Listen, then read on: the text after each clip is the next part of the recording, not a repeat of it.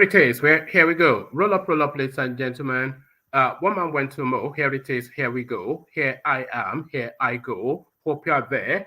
The session starts. Your company required. That thing that happens every single day is happening exactly right now today. So if you are available, avail yourself of what is going on here. One man went to Mo. The eagle has landed. Another Savior, holy, holy, holy, holy, Adimebujuku. Another Savior, holy, holy, holy, holy, Adimebujuku. Well, this is Mobien. This is dedicated to the gallant heroes of the Nigerian Biafra War and Ipob families all over the world. I remember the Nigerian Biafran war, in the thickness of the Biafra genocide. Hey, one man revived the vanishing hope to life. Let the great Biafran army to fight, and they were singing out, holy, holy, holy, holy, is another Savior. They were singing out, holy, holy, holy, holy, is another Savior. Holy, holy, holy, holy, is another Savior. Many years after the genocide, whoa, yet another great leader has risen up now. Oh, and he's leading the Biafrans to victory. In your madika, yabika kokwa namno wow. Hey, anamekele maduche mefo. Manemo, it's an honor having you on board. When I'm singing along, holy, holy, holy, holy, Nnamdi Kanu is another Savior.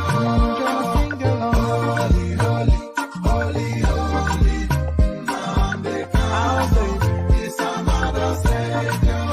When I sing along, holy, holy, holy, holy, holy, holy, holy, holy, is another Savior. Getting moving right and getting moving faster now. Holy, holy, holy, holy, Nnamdi Kanu is another Savior. Holy, holy, getting moving right, getting moving faster. For freedom, is another Savior. Yeah, for freedom. Holy, holy, holy, holy, Nnamdi Kanu is another Savior. Another Savior, holy, holy, holy, holy, Adimebujuku. Another Savior, holy, holy, holy, holy, Adimebujuku. Well, this is Mobien. This is dedicated to the gallant heroes of the Nigerian Biafra War and Ipob families all over the world. I remember the Nigerian Biafran war, in the thickness of the Biafra genocide. Hey, one man revived the vanishing hope to life. Let the great Biafran army to fight, and they were singing out, holy, holy, holy, holy, is another Savior. They were singing out, holy, holy, holy, holy, is another Savior. Holy, holy, holy, holy, is another Savior. Many years after the genocide, whoa, yet another great leader has risen up now. Oh, and he's leading the Biafrans to victory. In your madika, yabika kokwa namno wow. Hey, anamekele maduche mefo. And there it is right there, the holy, holy song from the eastern parts of the country. All right, so the holy, holy song Sorry, pardon me. I'm just seeing a headline come in. Uh, so the Holy Holy song from the eastern part of the country, the southeast, the song dedicated to their lead person, Nnamdi Kanu. Quite apt. But I say a song dedicated to their lead person, Nnamdi Kanu. But for how much longer would that be the case? IPOB names acting leader to stand in for detained Nnamdi Kanu. So there it is right there. So what does this actually mean for that space? So is this a resignation that Nnamdi Kanu is going to be otherwise indisposed for the foreseeable? So because if there's any hope that his encounter with the Nigerian state is temporary and something that that will soon be resolved, then there will be no need for this. So what does this actually mean is the question. IPOB names acting leader to stand in for detained Nnamdi Kanu. So I suspect that Simon Ipob will tell them that they already have a new leader, and that new leader is himself. So there it is. So there it is. So now to this space, this is a skirmish that has come in from the left field, from the blind side. We didn't see this coming, but here it is right here. Purported pirate fraternity song mocking Tinubu distasteful. Soyinka speaking. So this is Wole Soyinka now addressing a matter addressing a matter that has suddenly surfaced onto the political landscape. So I will play you a clip of what led to all this. The pirate fraternity, they've been out doing their gyration, and in that gyration singing songs mocking of Tinubu, and that seems to have birthed some sort of kerfuffle. A bit of a fight has broken out. Quite how Soyinka's name was dragged in. Soyinka, of course, being the founder of the pirate fraternity. Purported pirate fraternity song mocking Tinubu distasteful. Wole Soyinka speaking, but still on that space is actually but is actually ballooning into a bit of a fight. Really, this space. Tinubu breaking. Tinubu campaign team unhappy with Soyinka's response to pirate fraternity's gyration video. So what is meant to be a little thing, it looks as though it's blowing up into quite a bit of a palaver. Quite a bit of a palaver. Wike's camp slams article over divide and rule in the PDP. So that never-ending fight still ongoing. Never-ending fight still ongoing. So now this one more disturbing. I wonder if this is the most disturbing news that we're yet to hear from Nigeria. Silver declares all theft national emergency, says 400,000 barrels stolen daily. 400,000. So if you look at the OPEC quota for Nigeria, I think it's about 1.2 million thereabout. So if you are taking 400,000 out of the allotted quota, that tells you that half the country's wealth is stolen steadily. So this now is perhaps the most disturbing of all of the news. So there's no such thing as oil theft, though, because the oil doesn't disappear into the hand of ghosts. So there are people conspiring to facilitate this 400,000 barrels. So this is not Osage just typing some pipeline to capture like one tanker. This is a steady, organized. That volume of theft is actually a business. That is an institution right there, and this cannot happen in the shadows. So this is corruption. Really, it's not theft, because 200,000 barrels is not something that can happen in the shadows or in the dead of night. This is a full-blown operation happening in open glare. Silver declares oil theft national emergency, says 400,000 barrels are stolen daily. So there it is right there. And that is in Nigeria as we know it. Bandits gaining ground because Buhari is treating them with kids' glove.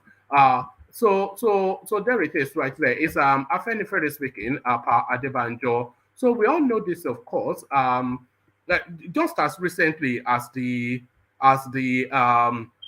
Southeasterners putting up a fight to defend themselves, and Buhari threatening them to weigh them down with another Python dance for reasons of defending themselves against his own clansmen. So there's no equivocation on that. Kid Gloves is there. I think that's even generous. He's actually an enabler of that space, a facilitator. Bandits gaining grounds because Buhari is treating them with kid gloves. Afenifere speaking via their lead person, um, Pa Adebanjo. So this next story, this is nothing to do with politics, but this is something that I've been noticing increasingly. The way that Nigerians are treated by other Africans is part jealousy, part hatred. This is what I have concluded. And this is not the first time we've read something like this, by the way.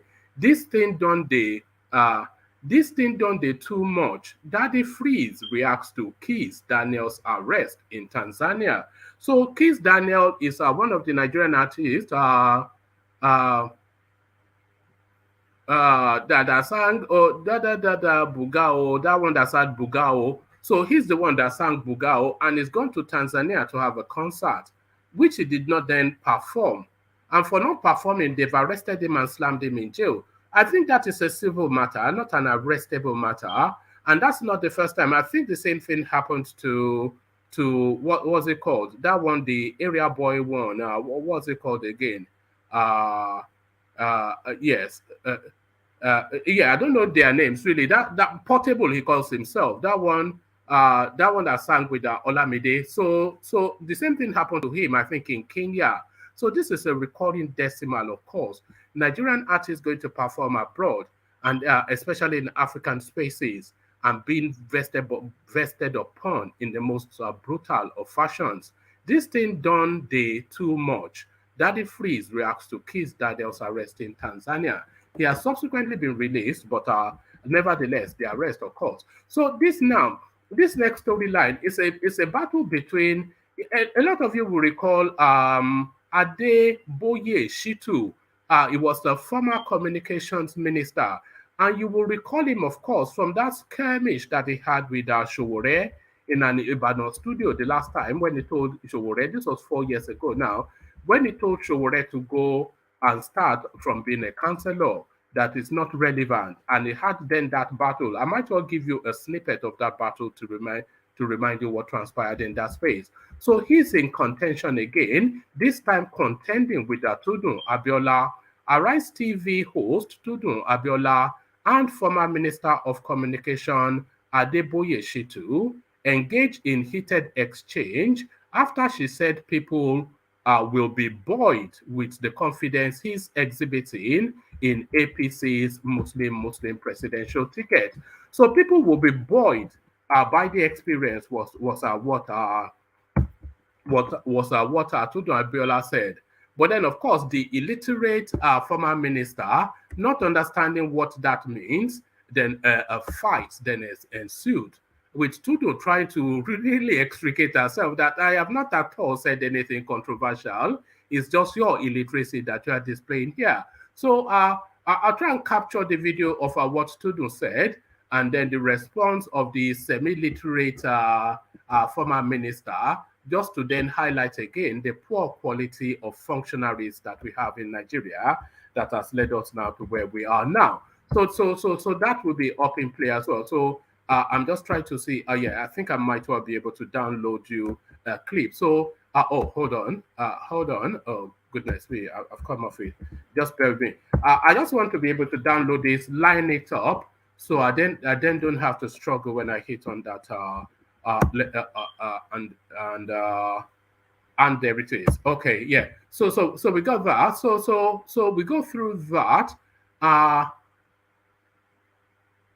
Right, we may or may not land on this one. I left APC because my rivals in the primaries insulted my father, Buhari's nephew. So that politics, what is in play there, we may land on that. So plenty to go through. Lean back, kick back, take it easy, relax into it. The usual.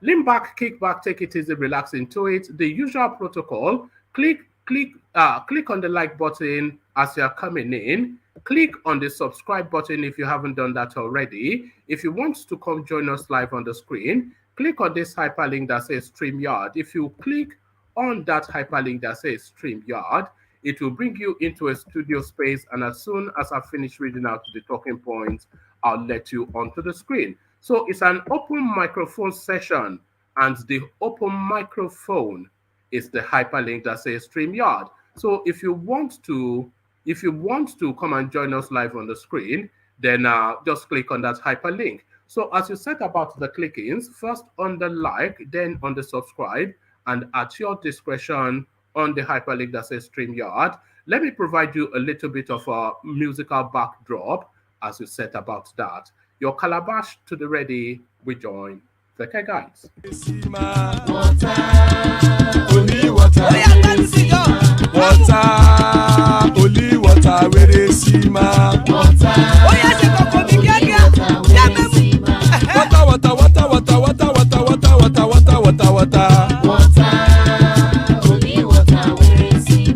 Hapa o naido.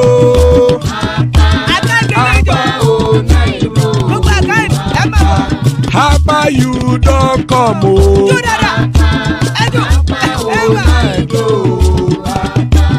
Hapa o naido.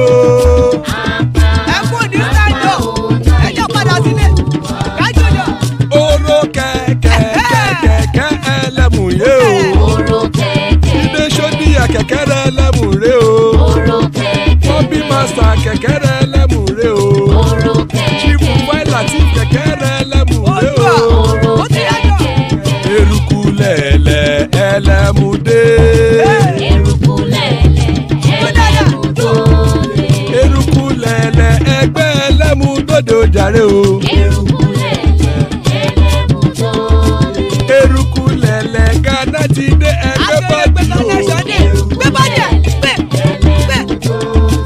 Ọmọ ẹlẹ́yẹ ẹyẹ o ó dilé o. Odúyẹ̀lá ẹyẹ o ó dilé o. Petrosonama ẹyẹ o ó dilé o. Petrosodúnkẹ́ ẹyẹ rẹ̀ ó dilé o. Ẹlẹ́kọ̀ ọ̀run mú ìní o.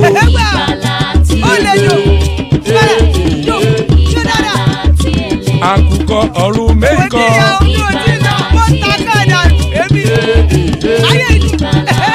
Ikú kò ní ríwà gbéṣe o.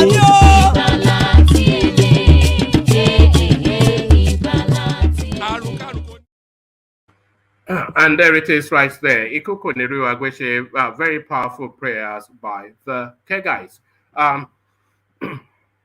Ikuko Neru Agweshe, as guys, I bring you this.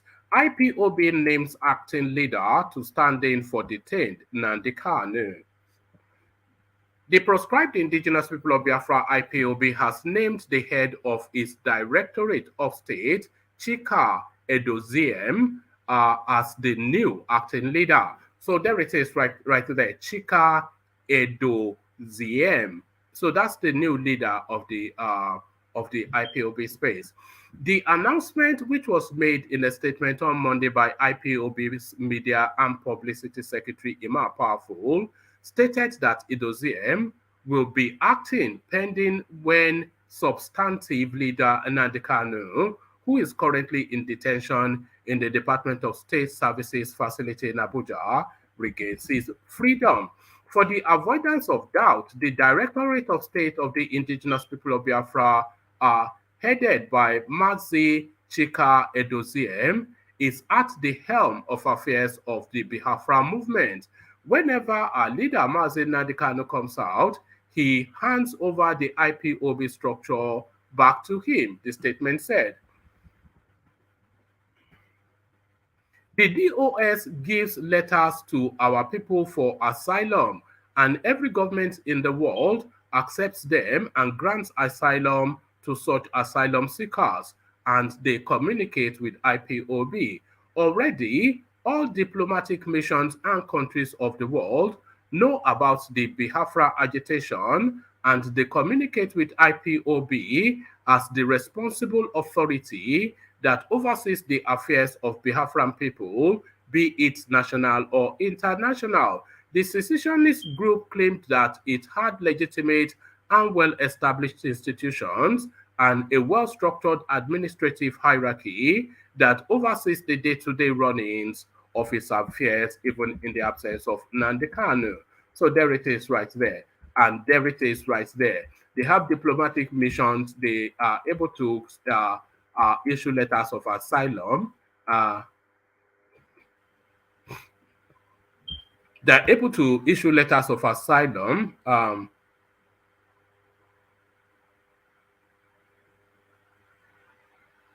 Pardon me. Yeah, so they're able to issue letters of asylum and not whatnot, and all the countries of the world recognize them.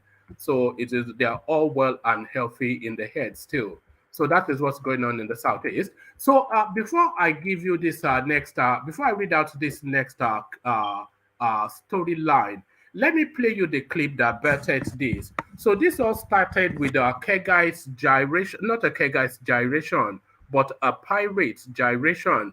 So this was what started it all off. This now skirmish between Tinubu and Professor Wole Soyinka. This was how it started.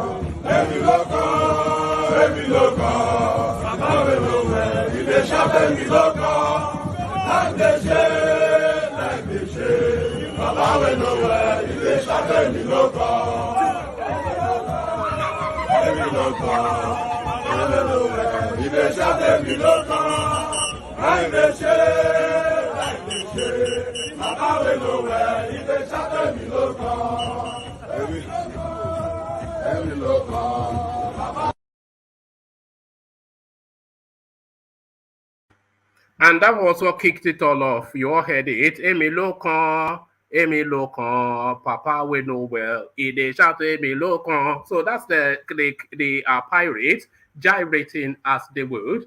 But that seems to have touched a nerve. So it touched a nerve. Purported pirate fraternity song mocking Tinubu distasteful. Wole Soyinka speaks on the space.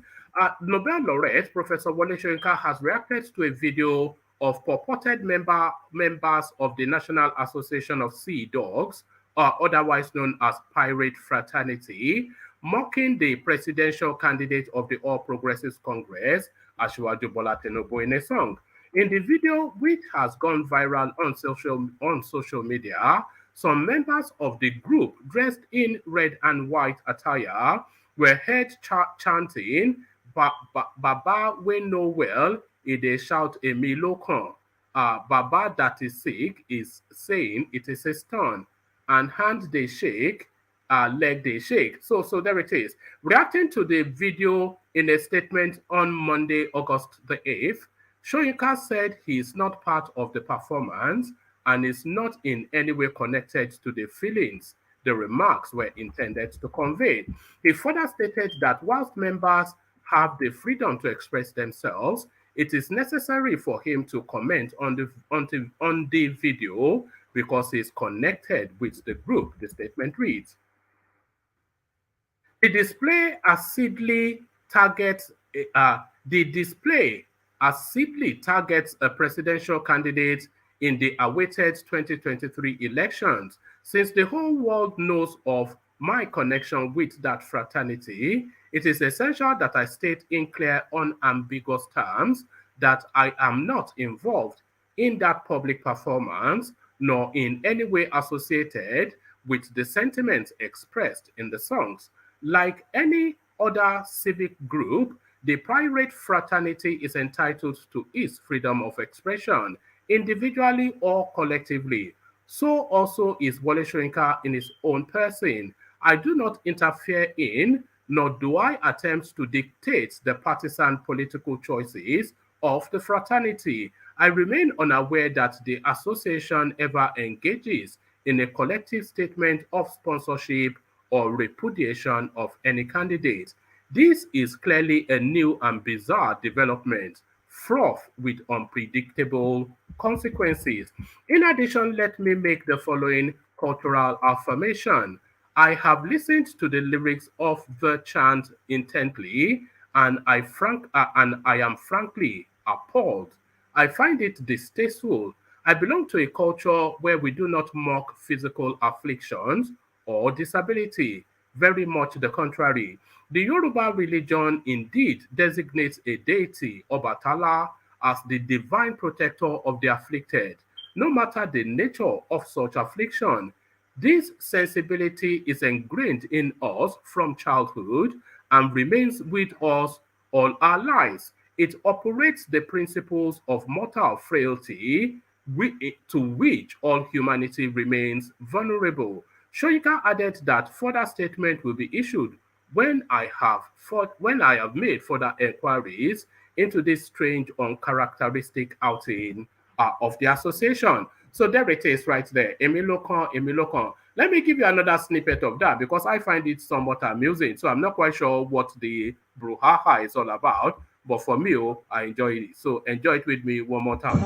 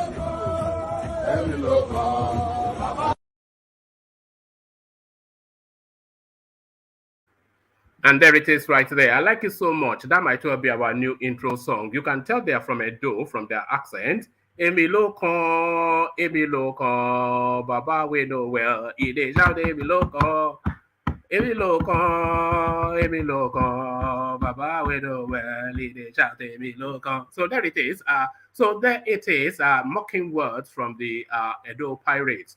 So mocking words from the Edo pirates, and Wole Soyinka very quick to repudiate and slam them down. But is that sufficient? I doubt that very much. So here it is, the clapback.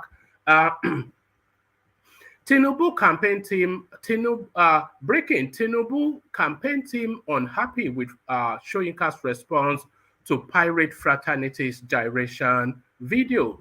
The presidential candidate of the All Progressive Congress APC in the 2023 general elections, Bola Tinubu, and members of his campaign team are not happy with the statement made by Nobel laureate Professor Wole Soyinka condemning a viral video showing members of the pirate fraternity mocking the former Lagos State governor, a source told correspondents on Monday. In the video, members of the fraternity during a procession gyrated to an anti-Tinubu song and poked fun at Tinubu for a speech he made in June in Abeokuta, Ogun State, where he asked that power should be handed over to him. The members of the pirate fraternity sang, "Hand they shake, leg they shake, Baba we know well, it they shout, Emi Lokan. Our hands are shaking, legs are shaking, a sick old man is shouting, it is my turn." I think they give us the fullness of it all. Emi Lokan, Baba we know well, him they shout, Emi Lokan. So there it is. Tinubu, who seemed desperate during the speech, had said, Emi Lokan, meaning it is my turn. He narrated how he consoled President Muhammad Buhari after he had failed 3 times to become Nigeria's president. Eventually, a political alliance spearheaded by Tinubu ensured Buhari won the presidential election in 2015. However, Soyinka, who founded the pirate fraternity as a university student in Ibadan, Nigeria, described making a mockery of Tinubu due to his ill health as distasteful. I have listened to the lyrics of the chant intently, and I am frankly appalled. I find it distasteful. I belong to a culture where we do not mock physical afflictions or disability. Very much the contrary. The Yoruba religion indeed designates a deity, Obatala, as the divine protector of the afflicted, no matter the nature of such affliction. This sensibility is ingrained in us from childhood and remains with us all our lives. It operates on the principle of mortal frailty to which all humanity remains vulnerable. Soyinka earlier said in a statement. One of my favorite authors, about whom, by coincidence, I had cause to write quite recently, was C.L.R. James, author of The Black Jacobians Beyond a Boundary, etc. I called him my ideological uncle. He suffered from Parkinson's disease, but remained alert, lucid, and combative for decades after the onset of the disease. We interacted politically at the Tanzanian Pan-African Congress, the Dakar Festival of Negro Arts, and a number of other cultural and political fora. We met frequently in his lifetime, dined together in restaurants. Despite his challenges, it would be unthinkable and a desecration of his memory to be a part of any activity that mocked his affliction. A further statement will be issued when I have made further inquiries into this strange, uncharacteristic outing of the association. However, a close source to Tinubu has told correspondents that the APC candidate and members of his team are upset that Tinubu systematically revealed that Tinubu got Parkinson's disease, thereby confirming that he is an invalid candidate.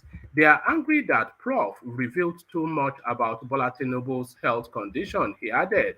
History of Tinubu's recent medical tourism. In 2021 alone, Tinubu spent over 80 days patronizing hospitals in France, the United States, and the United Kingdom, where he underwent surgeries, leaving behind the poorly equipped hospitals in Nigeria, led by the APC government. He was flown out of the country some days after Christmas in 2020 to Paris, France. There were speculations that he tested positive for COVID, but his media aides denied such reports. The APC leader returned to Nigeria on January the 24th, 2021, after a month's absence from Nigeria. Then he went for a medical checkup on Thursday, June the 10th, 2021, to France, and was conspicuously absent from the one-day working visit of President Mohamed Buhari to Lagos State. Tinubu is in Paris, France for a medical checkup. His health is deteriorating due to old age, a top source had told correspondents. Tinubu, amidst death rumors, was forced to return to the country on Tuesday, June the 15th, 2021. Correspondents also reported that Tinubu was hospitalized in Maryland, the United States, in July 2021, where he had knee surgery. Tinubu is hospitalized in Maryland, United States. His health is failing. He couldn't participate in launching his Arewa library, and he couldn't participate in the local government area elections last week. He could not attend today's APC Congress due to health reasons. He had a surgery last week, an authoritative source had disclosed at the time. On the 9th of August 2021, Tinubu had another knee surgery at the Johns Hopkins University Hospital in Maryland, the United States. The APC chieftain, it was learned, left the United States for the United Kingdom on crutches a few days after the surgery.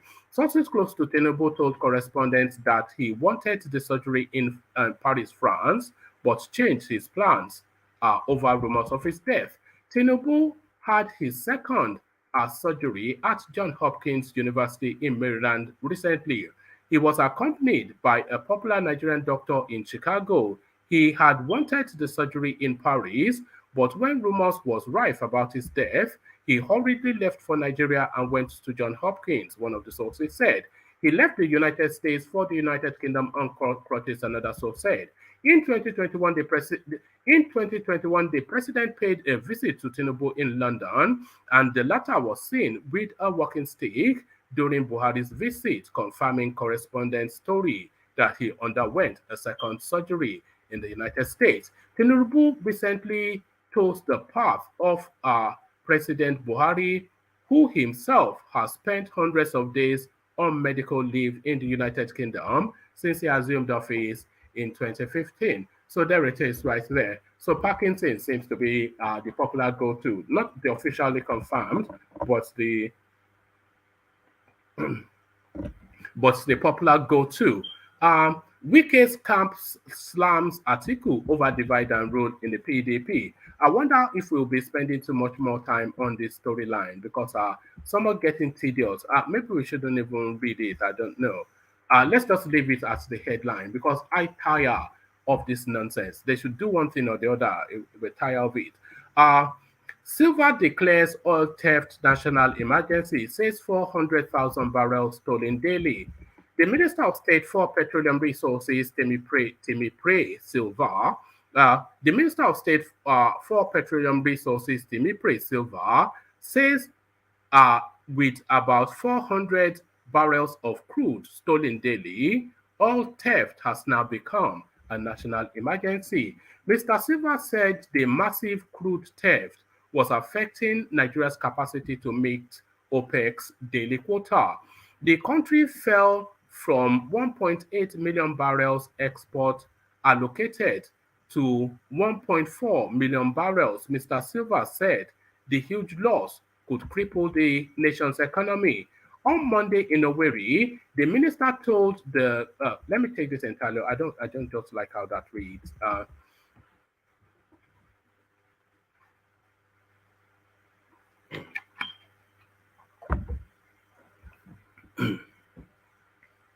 The Minister of State for Petroleum Resources, Temipre Silva, says with about 400,000 barrels of crude stolen daily, oil theft has now become a national emergency. Mr. Silva said the massive crude theft was affecting Nigeria's capacity to meet OPEC's daily quota. The country fell from about 1.8 million barrels export allocation to 1.4 million barrels. Mr. Silva said the huge loss could cripple the nation's economy. On Monday in Owerri, the minister told Governor Hope Uzodinma of Imo that local collaboration was needed to stop the economic bleeding as Abuja could not do it alone. This is because the thefts are taking place in the communities that host the oil pipelines, Mr. Silva said.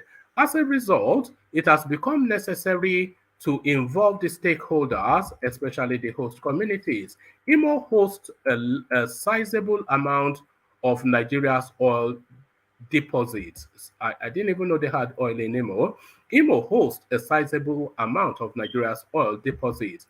Responding, the governor gave assurance that his administration will sustain its effort to arrest the economic sabotage being perpetrated by pipeline vandals. He described the consequences of crude oil theft as very alarming and too much to be tolerated. The meeting was part of the nationwide intervention efforts to curb crude oil theft. So what really alarms is just the volume of theft. So the country is allotted 1.8 million barrels. So I think that is well in excess of 20% being lost just from oil theft for 400,000. So you do the math. So 400,000 from 1.8 million. So there it is right there. And that explains then the heart of a lot of things going on. Bandits gaining ground because Buhari is treating them with kid gloves. Afenifere speaks. Bandits and terrorists are being emboldened in their criminal activities because President Mohamed Buhari is treating them with kid gloves. This was the position of Afenifere, the pan-Yoruba socio-political organization, on Monday. The organization, which lamented the continued terror attacks on citizens of the country, explained that Mr. Buhari's body language has shown he is not ready or committed to ending insecurity in the country. Because of the kid glove manner with which government is dealing with them, terrorists and kidnappers have been so emboldened that they are now attacking security institutions at will and malevolently go into houses of their victim to deal with fellow Nigerians, all under the watch of government and security agencies. In the statement signed by the spokesman Jare Ajayi, Afenifere said, President Muhammad Buhari needs to come out and let perpetrators of terrorism and kidnapping know that he has had enough. He should let them realize that the pact he signed with Nigerians was not to come and see the serial termination of their lives, but to ensure their security, improve their welfare, and move the nation into a desirable next level.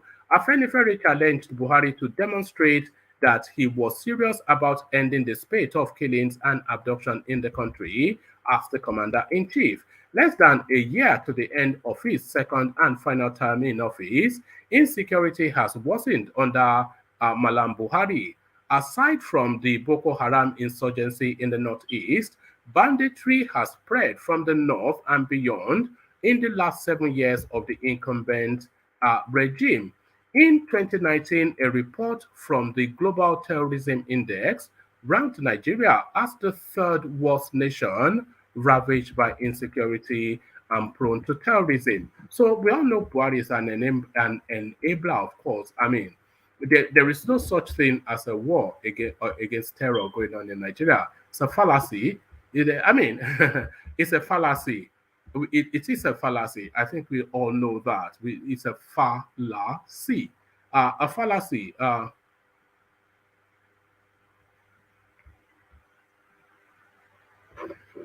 Okay, let me take you from that. So we dip out of politics just for a moment to speak to show business, but concerning matters within show business.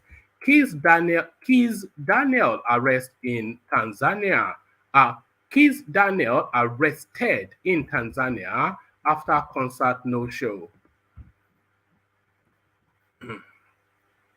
Nigerian singer Kiss Daniel has been arrested in Tanzania for failing to show up at a paid concert on Sunday.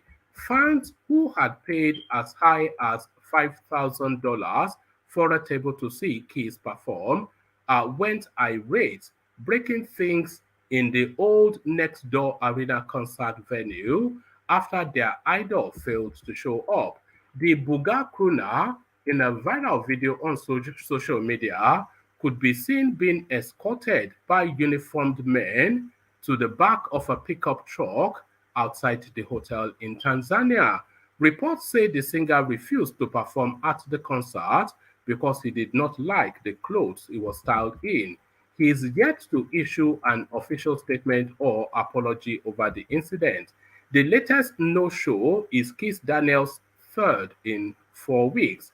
On July the 7th, he was rebuffed by fans who he stood up for about 5 hours before performing in DMV. His concert in Denver was also abruptly cancelled on July the 28th. So the arrogance of these people, he thinks because he's had one hit that people want to listen to, that makes him Lord of the Universe. Very soon the fans, you know, there's so much music out there that anybody should not really cloak themselves in the garb of arrogance, because there's no, even the video would never not turn up for a concert. So this idiot one hit wonder, I don't know who he thinks he is. This thing done the too much. Daddy Freeze reacts to Keys Daniel's arrest in Tanzania. Media personality Daddy Freeze has reacted to the arrest of popular Nigerian musician Kiss Daniel in Tanzania. Recall that correspondents earlier reported that a video of the Buga Kruna. Hold on, let me see if I'm able to. Let me see if we have that video. Hold on, because as much as we can, we try to show actual visuals of these things. So let's see if we hold on. Just give me 1 second.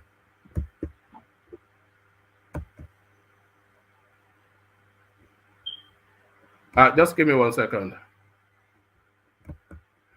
So as much as we can, we try to share clips of some of these things where we can find them. So if we can snag this video, then I'll just show you a clip of what actually happened to this half-wit guy called. So yes, we'll let me read this out. Then we'll have a look at the clip. So media personality Daddy Freeze has reacted to the arrest of popular Nigerian musician Kiss Daniel in Tanzania.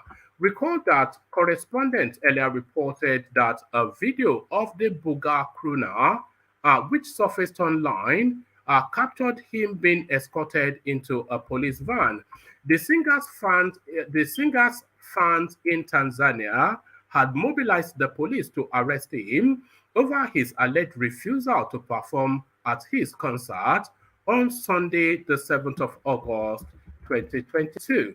The singer, who arrived in the country earlier in the day, reportedly refused to perform due to the unavailability of his clothes. Some of the fans who took to Twitter to express their anger said some people who paid as much as $5,000 for tables later ripped the hall apart in frustration.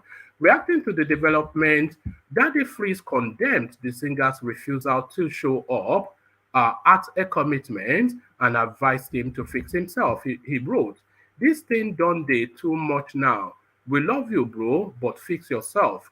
This is the third time Kiss Daniels is being called out by fans over the cancellation of his shows in the last month. The father of two was first dragged on July the 7th after he stood up fans for over 5 hours in his concert at DMV, the United States. He was also dragged by his fans after he cancelled his Denver concert abruptly on July the 28th, 2022. So there it is. I mean, it's just this guy is just an idiot anyway. I'm not quite sure why I'm bringing you this, because I have zero tolerance for elements like this guy. But here he is now being kicked in the face by the Tanzanian police. Kizania, you going for it? You going for it? You cause the damage to this country. You must go in for it.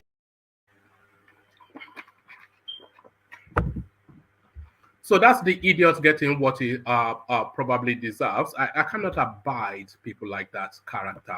So another person that I cannot abide, he's in play now.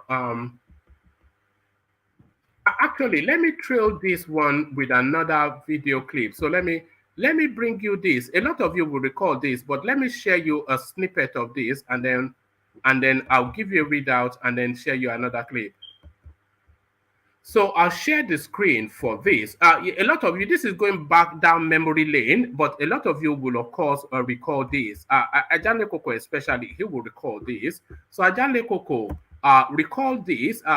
This was something, of course, that this was one of the things that brought Showore to the fore. So a lot of you will recall this. So this the character that Showore is contending with, he's in contention again.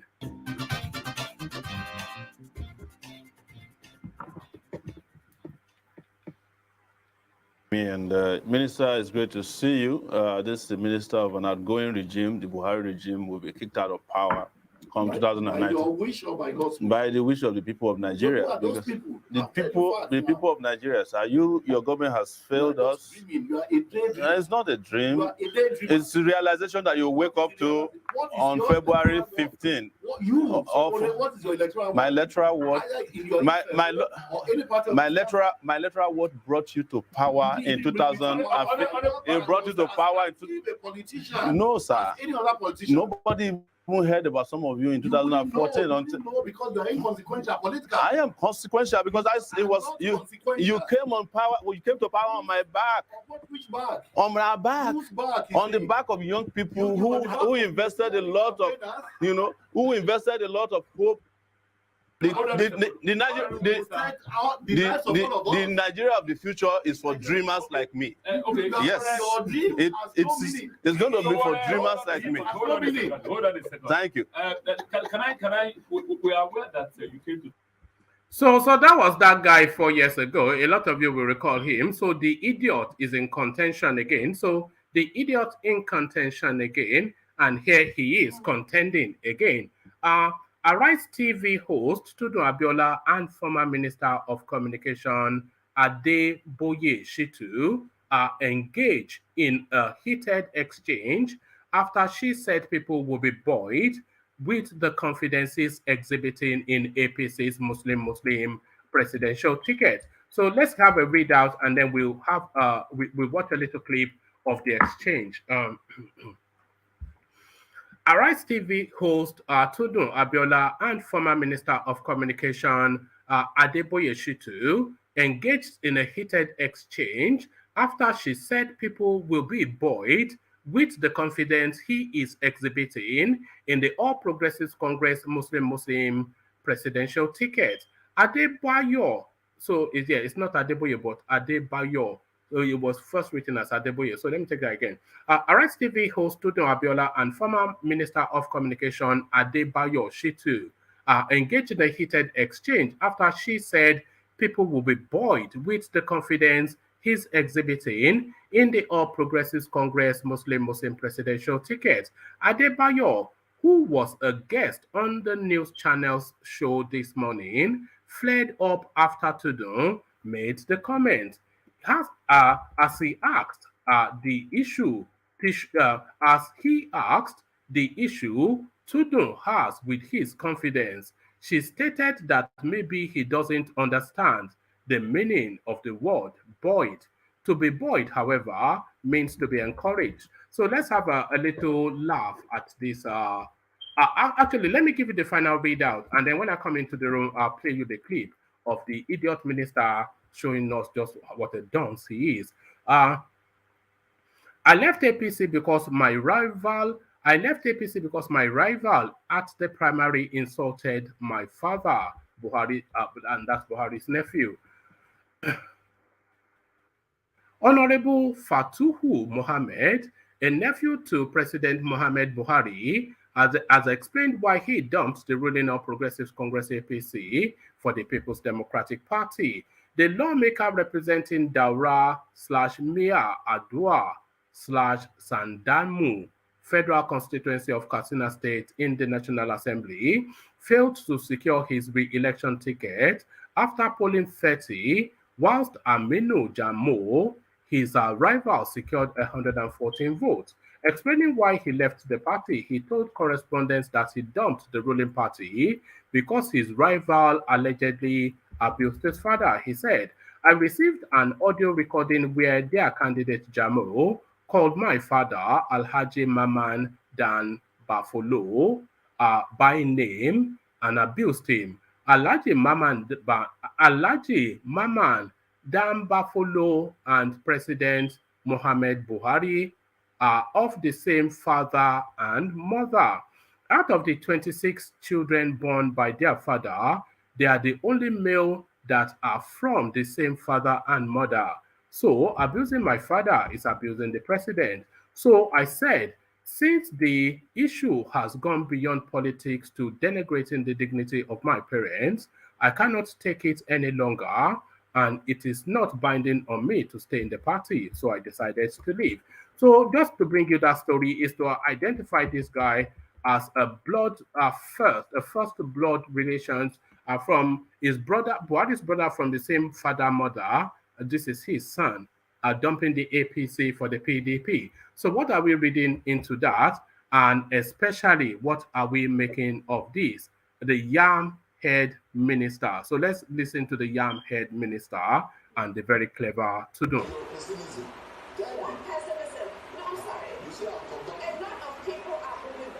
You say that how does that come back? How is that pessimistic? So what's your problem about my confidence? What is your problem about my being confident? How did I express my you are supposed to be balanced now. Did I express a problem? You are supposed perhaps a dictionary might be needed. That we are desperate. We are not desperate. Okay, Minister, please calm it down. Minister, please calm it down. I don't think you understand what it is to be born. Just calm down.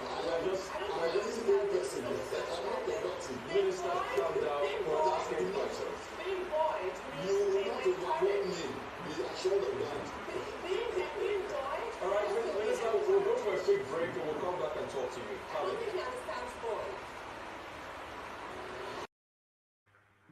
And there it is right there. A stark illiterate. A stark. You know, not being able to speak in English does not mean you are literate. That's a stark illiterate right there. Thomas, I see you. Enigmatic, I see you. Tony, please keep it steady because, you know, we want a steady session this time around. Saki, Father, and then, of course, the mighty Adanle Koko. No one else.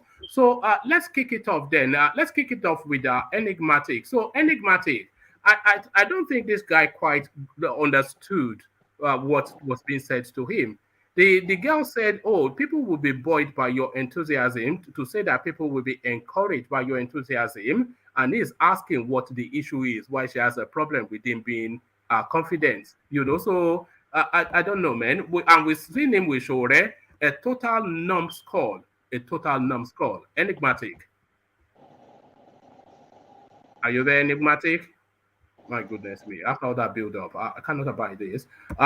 So let's go from Enigmatic to Ajanle Koko. Ajanle Koko, are you there? One man, how are you? Yeah. Are you ready to go, or do you want? I'm good. Do you want me to Give go me with some someone time. else? Give me some time. Go to someone else. All right. Let me kick it off with Kulata, who hopefully he's ready to go. Give me. I have a meeting. Give it to someone else. I'll be back. All right. But I want to stay. Yeah. All right. It's going well, isn't it? Let's kick it off with Thomas then. Thomas, how about you? We have meeting I'm too. fine, one man. I'm here. One man. We have meeting too, me and Thomas. So look at that. So I better just address the issues by myself then. So Thomas, there it is. Are you ready to go? Or do you want me to kick it off with Babasi? I'm ready. I'm inquisitive to go on. Oh, okay. So let's kick it off then with this. You know, this is the thing. You know, there was another. I cannot recall her name. She was on a panel as well. They said a word to her, and she completely misunderstood that word and started to attack the presenter. So all these half-literate people that traverse the Nigerian political offices and governmental offices even. So this is half the problem. It says, so people will be buoyed by your confidence, which is to say people will be encouraged. People will latch onto your confidence to take positives from it. But then he's attacking her for insulting him because, of course, she didn't spend enough time in the class. She was smoking. He was too busy smoking Igbo in the back shed as per normal. One man. You're supposed to have a comedy section. You're a comedian, one man. Thank you. Good evening. Good morning from Australia. One man. I will start in the spirit of Ajanle Koko. Please, let's like the section, subscribe, share to your platform, anyone you are. One man, thank you for having me and thank you for having all of us. One man, I will start with the first video you first of all show us about Shore, the scuffle between both of them in 2019.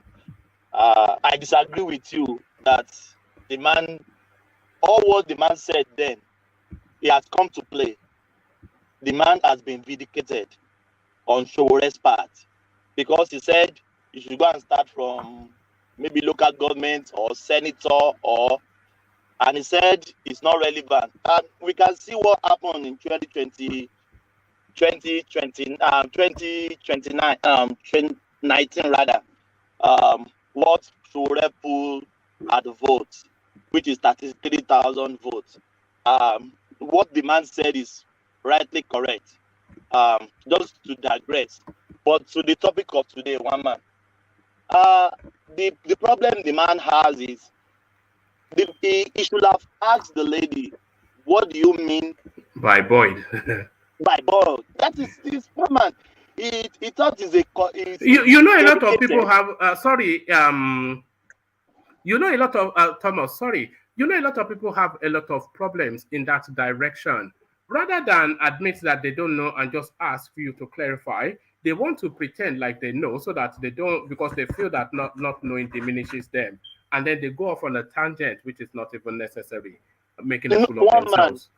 Woman, even a professor, somebody can make a comment or make a vocabulary or you can't know it all, woman.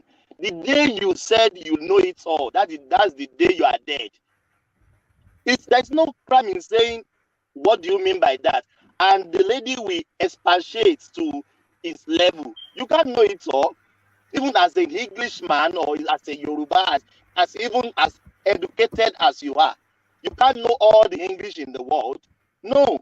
You say, what do you mean by that? And the lady will expatiate. But for him to go gaga, to escalate everything, woman, the video you play is not even clear. We should have get the main video from right. I don't even hear everything you play. Yeah, no, I didn't know it wasn't clear because I too heard it, but essentially the content was as I read. The content. So I expect the man to say, what do you mean by that? And even I think even Tudu is even giving him some kudos, or it's not saying something bad by our comments. So, but the man go gaga, scatter everything, and that is what woman. If you don't know, say I don't know. What do you mean by that? It's just simple answer question.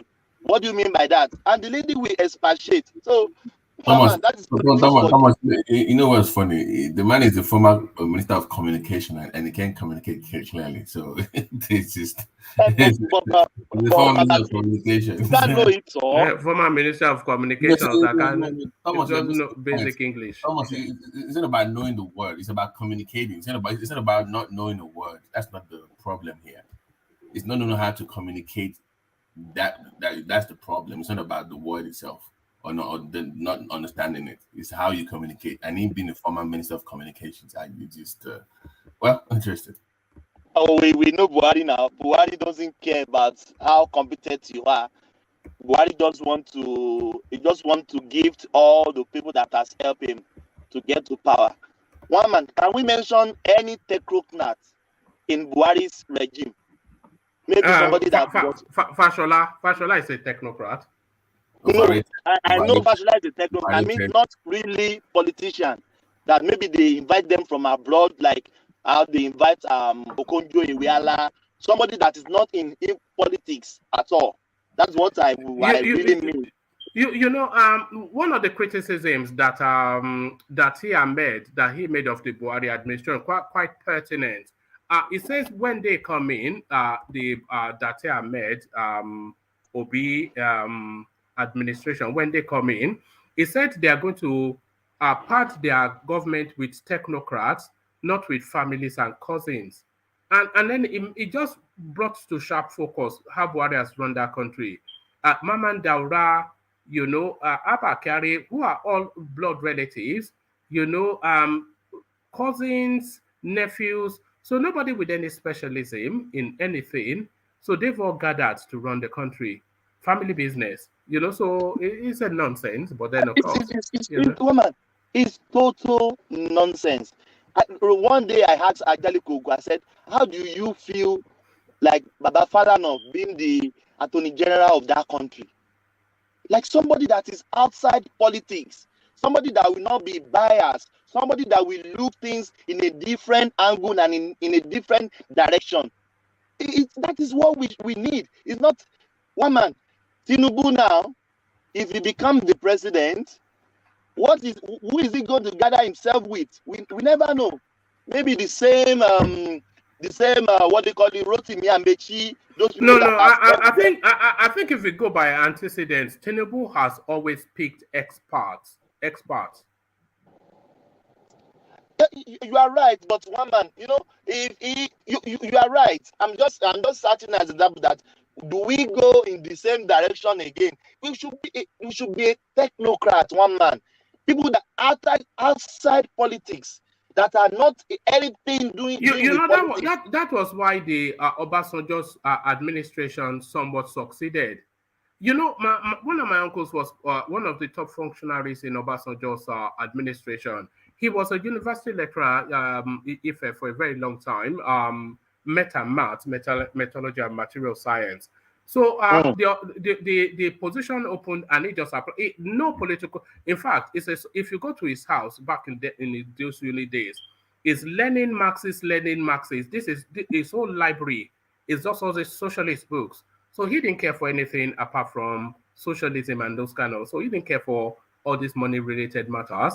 But then he applied for that position, and then suddenly he landed himself in Aso Rock, sat in front of that, and then they said, how did I get this job? He said the president said, give me a list of 3, and then they gave him a list of 3 of 3 of the best, and then he said, who is the best of these 3? And then his name popped up, and he said, okay, go and write him the letter that has been appointed. So Obasanjo went with the best in the field that the best Nigerian in whichever field. Madam Ngozi, these are Akinwumi's elements, Charles Soludo, the best in the field, and we saw the performance. And this one, Maman Daura, something Buchi. So just God, man. So this is it now, and then we end up with this she that doesn't even understand English. I said it once. I said, is it this 4th dispensation that we have? Obasanjo is still the best president so far. That is my opinion. Obasanjo is, because he hired people that can do the work, not politicians, not Rotimi Amechi, not what Igige. What is Igige got to give the nation? Igige, what did he have to give the nation? Rotimi Amechi, all these ministers, they are just politicians that they just give them gifts or portfolio because they are APC member. I expect people, even you can hire people from outside your party if they are competent to do the job. Hire people that can do the job. It's not about my party member, my cohort, so one man, the minister really disgraced himself and he displayed himself as a fool somebody on the TV. He should have told Tudu, what do you mean by that? And Tudu will bring maybe the conversation to his level or the vocabulary to his level. So then they can have good conversation. One man, let's just move on. That man is all right. Let's move on, and let's move from politics to show business. So I'm not sure if you during the presidential primaries of the APC, this song was brought into sharp focus, sung by this guy. Let me see you, Bugao. So he's the one that sang that song, and now off the back of that song, he's been traversing the sub-African landscape, going from one capital to the other, entertaining. But this guy has now developed some sort of level of arrogance, not turning up for a performance. So he met his comeuppance in Tanzania. Keith Daniels, the name of this element. So he met his comeuppance in Tanzania, where people were paying as much as $5,000 for tables to watch this performance, and he did not turn up. But why did he not turn up? Not because the venue was not up to par, not because he was not paid what was due him. He did not like the clothes that was available to him. So they effected his arrest. So I was ready to weigh against Tanzania until I found out the backdrop of this guy. So are we the undoing of ourselves sometimes, Thomas? One man, let's start with this. I saw a video of the guy grabbing behind of ladies. Oh no! It's from that it's very disgusting. If you saw the video, I know it's that lady offered herself to be displayed in that manner, but very disgusting. Going behind of the lady, doing some. I don't want to.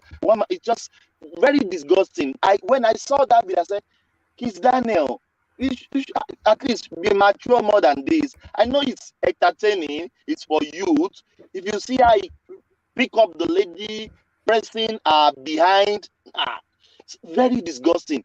Then back to what we are saying, woman, if you go against the law in any country, they don't care if you are a celebrity. They don't care if the crime you commit warrants your arrest.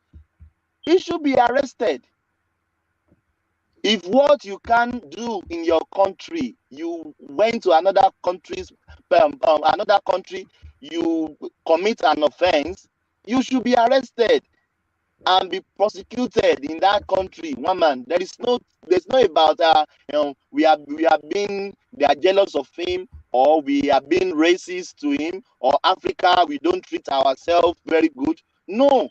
If the same thing happened in the Western world, woman, if it's what he did warrants his arrest, they will arrest him and question him, woman. So I don't see anything wrong in what they did. I don't think they arrest him maliciously. They arrest him for what he did, and he answered the question. And you said they release him maybe on bail, or they release him. So, woman, it's just, as an Africa, if you are going to any country, abide with the rules and regulations. It's not about we are African. I can do anything in African soil. You know, I was quite ready to go down the line of these Africans, they hate us and other, until I found out that this guy is just some wayward Yoruba youth. Wayward. Woman, if you saw this video that I see, woman. No, you know that there's this program. Sorry, Thomas. There's this program, American program called The Breakfast Club, hosted by this guy. They call him Chalamet the God. This guy appeared, Keith Daniel. He appeared on that program, and he was being interrogated about this incident that you're saying when he's groping some girl on stage. Even though fans get excited and they throw themselves at all this artist, but it is then your responsibility to understand that these young girls are caught up in the moment, and you shouldn't really vest upon them in a manner that is not becoming. But this one is from Abeokuta, apparently, which are so people from Abeokuta now, and they can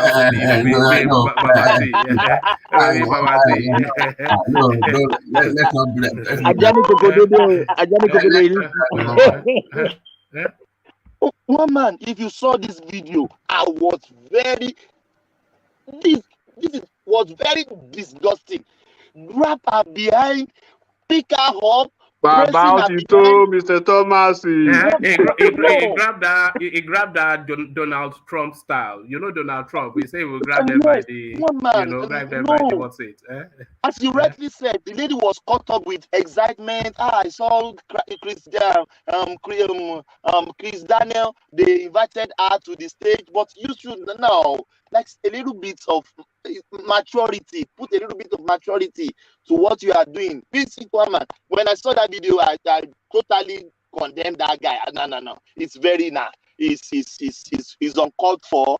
And back to the discussion, he should be interrogated. Maybe he will reform. They've released him now, but there's a term in show business, in music, they call one hit wonder. One hit wonder.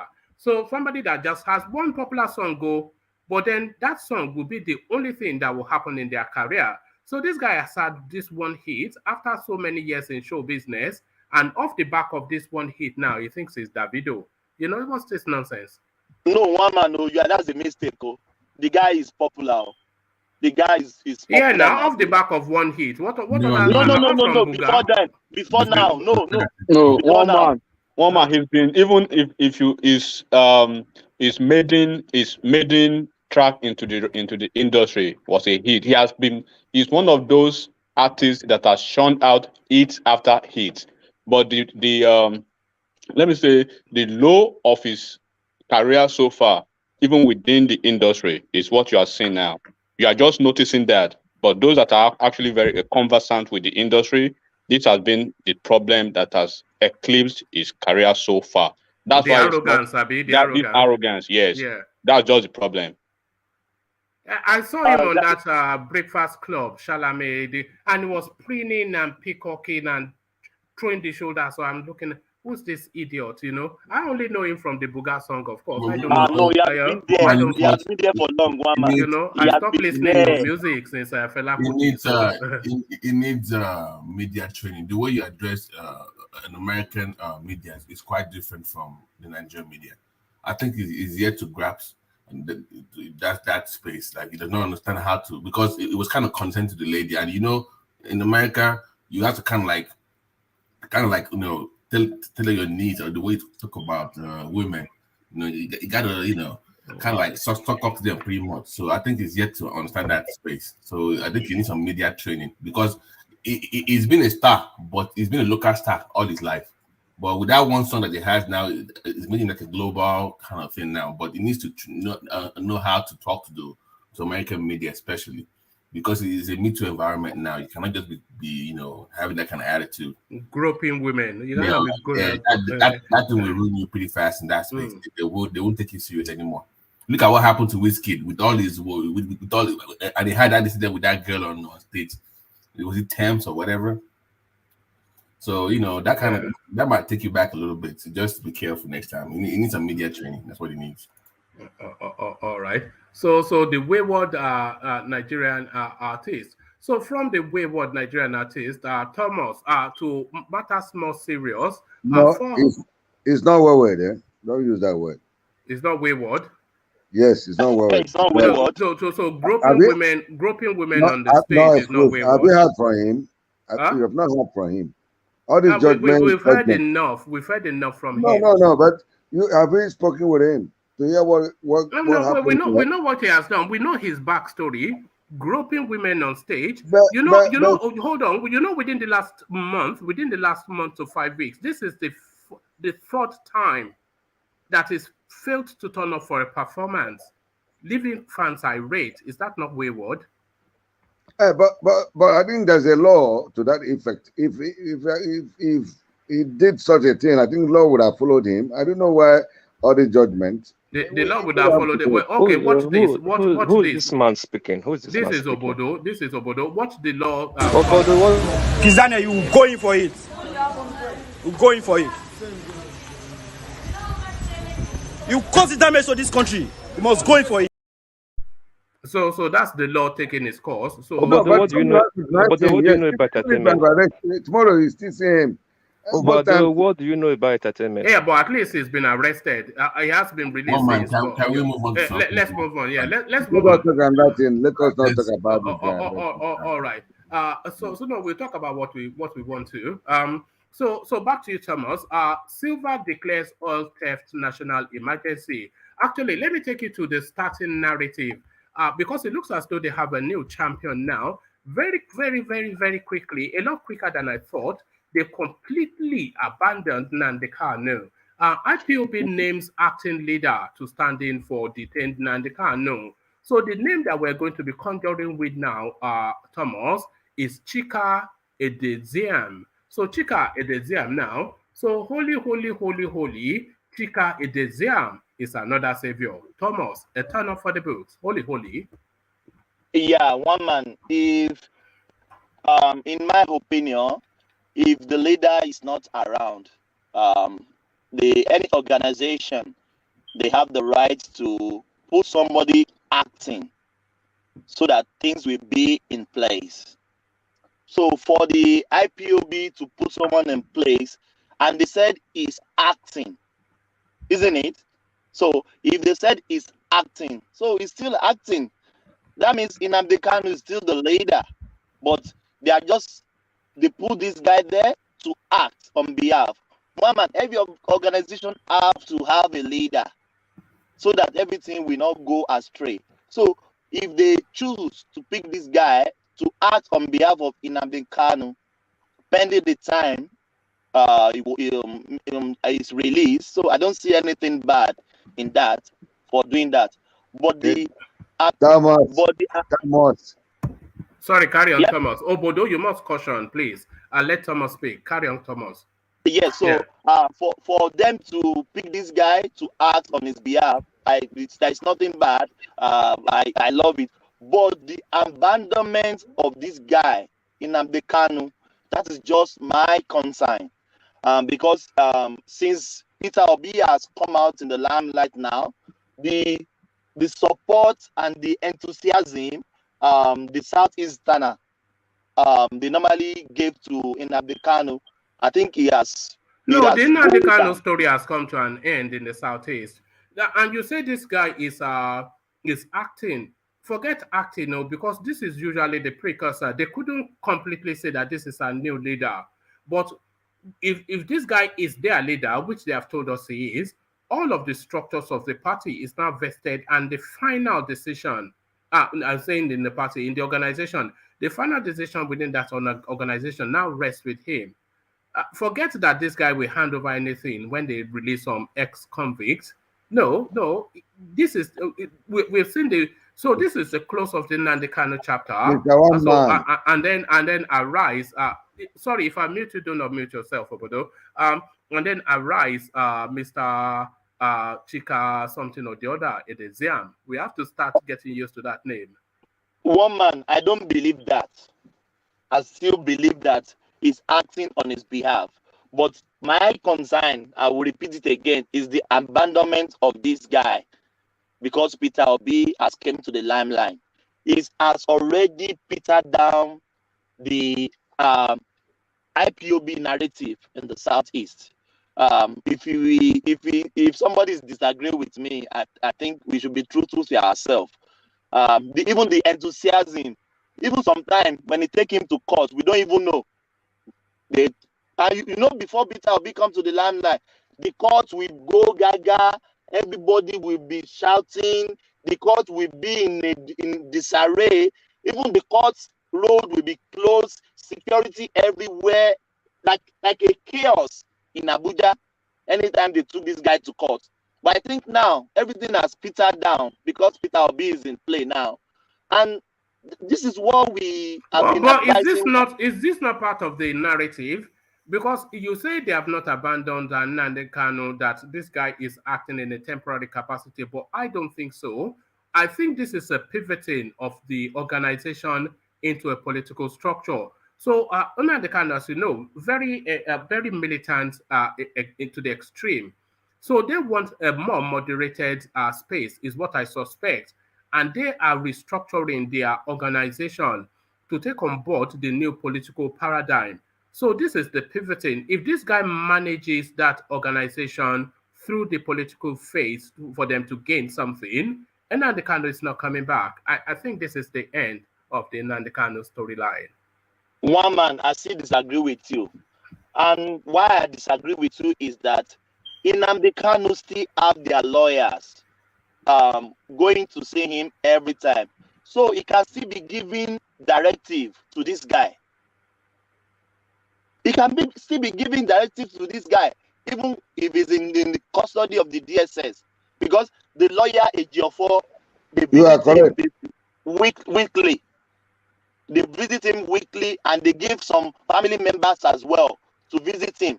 So Nnamdi Kanu can still give directives. How can he be giving directive? The guy is the leader. So is either the leader or is not? No, one man. What I'm saying is, when anytime any lawyer or the family member, we don't even know. Maybe it's Nnamdi Kanu that even picked this guy to succeed. No, because if he's still subordinated to Nnamdi Kanu's directive, then that will make him an administrator, not a leader. But Mama, you said he's acting, isn't it? Yes. Leader or acting leader? Yes, but if you are in the capacity of a leader, then the final decision is yours. Remember when Oshibanjo sacked Maman Daura as the DSS chief? He did not deference anybody. He took an executive decision. So the executive decision is yours as a leader. So it's not taking directive from Nnamdi Kanu. They've abandoned Kanu. One man, no, I disagree. Allow me to say a word. Yeah, go on. Thomas. Yes, please. You are correct. You are very correct. One man, you see, I don't know why people talk or poke nose into what they don't know. No, brother, don't say that. No, hold on. Sorry. I said it because I'm not happy hearing every time I talk happy. Let me just tell you the truth. I'm an Igbo man. I'm a Yoruba man. I'm not an Hausa man. Neither am a Fulani. But when I say Igbo man or Yoruba man, you don't know me. Maybe if you know me tomorrow, you know what I mean. This thing you're saying is fake. It's not true. It's false. That man you see there, you talk about Nnamdi. Nnamdi is still everywhere in Igbo land. Look, who is? I don't know where you get all this information. I live here. I don't want to tell you. You know where I live anyway. You people know where I live. Nnamdi is the leader of IPOB. He will continue to be there. He was the leader. No, not anymore. my brother, no, my brother. I have to tell the truth. My brother, no. You know better than a man powerful. Do you know better than a man powerful? Who is the man? Do you know, my brother? I don't want to tell you something. If you and I see face to face each other, maybe I will talk to you. Me and you will talk. Maybe we can speak your best talk. But what I want to tell you is the truth. All these things we are talking about. Let us talk about Obi, Tinubu, Atiku, Sorowe, and so all those people. Let's talk about politics. About Nnamdi, very soon you will see what is going to happen. No, we've seen now. They've chosen another leader. Nnamdi will soon come out. My brother, who told you that? On which planet? Nnamdi Kanu will come out only. Nnamdi will soon come out. Just keep some months. Can you tell us when? When will he come out? When exactly? Nnamdi, you know, let me just tell you. No. You said you will come out. When is he coming out? The case. Let me tell you, the case coming on I think November. Nnamdi will come out that day. Really? That month, yes, Nnamdi will come out that day. Okay, I will hold you to that. Just remember, I'm going to hold you to that. I don't want to get. I know. Let me just. That one man there is my good friend, but he didn't know me very well. I don't want to tell whom I am. I've been in London many times, no, but he didn't know me.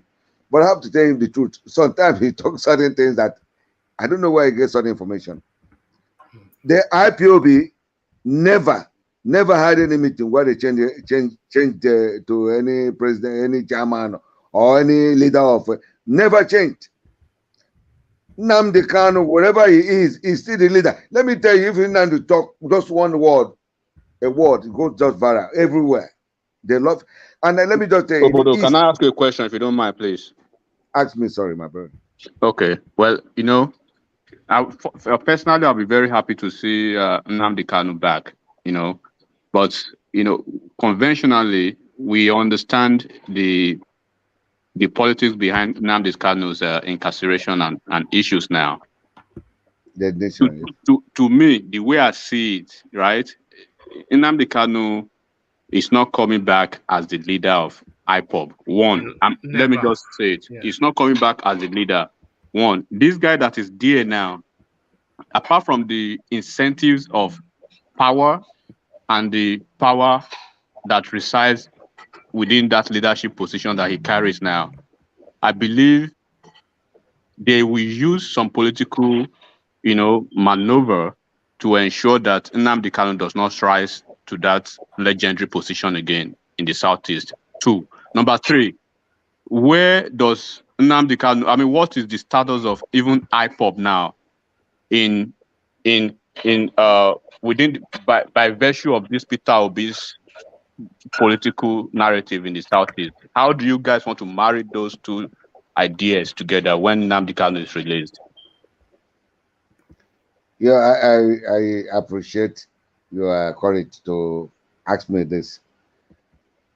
You see, I'm a person I have said whom I am, and I like your questions. Nnamdi Kanu, not Carlo, Kanu. I'm telling you, before Graman, if you bring what you call, maybe Ogu, I will swear for you. All those stories we're hearing is fake. They're fast. Nobody change him, and nobody can change him. I live. I don't want to tell you where I live. One man knows where I don't. I don't want to talk because we're talking about something to do with the proscribed and all those things. Maybe they will, follow me. But I have to tell you the truth, my brother. Nnamdi Kanu remains the leader of Ipob, and they love him so much everywhere. Here, where I live, they love him so much, and they contribute to help everywhere about him. They don't contribute to him. They contribute to the indigenous people of Biafra movement, to IPOB, not to Nnamdi Kanu. One man. You're saying they love. No, they love Nnamdi Kanu. Of course, they love Nnamdi Kanu. That's not in contention. But let me tell you, even Nnamdi Kanu just open mouth to say, don't pay anything to anybody. I have to tell you the truth. They will never pay. They love him up to. Look, my brother, what are you talking, man? So if Nnamdi Kanu says ditch Peter Obi now, what will happen? Because you've not really answered that part of the question. Let me say, no, don't. You're always talking about Nnamdi Kanu problem with Peter Obi. Peter Obi is you are talking about political. That is political. I don't know why you always. No. He's talking about. Hold on, Obodo. He's talking about conflicting narratives. Narratives. Nnamdi Kanu tells us that he doesn't recognize Nigeria. That he only knows. In fact, he says he carries a Biafran passport.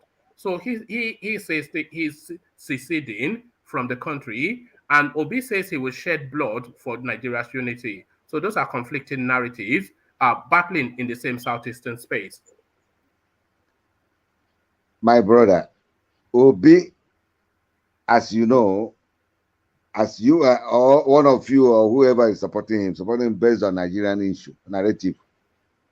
But those who are fighting for Biafra, the liberation of the Biafra, they are fighting for Biafra. And I have to tell you the truth, even where I live here, there are some people who come out, they are not even happy with Obi. Let me just say, don't even condemn Obi. No, Obi, where is going? Because those people believe in Biafra. The thing is this, I have to tell you the truth. The thing, Obi is for Nigeria, it's not for the Biafra. And what I want to tell you again is there's no art to find Marcus that free. The point is that this, you people always believe that people love Obi, and people hate him because those who love him because is this way. The other one who hate him because he's an Igbo man, Biafra. No, Obi never supported Biafra. Obi is not for Biafra. And those people actually supporting Biafra, they're not with Obi. I want you to understand that. They are not with Obi. Even if some of them are with Obi, does not matter. But they're still fighting to have that liberation, to be liberated from that, what you call, Nigeria. And okay, who is talking about? Is Nigeria? Let me tell you, is Nigeria united? Nigeria is a country where you have Sharia. Sharia exists in other places in the north, which you know. And you are asking me questions that Nnamdi Kanu exposed. He made us to understand the Nigeria. People now are beginning to understand what is called Nigeria. Not only the Igbos, the Yorubas, even those from the Middle Belt. Even those from even the Hausas. What are you?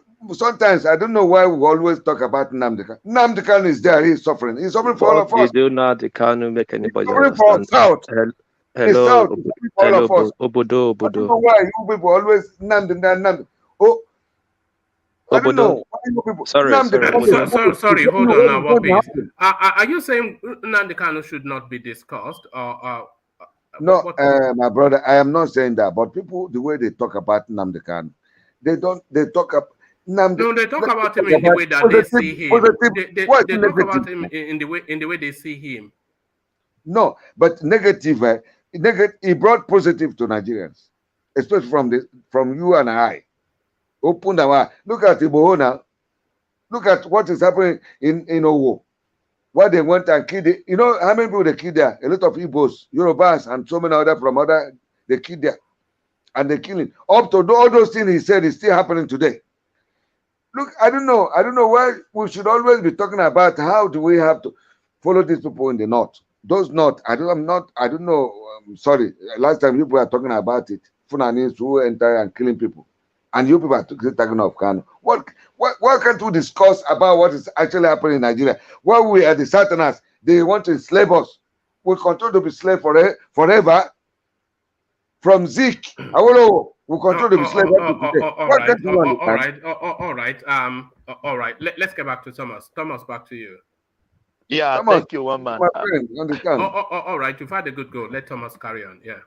Yes. So for me, we can never even say maybe it's Nnamdi Kanu that even gave this directive.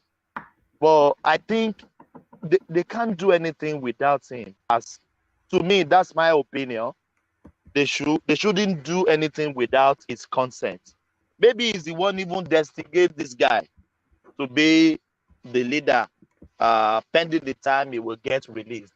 But as we are talking about his release, I know in my opinion, they will release him pre-election, and they will use him as a bait to counter the Peter Obi narrative. That is just my suspicion.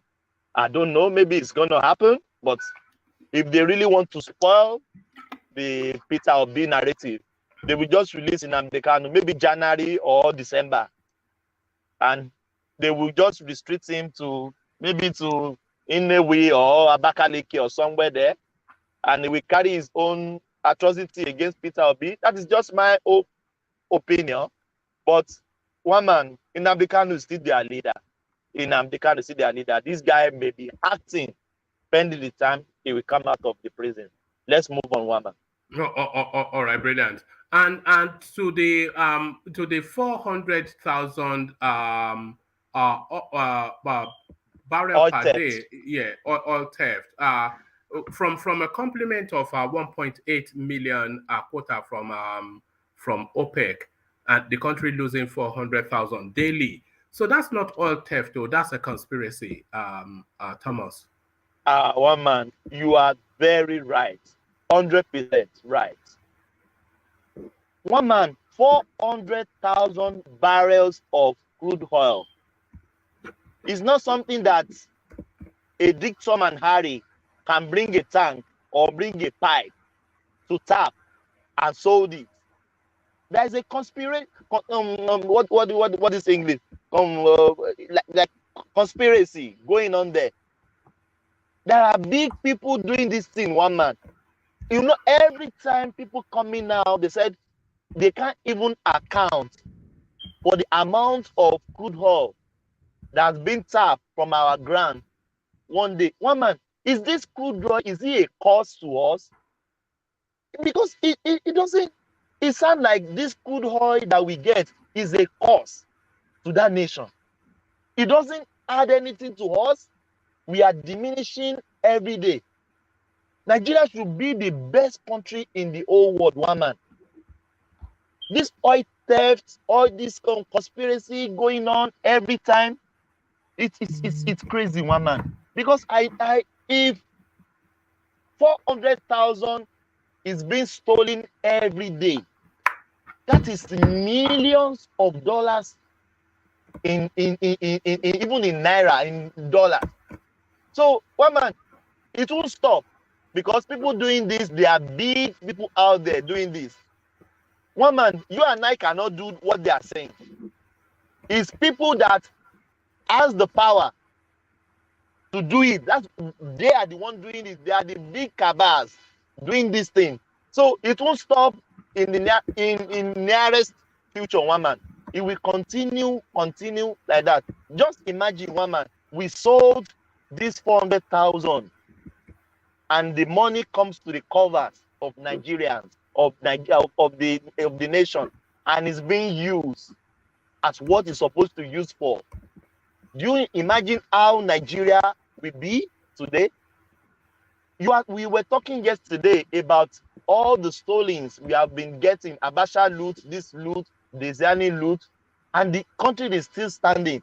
That means Nigeria is even richer, maybe even more than US or even more than Australia. Because I can't imagine this theft going on in Nigeria can happen in any other country.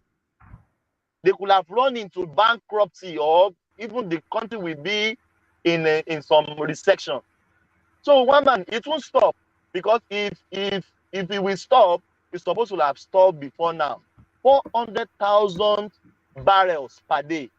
One man, it will not stop. I would like to move. Let's move to Tinubu. I'd like to speak on Tinubu so that. All right. I wanted to take the Tinubu's topic to enigmatic, but you can kick it off if you so choose. Yes, just short conversation. Yeah. One man. All right. Sorry. Yes, go on. There's a trouble brewing in Yoruba land, but it looks as though that trouble was birthed in Edo. So here it is, the Edo fraternity of the pirates, and this is how they kicked off trouble in Yoruba land.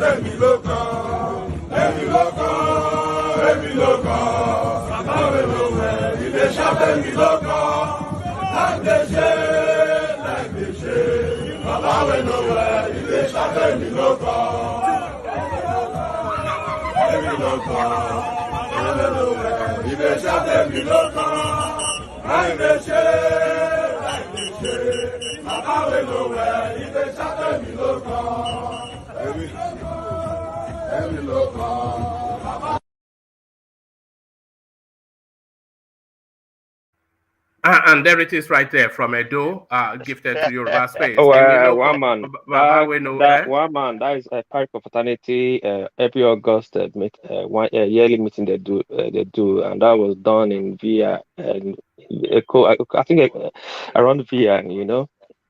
I'm not sure if it's around VI or not, but their accent is telling you, one man, calm down. No, that's one fine, man telling you, stop saying things that is not it because it's, do you want to hear the accent? That's an Edo get the accent. One man, is stop the accent, saying. is it not One man, Bendel this is the problem we have in Nigeria. We are attacking Can I interject a bit? Is that a Bendel accent? Can I interject a bit? One man, calm down. Hold on. Try to be serious. Hold on. Yes or no? Is it a It's not a Bendel Bendel accent? accent. Try to be serious, man. Let's say it again.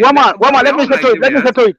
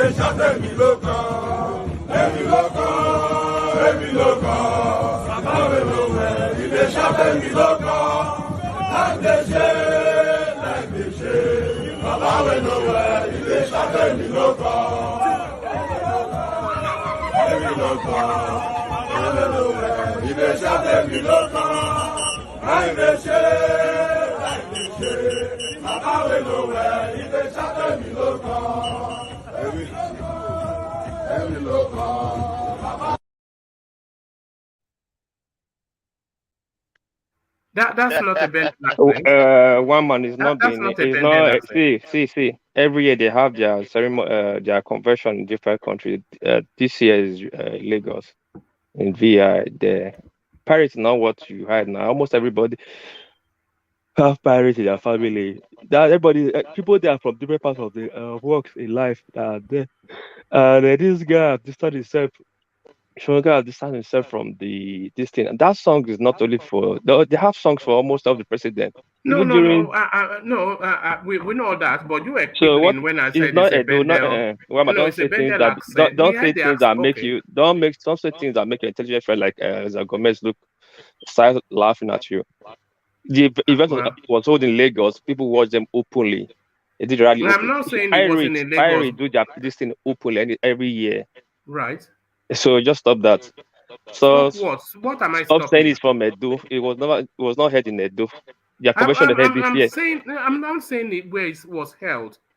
You know, there's a certain tonality to the Bendel It's not accent. tonality. That can you say about 3,000 people? Their voice, people from different walks of life, their voice Edo. Okay, well, that's what I stop heard. That though. now, one man. No, You that was cannot what trigger anything. You just stop that. Just stop that. Hold on. No, what do you mean? That's what I heard now. I know Nigerian accent too. Calm That's down, not. man. Oh, okay, I don't know where you're going, Calm but down. let's get Calm back to Thomas. Let's get back to down. Thomas. Thomas, back to you. One man, if, as you rightly said, if truly this came from Edo, they come here every time. They tell us, Peter, Thomas, the stop Edo that. is. Not Let really me came from finish Edo. now. Thomas, Okay, stop just that. leave the Edo since he seems to be Leave the Edo. riding people. Leave the Edo. It was having VI just 2 days ago. What are you saying? Can we have conversation, please? Yeah, carry on, Thomas. Just carry on. Yeah, if as they claim, Peter Obi is for Edo now, so maybe this is the counter against Tinubu camp. I don't know, because it looks like that. If they can compose that song, and the song is very, very eloquent, well, that's fine. I don't have any problem with that. But as a Yoruba man, and as I was brought up, I was not brought up to attack anybody on health ground. I will never attack anybody on health ground. I can attack Tinubu on political ground, on anything ground. I can do that. But as a Yoruba man, born and bred in Yoruba land, I will never attack anybody on their health status, because one day, we will reach that age. We pray to reach that age, and we will not be happy for anybody to mock us in that manner. And I took Tinubu like my father. Will I be happy? Anybody mocking him? My father? No, I will not be happy. So one man, I don't want to go further than that. Thank you. Oh, all right, brilliant. Well put. So brilliant. So let's go on from you to Can you allow me to ask Thomas a question, please? Okay, go on. Thomas. Yes, please. I appreciate your courage, what you said, you live in abroad, To the question now, I wanted to go to enigmatic. Yeah. So yeah. What I want to ask you is this: if you live in abroad, when somebody comes out, to contest, here to contest election, like where I live, he is bound. That is, he must have to accept critics. They must have to accept. Here, if we are sick, if your hand is shaking, they must say it. Even journalists, they will open you. They will say it. Not a question of that somebody is mocking. If you know you are sick, leave politics. Your politics is public. You must have to come out. You show your hands, you show how you talk. People must have to look at you. Know whether if you are capable, if you are competent. So that is not a question of what you are saying. So you have to understand that. No, that's fine. Everybody is subjected to criticism. Tinubu being criticized now, but when we are criticizing, Peter Obi as well, bear what you said in mind, that everybody should be subjected to criticism. Yes. So the same rules must apply. But let's go on to enigmatic. So enigmatic to you. Okay. Thank you. Thank you. Thank you. All right. Thank you for the opportunity. First of all, one man. Yesterday, when I left the forum, I went back to play the recorded version. I heard. Yeah, Pansad gave you a good flogging. Yes, so I heard what he said. To me, I would take any flogging, as a normal stuff. But when it comes to defamation of character and basically assassinating my personality, I will not take that. I will respect everybody on the platform on the basis of their choices and on the basis of their opinions. But having to come, I may be younger than him. I don't know his age. He may be Methuselah or whatever he is. He does not pay my bill. He did not bring me to where I am. He did not pay my school fees. He's not my father. It's nobody in his life to tell me who I am. Okay? I don't know how old he is or whatever. At 21, I was already a qualified attorney working in Europe and America. So if he wants to go to that level, and I know how he has been over the board every time over here. We only come over here to make assertions based on our convictions and based on our personal opinions. But if you have to go to that level, I wouldn't appreciate that. If we were to be on this table today, I would appreciate if I could address this with him man to man. He lives in America over here. If he wants me to exchange details with him so we can meet up, I don't mind taking a lawsuit against him, because there are some things I would never take. Too much is too much for that dude. I'm not here for him. I'm not here for nobody. I'm just here to air my opinions. I don't care your politics. I don't care who he is or whoever everybody is. I respect everybody. I never met anybody, and that when I will be meeting anybody over here, it's on the basis of respect and a good, neighborliness. I just want you to hold that, and whenever he comes over here again, please warn him strictly. I'm a Yoruba guy, and there are some things I will never take. Warn him very strictly. All right. Apologies. But that guy, you are the one with the name Enigmatic, but that guy is somewhat of an enigma. There's a certain condiment in this country we call Marmite. You either taste it and you love it, or you taste it and you spit it out. So that guy is somewhat like Marmite. You either love it or hate it. It's not my taste especially, but people have said I have to try and put up with him, and because I try to give the test of free speech is not so much to let speeches that you agree with have their way, but speeches that you recoil from, you have to let them have their say too.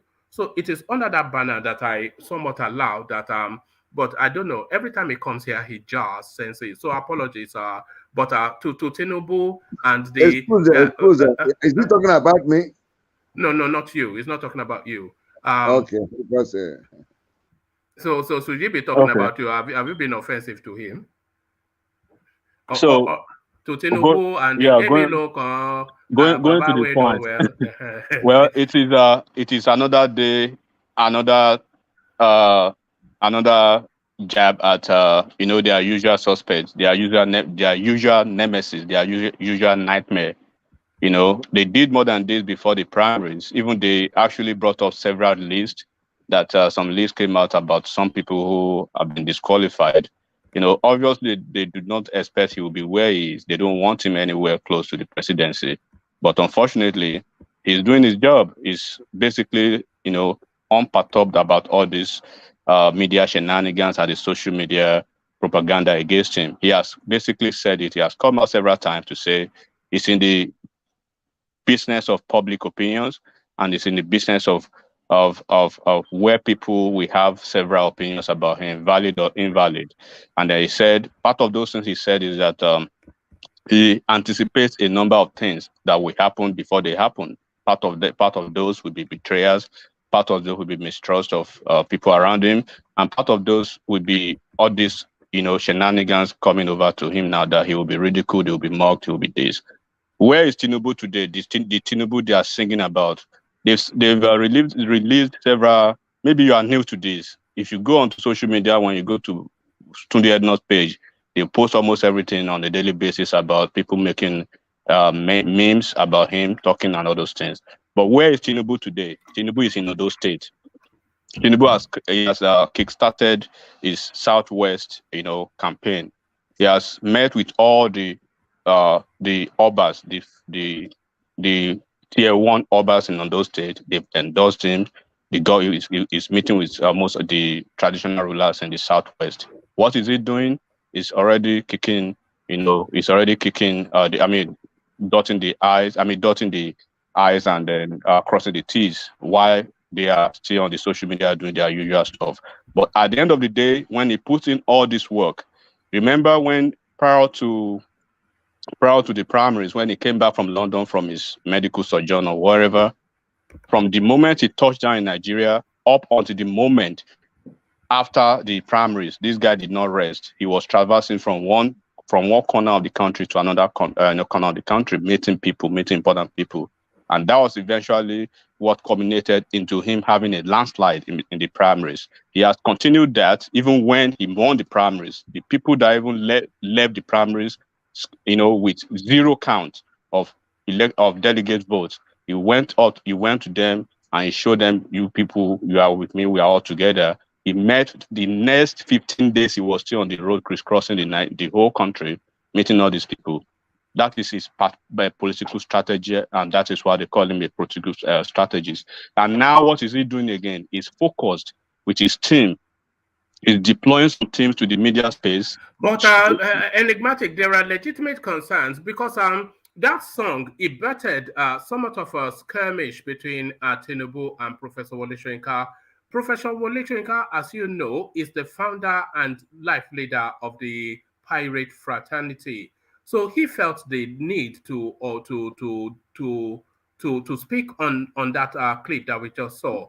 He distanced himself from it. He says it's certainly not Yoruba culture, and he's saying that if we don't mock people with infirmities in Yoruba land, and he says we even have a deity, Obatala, that is dedicated to infirmities and people with afflictions. I never even knew that was what Obatala's role was, so that's a knowledge for me to take there. But he went further to then say that he has a friend with Parkinson's who went on to live a full and productive life for decades and decades.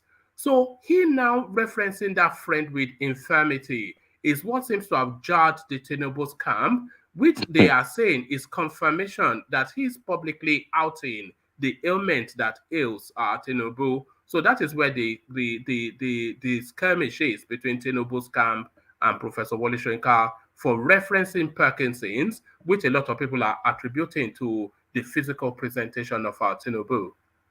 Yeah, I basically I was building, to that level to make it a grounding. So hold on, Obodo. Yeah. So what I'm actually saying is actually trying to let you understand where this man is coming from and where he is now. If you are very conversant with his politics, if he gave in or if he actually pays, let me say, attention, they call something ariwoja, not right in Yoruba language, that you do not pay attention to all those mundane noises most of the time. You focus on your goals and then you hit the ball at the right time. If he was actually perturbed about that, he wouldn't even be here. When he wanted to be governor of Lagos State, similar situation occurred. First term, second term. And up until this moment, it's still going on. So then going to what Wole Soyinka, if you see the section of the guys that are actually, singing that tune, you will know where they come from and you know the kind of politics they represent. If anything is coming now from the camp of the opposition, they are from Edo now. They are from Edo. It is very glaring. Then whoever has an enigmatic and one man, people should stop this. Well, intelligent. Hold on, enigmatic. Okay. You come to this platform. I want to ask you a question. Please, hold on. You come to this platform. I respect you so much, and me. I'm kind of more of a controversial person in this platform. What makes you can say I'm very tribal, and you can say I'm Igbo hater, but you cannot say for sure that when you have more than 3,000 people in the convention, you can singularly bring out the voice or pattern of where the song came from. I know we could be smart here now. What piece? I say is coming from an opposition camp. Opposition camp. See, that event that happened, and now Paris is still trying to find out who posted that video. Probably the new young members that did it. That is so excited to see this thing. They do it all the time. It's not for what you're just trying to make politics out of it. No, I'm not trying to. I need you to basically underline what I'm saying now, okay? When I say I'm trying to tell you not to go that route. Okay, listen now. Let me just whatever you want to say. I say for instance, if I come out to say I want to be the governor of my state, right? I should be ready for all the flags for anything at all from the opposition camp. If they come out to sing, to bring out melodies or tunes like this, I should be ready for that. Yes, I got what you're saying. What I'm trying to say is that let him speak as a feels. I know, I'm not trying to stop him to talk. I'm trying to say. So when I say it's coming from an opposition camp, if he feels it's coming from Edo, why shouldn't he say that? No, Woman, it's not coming from Edo. Can I interject 1 minute? Hold on. So look, one piece. I'm saying this is okay. Obviously, let's agree now. Okay, let me tailor it to what you want to hear. Let's agree this is not coming from APC camp. Do we agree about that? Yeah, I'm not. See what? Okay, but it's coming from an opposition camp. listen, it's coming from. I understand you are very sensitive. Hold on, gentlemen. Let's hear from Ajale Koko. Please, one man. I think what One Piece is saying should be clear to everybody. He's trying to tell us, or rather, let me say, he's telling us to respect Edo people. But I'm not mentioning Edo people. No, not you. Not you. Okay. Not you. Particularly to one man, not you. So it's just he doesn't like it too. The way those guys acted, mocking Tinubu. Warpit does not like it, and he doesn't want one man, particularly, to keep saying that he's from Edo, because there's nothing there that indicate that that thing is from Edo. So let us just respect Edo people for now. Let us respect him as one of us on this platform, because there's nothing to show that he's from Edo. So please, I just want to the point has been made. The point has been made. Well, please. So point taken. Let's just move on. Carry on. No, I'm not trying to. I'm not going to embellish on that point. The point has been made. So point taken. Ajale Koko. Let Enigmatic move on. Enigmatic, carry on. Okay.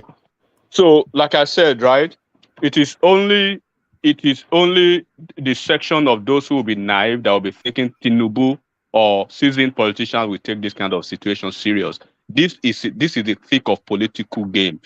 Somebody wants to be president, and it's a section of the political a political camp will come. If Tinubu, the APC could come tomorrow and sing some other songs about Obi, about Atiku, about anybody, right? If they actually want to go to that level, if they actually want to go that low, which I believe they wouldn't. I'm not seeing Atiku's camp doing that. That is amateurish.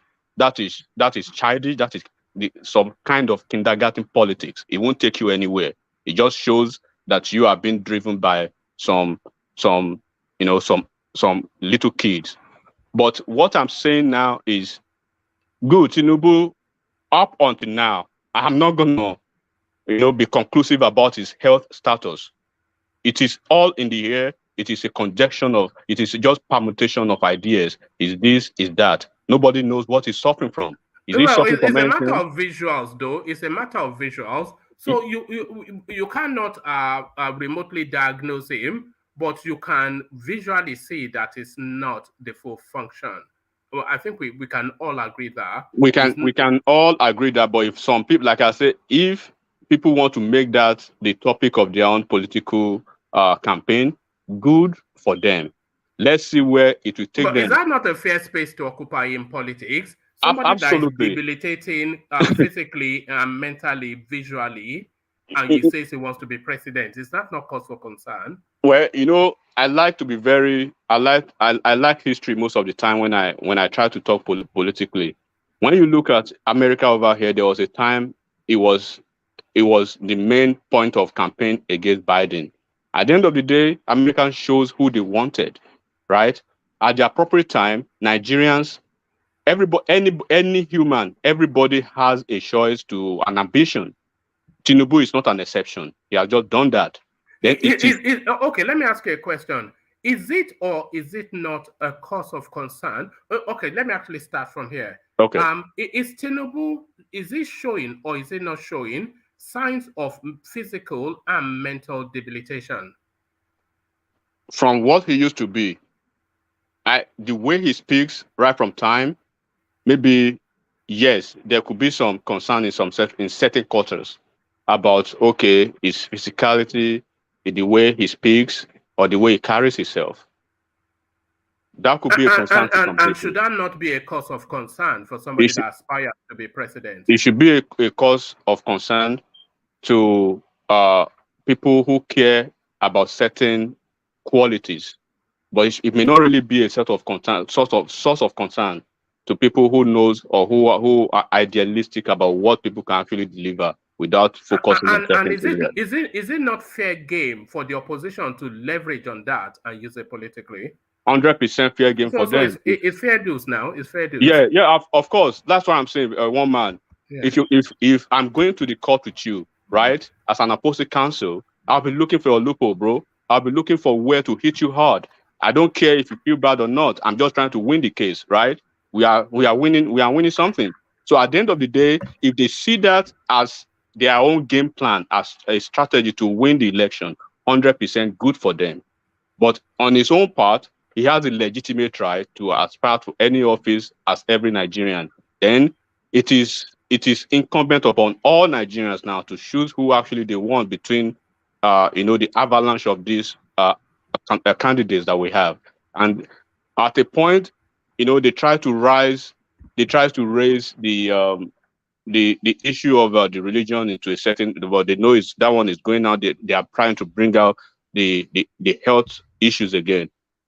But like I said, if you know politics very well, what is good for the opposition, if they believe that's their soundbite, that will be their click and bait, and that is what they actually want to prey on. Very good for them. Then let's see how it plays out for all of them. They are all on the field. Let's see who is doing the job. Let's see who is doing propaganda. Let's see who is doing maneuvering, and let's see who is actually hitting on people's disability or areas of weaknesses, and how it pans out. But to Wole Soyinka, Professor Wole Soyinka, injecting that the signs of Parkinson's. He didn't even say that frontally. He said that as an example to actually rebuke the Well, what he means now. Was he being mischievous? One, absolutely, and then two, has he now formally outed that Tinubu has Parkinson's? Well, if we can say he has formally outed that Tinubu is suffering from Parkinson, because that will be outed by majorly, medical, medical details. Anybody can say that. You could see me and say, "Oh, somebody called me. Somebody said yesterday he doubts if I'm a lawyer." That is his own opinion, right, bro?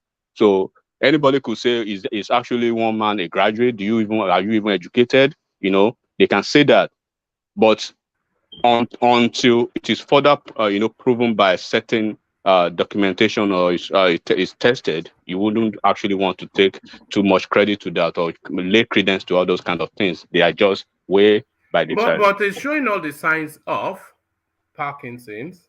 But if it's showing all the signs of Parkinson, if I do not see any record that says that, I'm not going to conclude like that.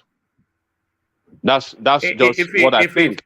If he walks like a dog and quacks like a dog, if you cross on his butt, yeah. one man, what you want to hear? Let me tell you, right? Yes. If Tinubu crossed on his butt, if he crossed on his butt, those who will vote for him will vote for him. Those who will die for him will die for him. If Tinubu jumps like sprints and jumps like Tobi Amusan, those who will hate him till eternity, till the hell freezes over, they will. It doesn't change anything. So that is politics for you. In America over here, those in Biden's quarters, they came out with several documents until finally they couldn't really be substantiated. They said he had several issues. And when they asked him, he said he was smiling. He said, "Well, Americans will decide." So in this situation, is the only target, and that's probably the only target. The only thing, the only ammunition, the only weapon they have. And then he knows that already.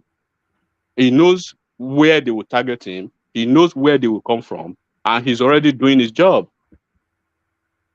During the primaries, he was probably the least expected. Even the cabal, even the presidency, everybody went against him. But he came out on top. And sometimes, I don't want to be spiritual about certain things. Sometimes people are just destined in a certain way, and you can't just question it. We may hate him, we may not like it. So sometimes it's just like that. So like I say, let him crawl. There are places that when you mention Tinubu's name, people will say, even when Tinubu's corpse, they will vote for him. Even Tinubu jumping like Bruce Lee or Tom Cruise, some people will still not vote for him. It is just like that. It's politics. So I'm not going to take it serious. Yes, sir. Can I please comment? Who is this, please? Is it? This is Joel of Nashville. I may not really be able to have a conversation with you. I'm sorry. Oh, so yeah. Can I come in? Yeah. Let him come in. No, hold on. Are you still smart? Come on now. Put on your big boy trousers and take it on board. Let him come in. He might well not be pushing you even. I may be. Of course, I have the right to not to even entertain whatever he says, but it's okay to say whatever he says to the air. All right. Okay. Let him interject, and then you may choose not to follow through. But yeah. All right. I'm going to speak on a personal level because I don't like getting into people's spaces. I see that as being cowardice. But coming here to insult our intelligence, since someone wants to go that route, coming here to insult our intelligence is the height of it. I don't have any issues with Tinubu himself, but if Tinubu is sick,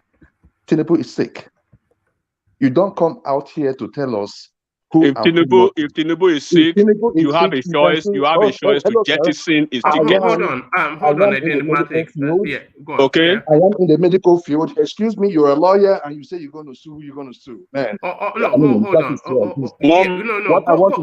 Go to the point. Yeah. I want to say is this: in the healthcare, there is something we look at. There are benchmarks. There are markers. Okay, there are symptoms.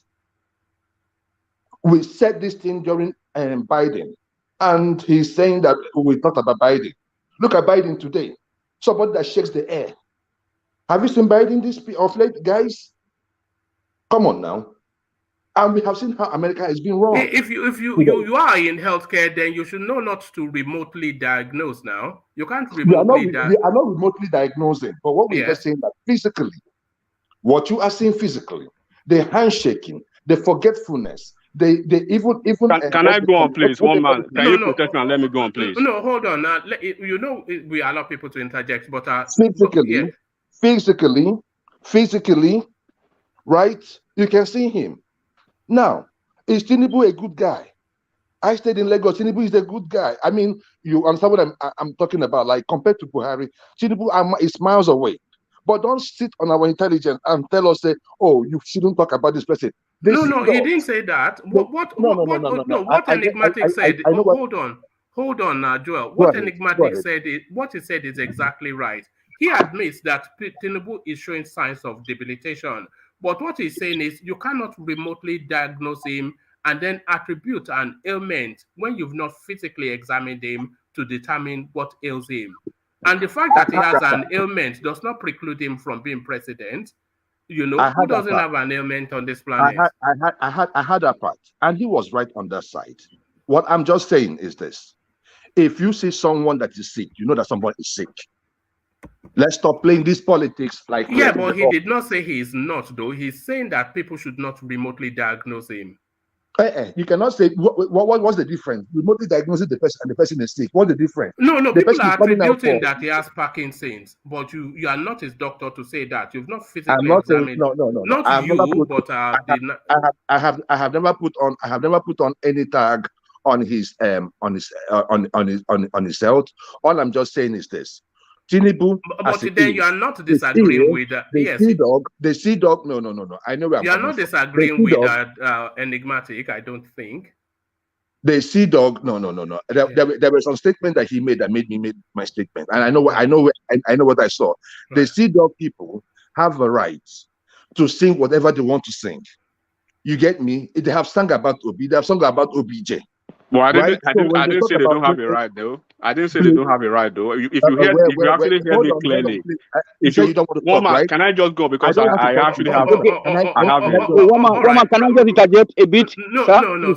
Sorry, Tony, because you take us in a direction we don't. No. Very briefly, just 30 seconds, sir. I promise. Okay, go on.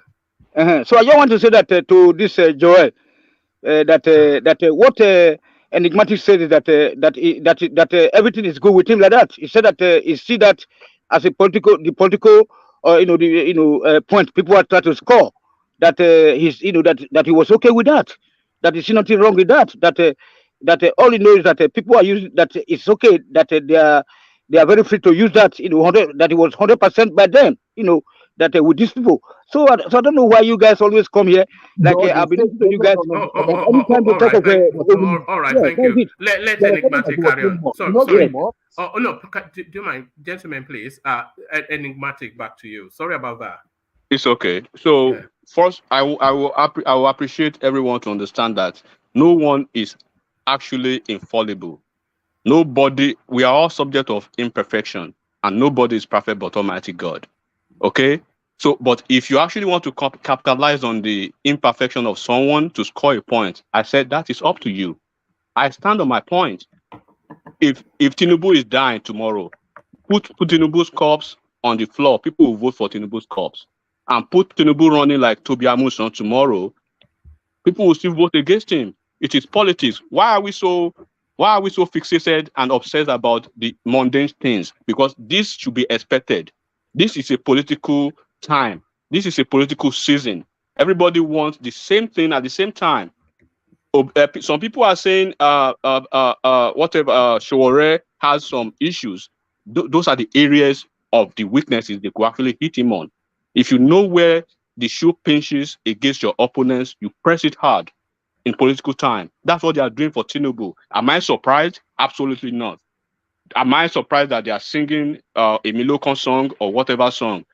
I'm not surprised, right? The Emilocon, he said it is Emilocon. In what it means in Yoruba language, what it means in general languages, it is my turn.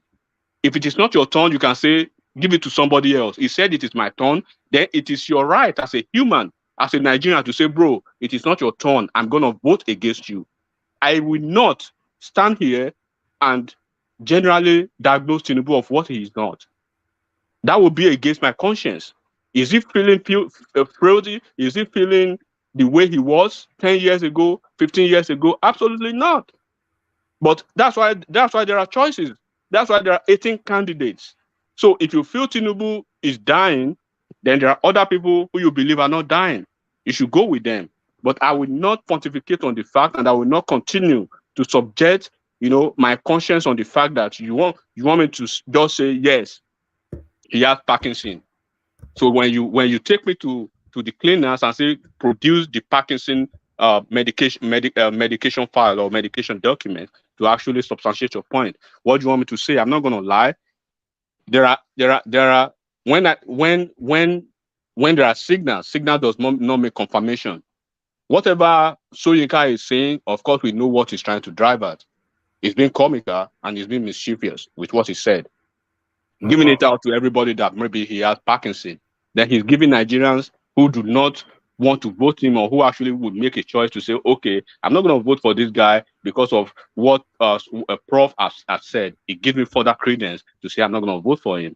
So that's what I said. Who is even listening to Soyinka anymore? Was it not one of the people who gave us Buhari? But pause for a moment, Enigmatic. I'm still with you, but of course the chairman appears. So let's go to Alexander Gomez and take a sounding from him. Good to see you, Alexander. Thank you. Thank you, one man. Thank you for having me.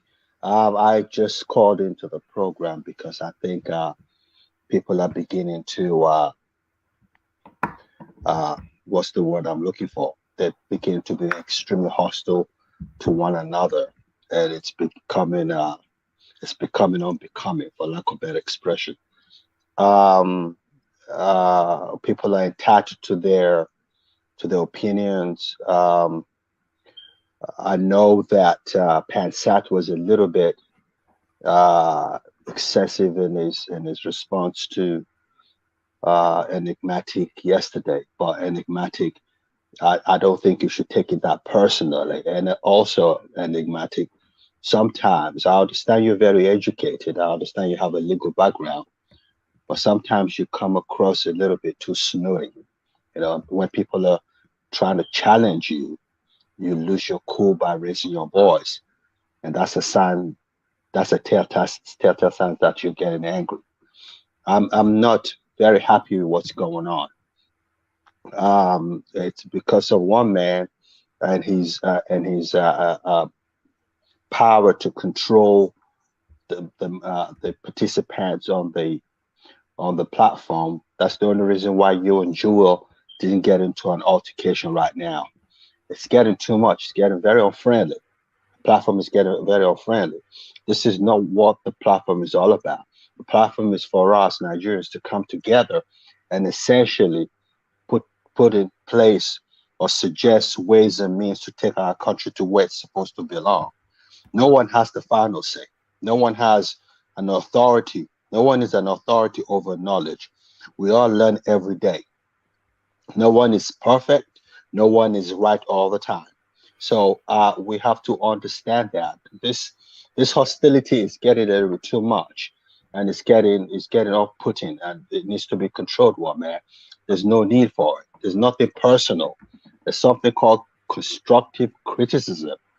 And so long as we not use curse words and we say it the way it is, it's okay. Look, I have 10 medical doctors working under me. They take instructions from Alexander Gomez.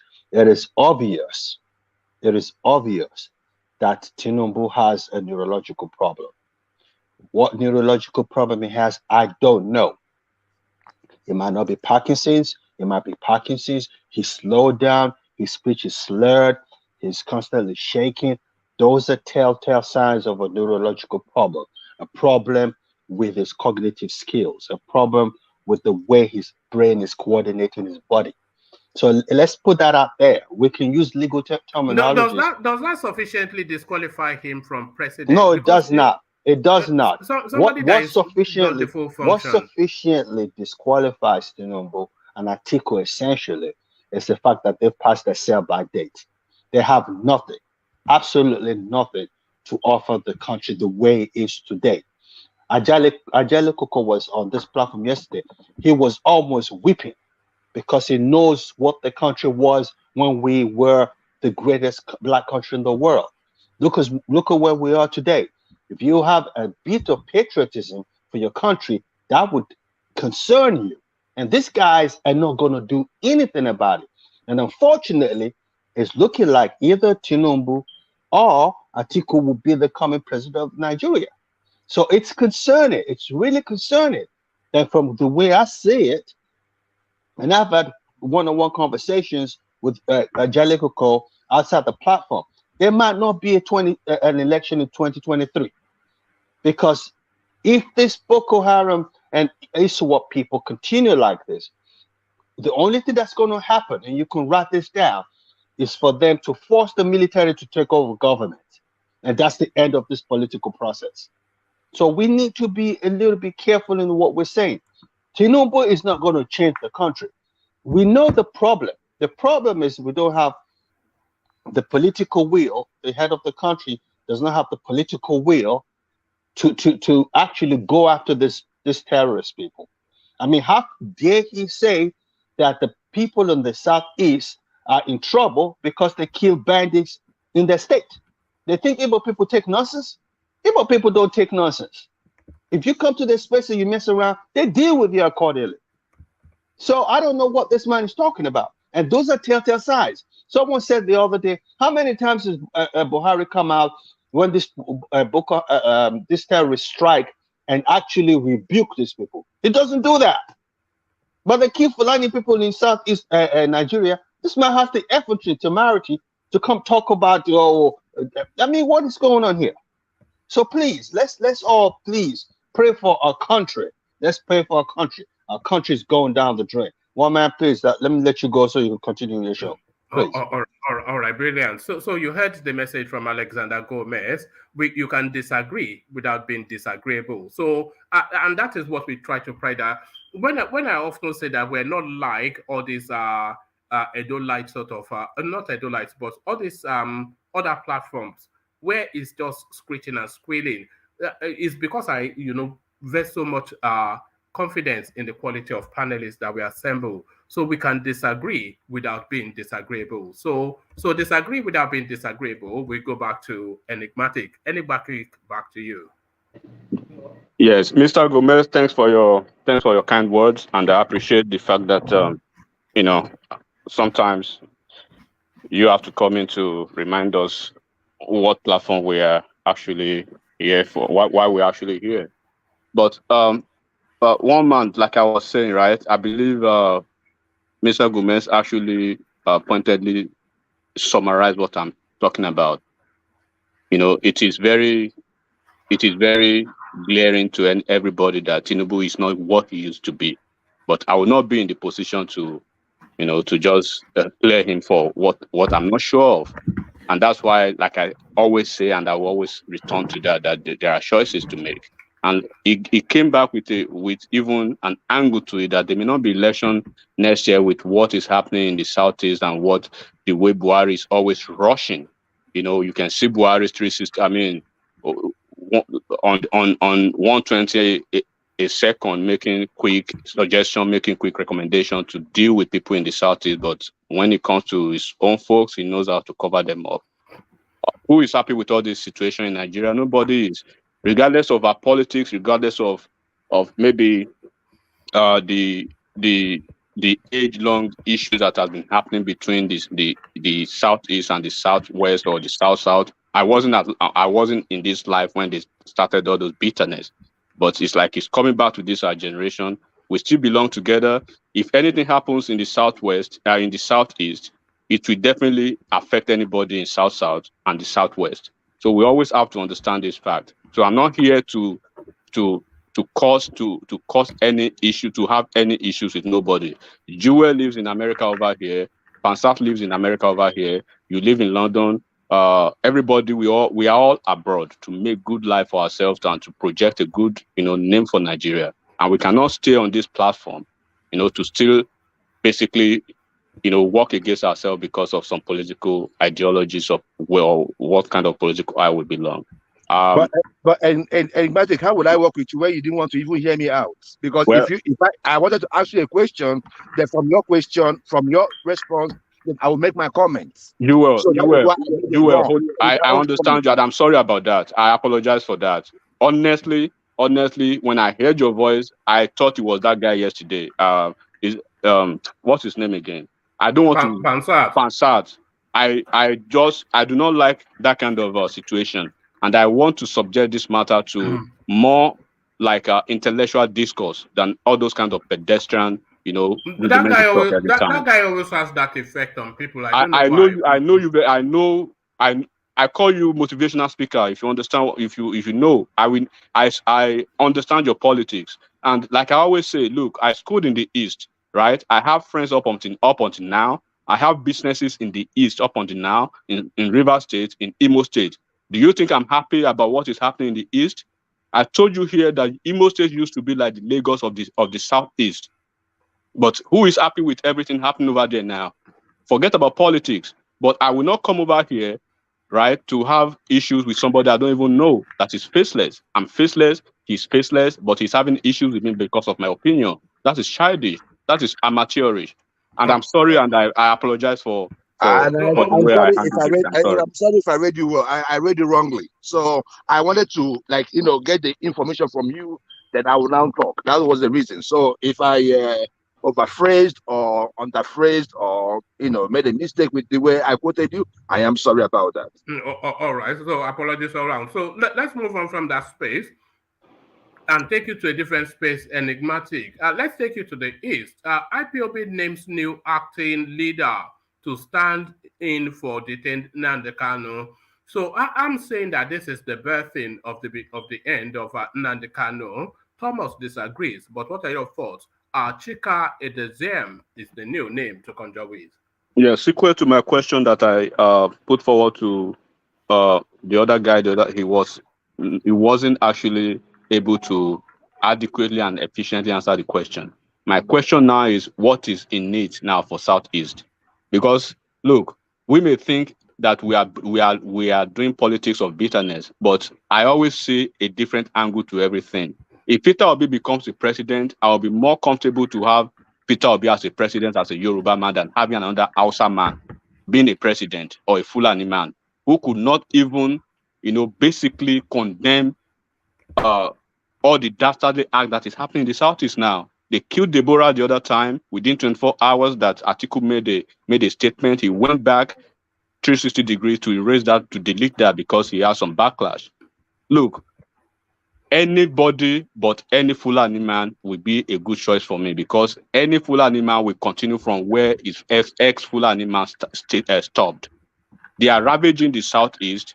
Nnamdi Kanu was fighting a cause. The cause was having a momentum. They ravaged his house. He had to run out of the country. They renditioned him against every normal, international laws. We know they did wrong. But now, what is the fate of Nnamdi Kanu? What is the fate of Ipob? They have a new leader now. Is the leader relinquishing that power in case when even, I don't know when Nnamdi Kanu will be coming out. I pray it comes out, it gets released, safely, and it comes back to all of us. But I'm not seeing him mounting the leadership of Ipob again. This guy will not release that mantle, and if he actually wants to do that, if he actually has the consciousness to do that, Nnamdi Kanu will not be released just like a free man.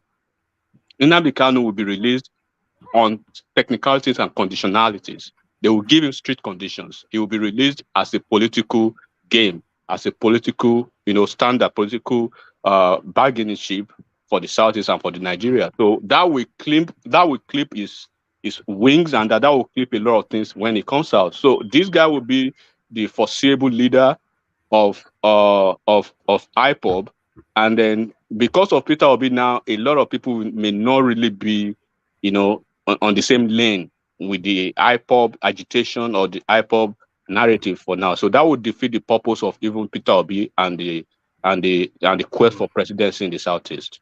Enigmatic, you are saying Nnamdi Kanu may well be released as a political gambit into the Peter Obi narrative. To that space, listen to this clip that Solly sent in to add to the conversation, and then pivot off this clip that Solly sent in against the backdrop of what you said, that Nnamdi Kanu may well be thrown in as a political gambit against Peter Obi. But listen to what Solly sent in. People, when I tell you that Peter Obi was bad, people thought I was joking. Have you not seen it? He's hailing them for killing his own people, keeping Nigeria as one. And these are so-called Igbo people, Igbo men. Maybe his Alhaji boyfriend has told him to do that. People don't know that Peter Obi sleeps with other men. People don't know that. People don't know what we know. Only if you people knew what we know. Come back to Zoo River once again to ask the whole world to please help us prevail upon Jonathan to compel them to release the results of the autopsy. We want to see the Senate results, and that will also form part of our tweets tomorrow. Peter Obi is a murderer. Peter Obi killed these people. He killed them in cold blood. Peter Obi is the only governor to have ordered the mass execution of his own people, and also ordered for their bodies to be buried in a mass grave. We can never ever forget these people. A Zoo River must be revived. We need the whole autopsy, not part of it. And Peter Obi must be held to account. Peter Obi, in case you know him, is a mass murderer. He's a killer. A Zoo River is testimony. So, anyway, there you had it. That is Nnamdi Kanu, as you know, unmistakably speaking on Peter Obi. So that's a gambit that the APC government could play if the Peter Obi narrative gets too much more traction. So, off the back of what you said, and to that, enigmatic. Yeah. So Peter Obi, Nnamdi Kanu, right? And that's why I say I wouldn't see it.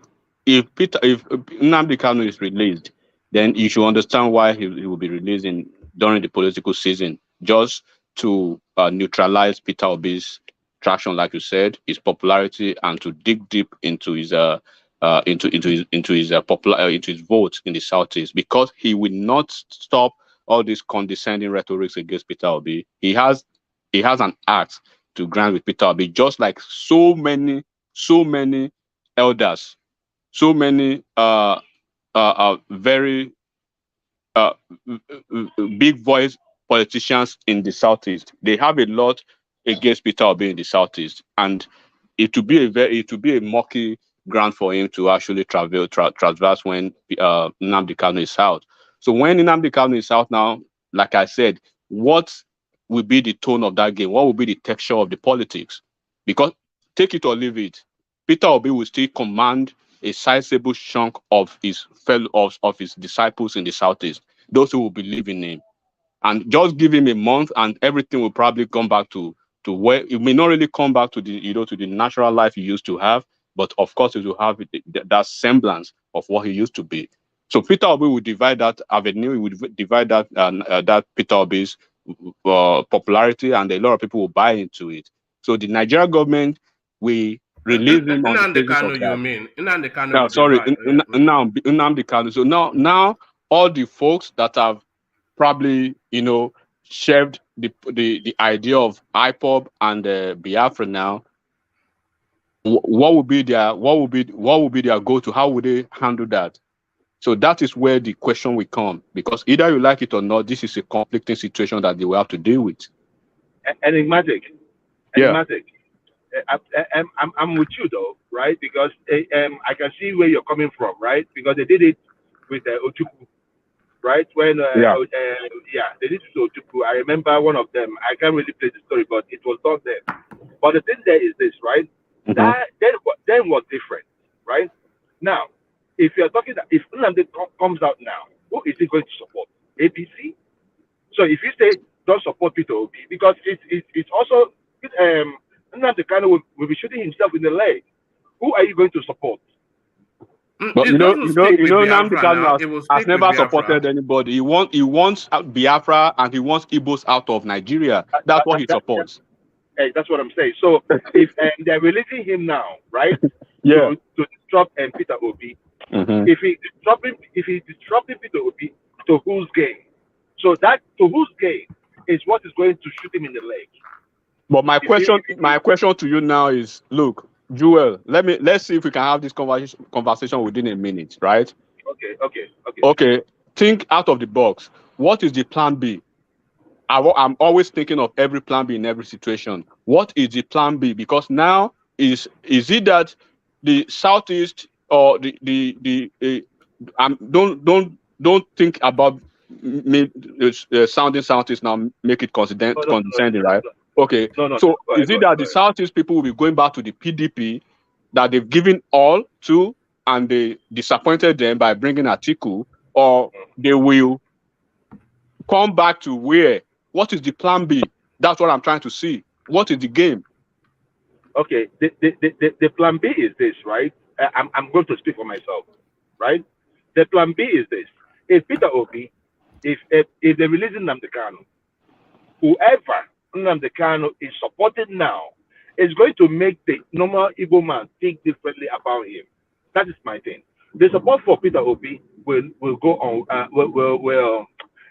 See, those guys, Ipob guys, they represent about roughly like less than 10% of the total Igbo population. Do you understand what I'm saying? What they are saying, yeah, we can understand and feel that they are saying the truth.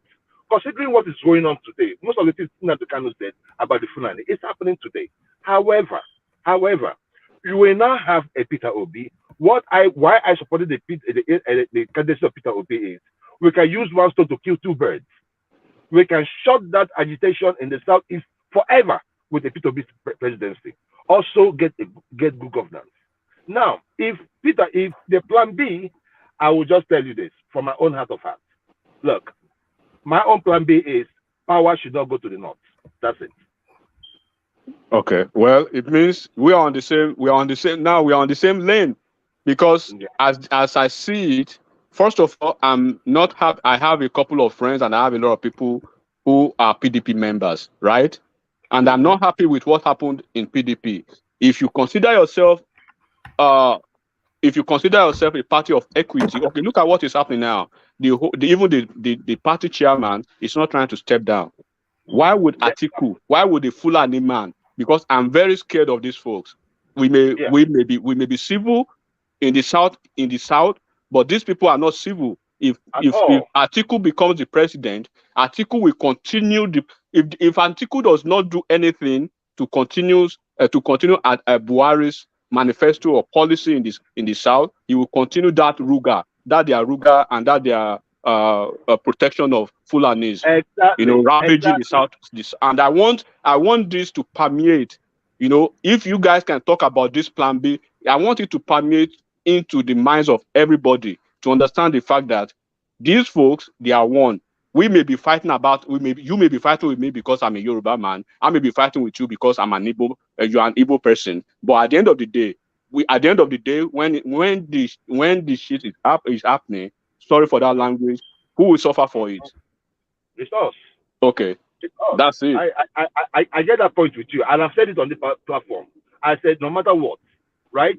Even though I know that to support a Tinubu would mean that for a Southeasterner to get that presidency, assuming he does 8 years, right? It's going to take another 16 years. But I need that break from the North. I do not care. I am ready to let that go.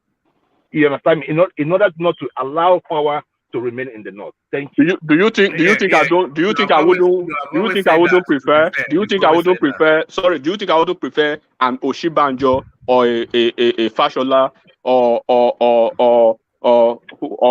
Akinwumi Adesina to be the next president from Yoruba land to represent the South? Of course I will.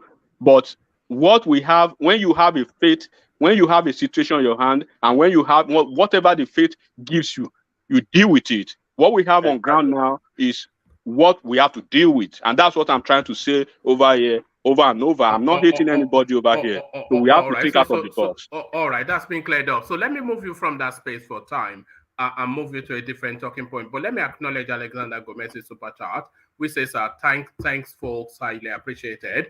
So let me move you from there to now this wayward former minister who, by reasons of not understanding the rudimentary English, makes a fool of himself. Yet, anytime this guy appears in the public space, is only to make a fool of himself. Adebayo Shitu, of course, he calls himself, but Dons. Tudun, on his side commentarily, said that, people will be buoyed by your confidence in the Muslim ticket. Mama, don't read it. I saw this in live and I was cracking up here. I was rolling on the floor while I was laughing. You are surprised because you don't know this man, Adebayo Shitu. Adebayo Shitu is what they call local champion. Yeah. You know what they call local Amala and Ewedu politics kind of man. That's what he is. So whatever you see over there is just an elevation of, that kind of politics he plays.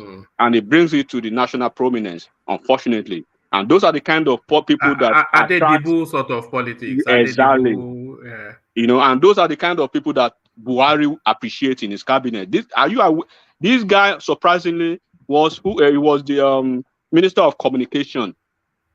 Minister of Communication and Technology. Does this guy look like somebody who can even operate an iPhone or an Android phone? But you keep him to deal with the technological security, architecture of a whole country as Nigeria.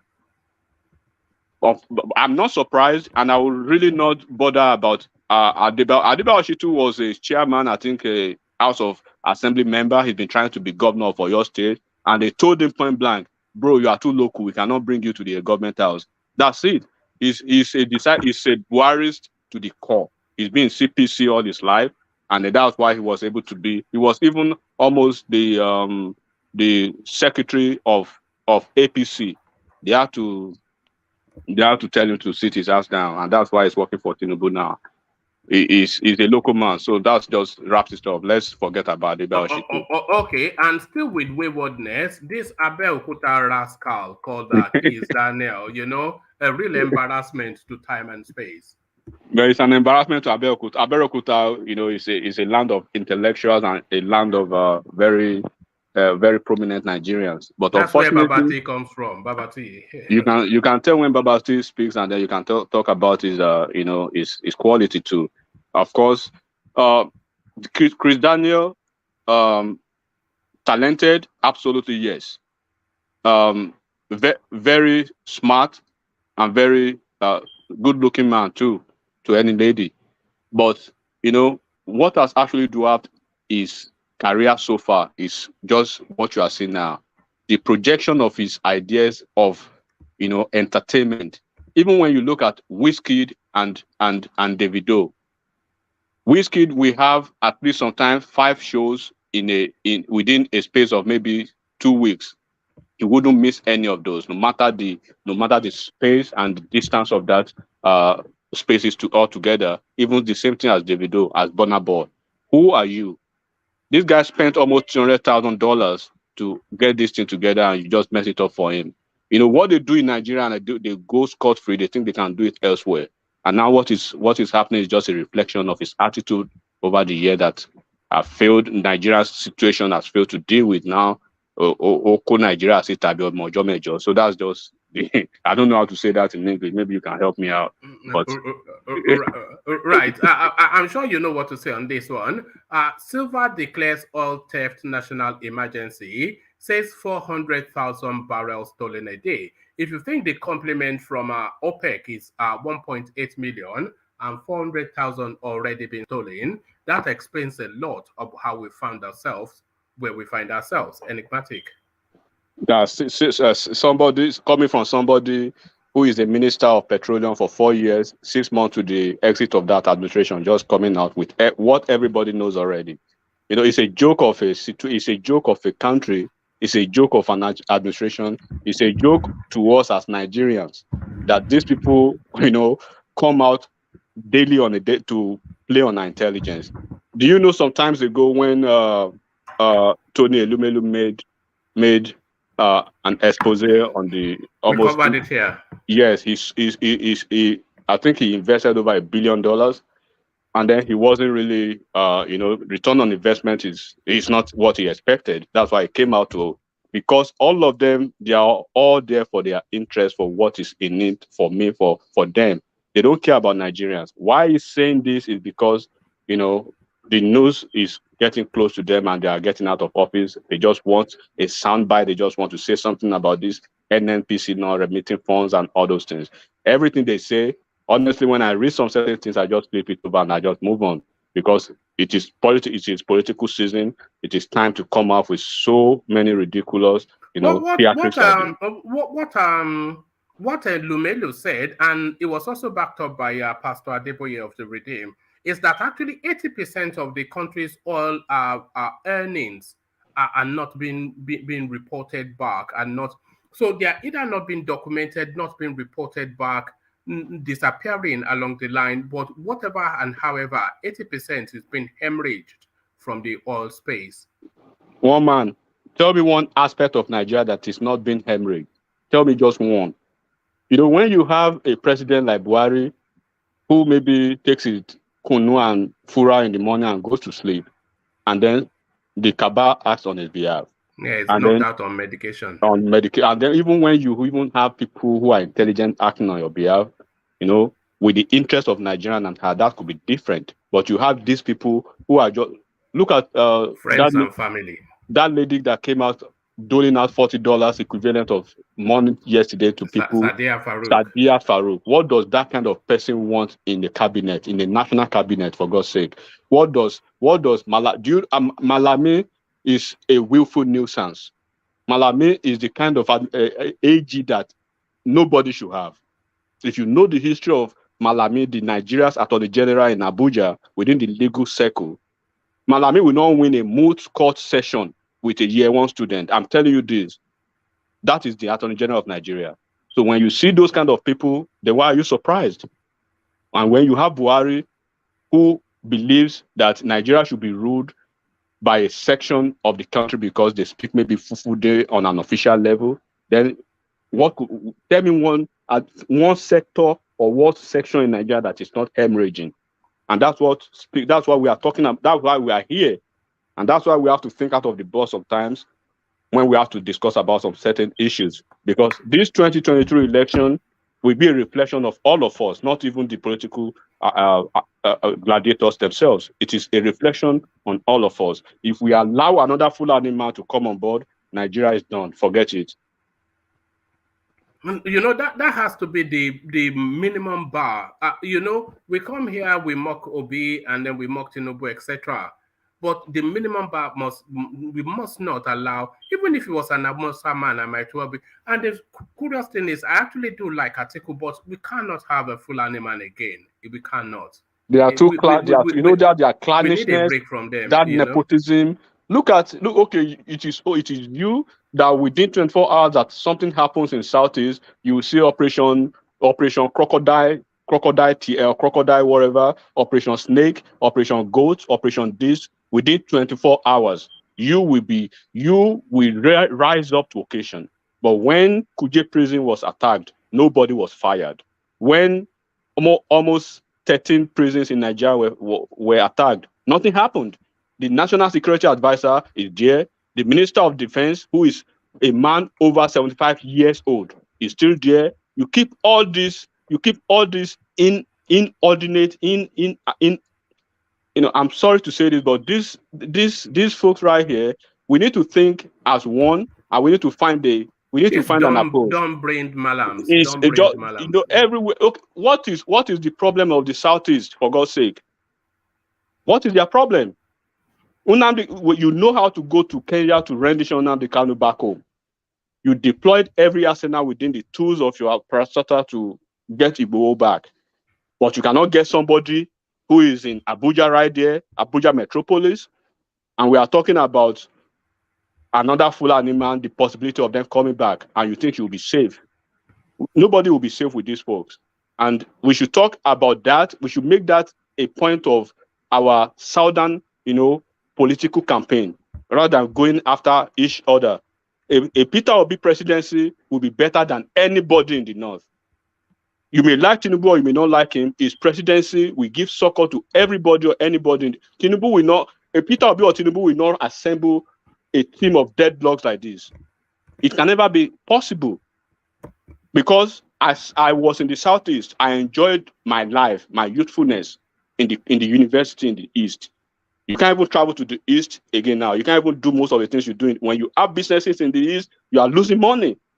And this man will fly the whole of Nigeria's, armory to the East within 24 hours of an incident that is caused by their puppet in Imo State.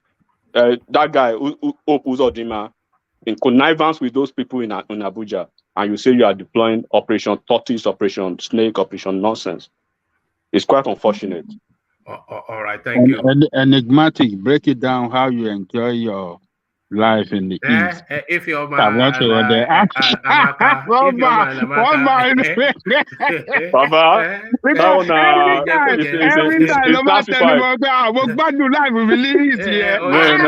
know every time you talk, I enjoy my life in the East. I say, Baba, it's classified. To be honest with you, do you want to talk about their delicacies, the food, and every other thing? Is classified. Let's forget it, Baba. Every other thing I want to know. There's every other thing. That is X-rated. But what is not X-rated? That their delicacies that you said. Who would you say has the best meal in Nigeria? One man. They have. I like their what we call obe soup. All those leaves. Oha. Of Onubu, of Ofeman, all those, they have a lot of all those white soup. One man. I think visit the East one time. When Nigeria, I pray Nigeria will be back to maybe where it is or better than that. You guys should visit the East, and there's this popular, place that I eat in Imo State, Jevinik. Oh my God, bro! When you eat all those oporoko and you put it inside apu, you'll be on fire, bro. You don't understand, but it's good over there. I left East, I went to the East as a teenager, and I enjoyed the best of my life in the East. I no regrets, and I met very good people. Up to today, we are still very good friends, and then we are still holding it tight up until now. And that's why I'm very pissed most of the time when I speak about the East. Owerri is always bubbling.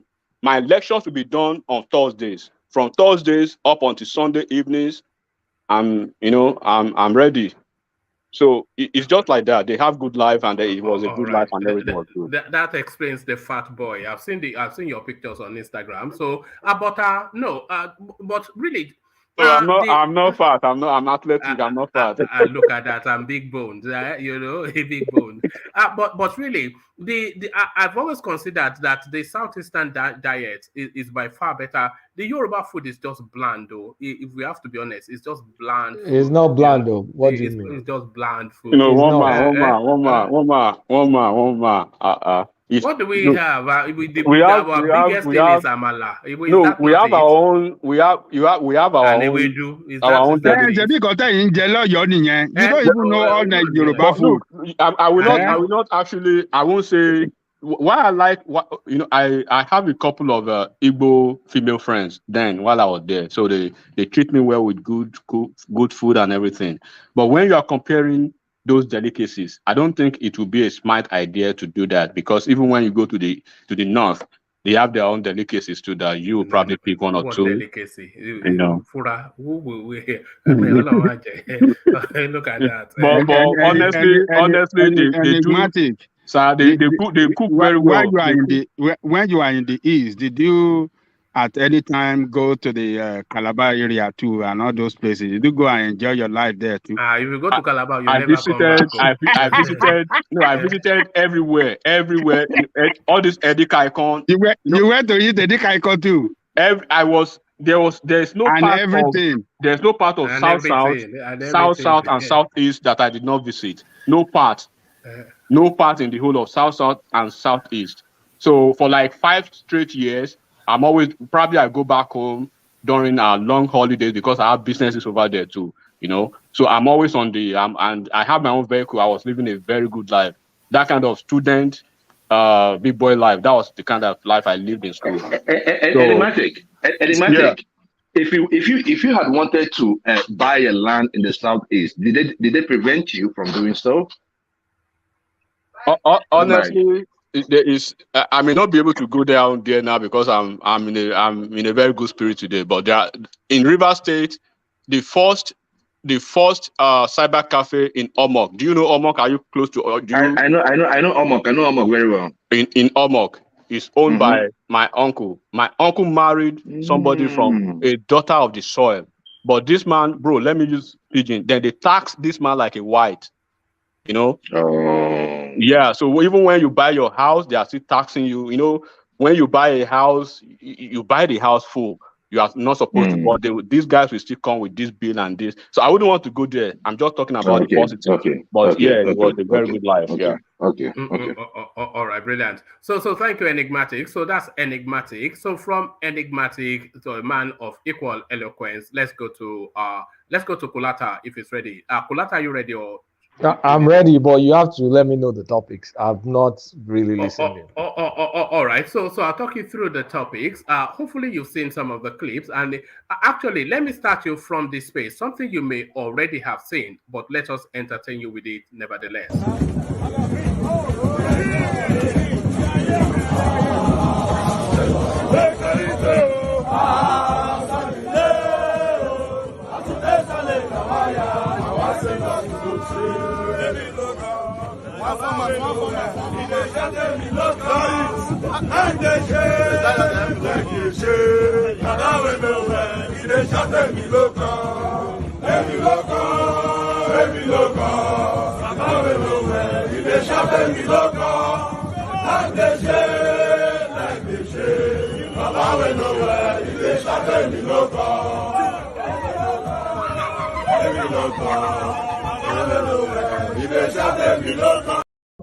So Kulata, that's the pirate confraternity having their gyration.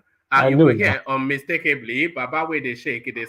So Tinubu, not Tinubu, Soyinka, of course, who is the founder leader of that fraternity, he has now come out to distance himself from that spectacle that we just saw, saying that it's very unbecoming, certainly on Yoruba, to mock somebody with affliction. And then in his rebuking of those persons, he then cited the example of a friend that he has that suffers from Parkinson's, and then he went on to live a full and productive life for decades.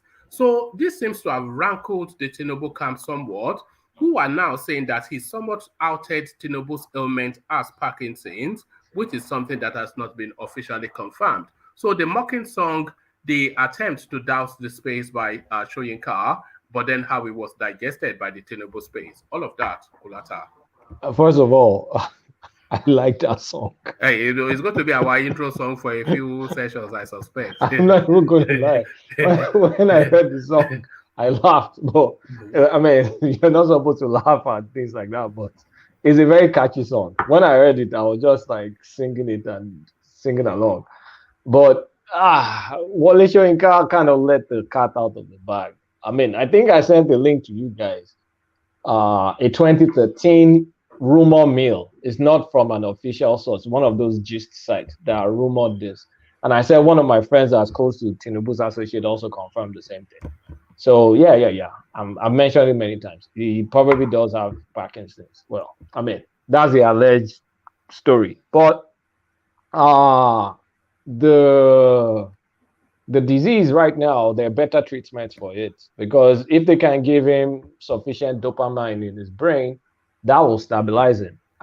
But it comes in different, like it's kind of like depending on the stress level that the man is going through, it comes in spurts. So it may not be asymptomatic for a while, then it may be symptomatic. So nobody really knows, but it looks like it has better care, because it's not like fully. Sorry, Kulata. Yes, sir. Is it something that is genetic? It's not genetic. It's nerves. It's your nerves. I think if some part of your nervous system gets destroyed, it creates symptomatic motor problems, and motor problems which will affect his movement, his speech, and the non-motor problems which will affect his bowels and also urination. So I wish we had a medical expert here, and if we have a medical expert listening in the comment section, please let us know. So, but I want to know if it's lifestyle related. No, unfortunately, it's not. I don't think it's lifestyle related. It's just one of those things that you can just have. So, Kulata, can I just help you a little bit? Sure. Yeah. So with dementia and Parkinson. No, those are two different diseases. You said with dementia and Parkinson's. Parkinson's is Parkinson's. Dementia is dementia. Yeah, but the thing that is that you can't take away the two, because it starts with dementia, right? So Parkinson is kind of the worst form of dementia. You get where I'm coming from? No, Joel, no. Hold on, let me explain. Joel is wearing scrubs now, so let me explain the disease process to you. You can say dementia is a symptom. It's one of the symptoms for Parkinson. That's what I'm saying. That's what I'm saying. That it grows. That's what I'm saying. Like when you have dementia, right? You have other symptoms like handshaking and all that, right? It keeps building, right? It keeps building. Then when it gets to the point where we say that you have Parkinson, then at that particular point in time, like you saw Muhammad Buhari, Muhammad Ali, right? Yeah. So that is why here, what we now do at that stage is that we put Wonder Guard on them. You change the locks of your door, to where they cannot reach it, right? Because at that particular point in time, they don't know where they are. They keep roaming around. And the no, that's different now. Dementia is mental health. No, no. That's what I'm saying. About Parkinson's is physical health. They walk in. See, this is what I'm saying. Like if you say you have how can I explain it to you now? You have a cold and you're having running nose, right? That's what I'm talking about. Dementia. They are interrelated. They're interrelated. You cannot talk about Parkinson and dementia separately, but one leads to the other. That's my point. Parkinson's is essentially what's it called? Impaired nerves in the brain. and that will create a chemical imbalance. Your dopamine levels will drop. Yes. And so the treatment is to increase your level of dopamine. If you can get, you know what they call yerikpe, that velvet beans yerikpe. Yerikpe is full of dopamine. It's probably one of the native treatments. So maybe that's why Baba.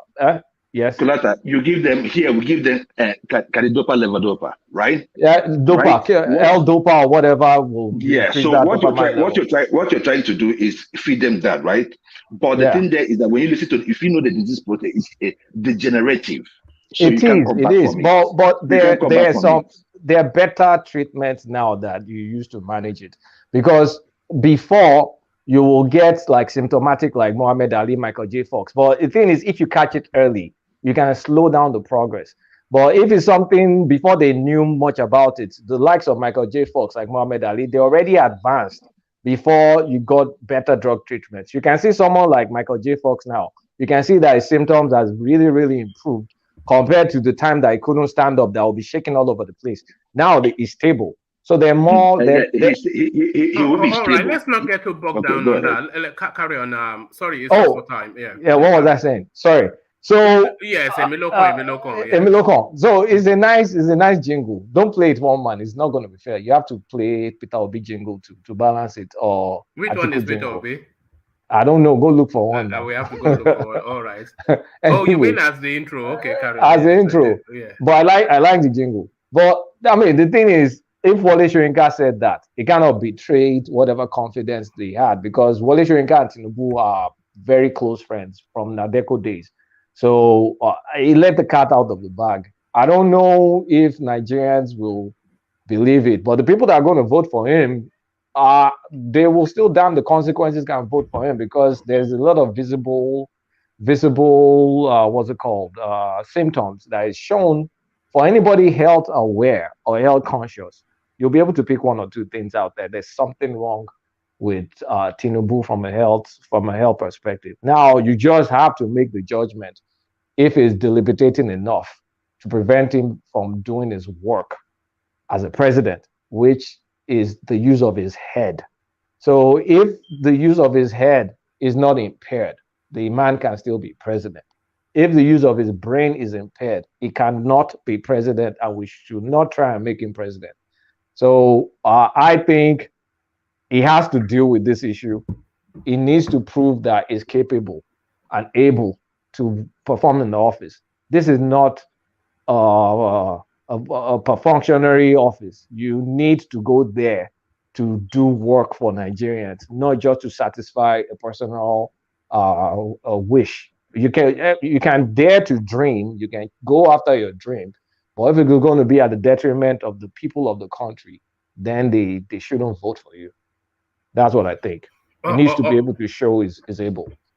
All right, brilliant. But that is in question, because some people are saying that no, we must be able. If the guy is presenting in a way that is of concern, then we must necessarily talk about that. It's not condemning or applauding, but just highlighting that. Look, this guy is falling apart. Here's the thing for me: the classic symptoms of Parkinson's, hand tremors, muscle stiffness, urinary problems.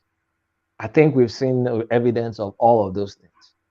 So, like, your doctor needs to come out and kind of like knock it out of the park, because I don't know.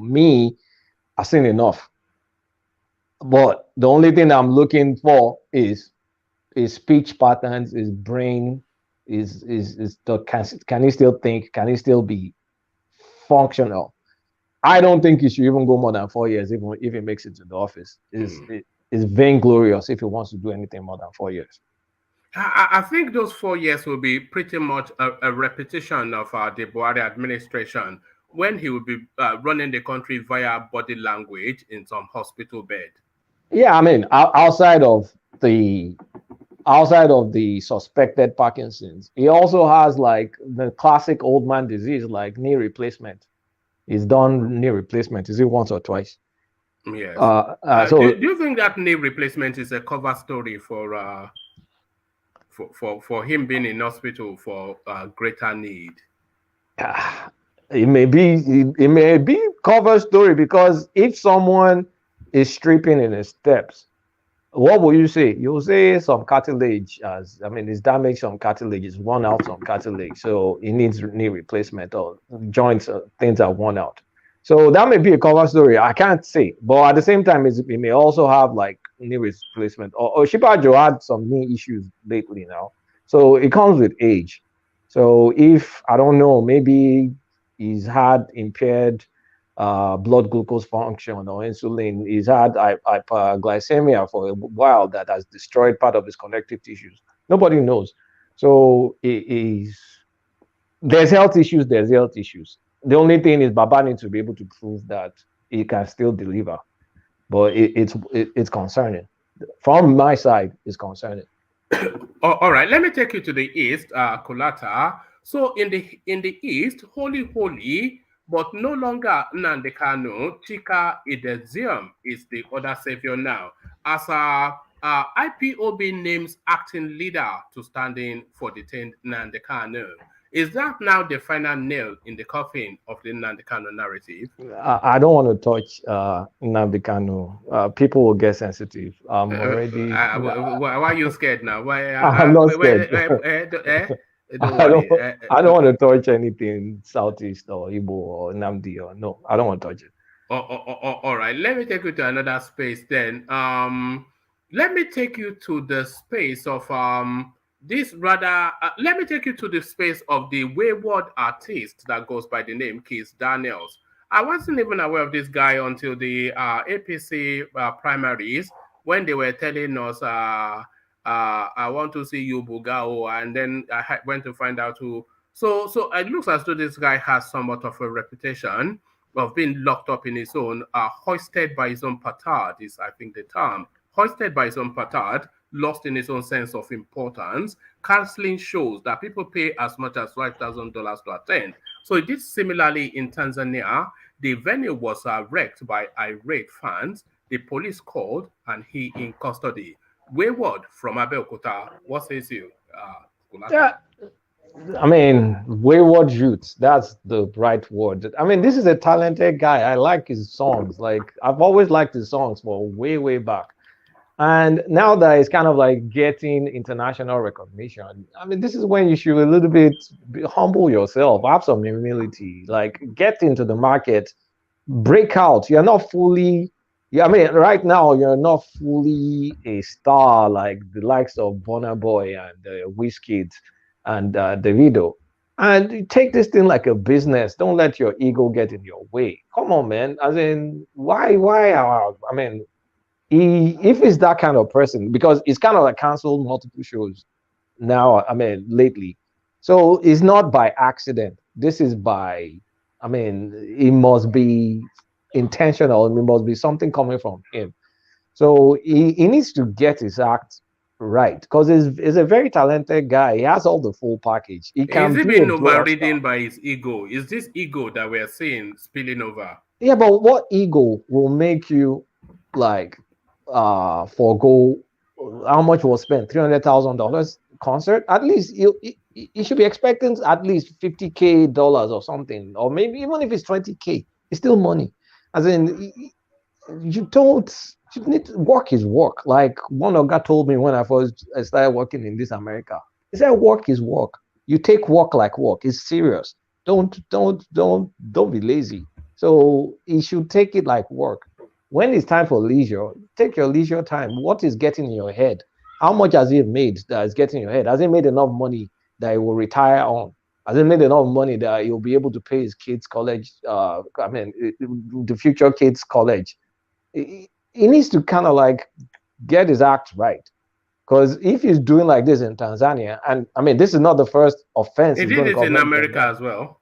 He did in America as well. Like, come on, man. Like, America, Tanzania, it doesn't even matter. Like, when you commit to something, you see it through. You need to do it. It's a contract. They should sit in us in jail for a while so he can learn his lesson. Let's listen to the promoter of that show lament his losses for a moment, and then I'll take you on to another talking point. Kulata, here is the promoter of that show lamenting his losses. Old house. Next door arena. Next door.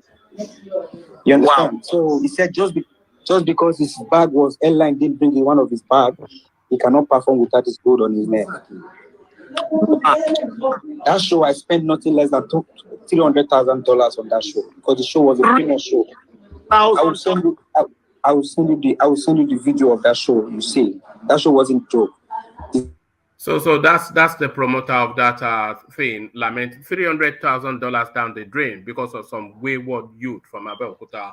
So from wayward youth from Abeokuta to illiterate from Ibadan. So we're talking about the former Minister of Communications. He purports to be. We're talking about Adebayo Shitu. So he was on Arise TV today. Not Tudun, but Kulata. He was on Arise TV, Kulata, having a conversation with Tudun and Rufai. And in the course of that conversation, the narrative around the Muslim ticket. So this is what Tudun said to him. Tudun said, she said, so he argued for a Muslim ticket quite confidently. And Tudun, in rounding off, said people will be buoyed by his confidence in the Muslim ticket. So to be buoyed is to be encouraged, and as I'm sure you know, Kulata, but sadly, the minister does not know what buoyed means. And then he then launched that Tudun, slamming her for dousing down his enthusiasm about the Muslim ticket, to the point that Tudun had to get the dictionary out to explain what the word buoyed means to Adebayo Shitu. We've met this guy before. We met him with Showore 4 years ago in a radio station where he was also being lectured by Showore. So from wayward in Abeokuta to illiterate in Ibadan, Kulata. First of all, now your town, now your Oyo man. Unfortunately. Now your man. Is it Amala or Begiri or what is causing it? These are like Adedibo sort of politician. You know what they are like now. But unfortunately, this guy is an Obafemi University graduate, a lawyer. He read law. I mean, lawyers, if anybody should understand, boy, lawyers are in great command or should be in great command of the English language. They argue cases for a living, for crying out loud. So, I mean, the man is an embarrassment to his profession and to his alma mater. And I mean, come on, even if you don't understand the word, the way he carries himself in public is questionable. Why will Tinubu allow that kind of person to be even representing him in the first place? Because I mean, he's not it. It's not someone I will want to present, because I don't really see him winning any votes or winning any arguments on my behalf. If I was in fact, Tinubu, you see him losing votes for you, really. Yeah. I mean, this guy, he says all sorts of controversial things. It wasn't the one that said in Yoruba land that Muslims are 60%, Christians are 40%. Like, are you trying to drive a wedge between us Christian and Muslims that we see ourselves as Yoruba first before we see any religion? Like, they need to kind of like dispose of the man immediately, because I don't know all this work he's doing is supposed to get one position. So don't tell me Tinubu is trying to form his cabinet with the likes of people like this, because they didn't even get kicked out from his ministerial position under Buhari. I mean, he had to leave for one reason or the other. For being dumb. Yeah, so it's a dumb. Like they should withdraw him from public space. If they need him to go and campaign in the local towns, maybe, but keep him away from the TV. He's not presentable. He can't talk. He has an attitude. He's not presentable. I mean, Tinubu really needs to get his act right with whoever is putting in front of the TV nowadays. I think it's only Keyamo and Fashola that are doing him a little bit of service.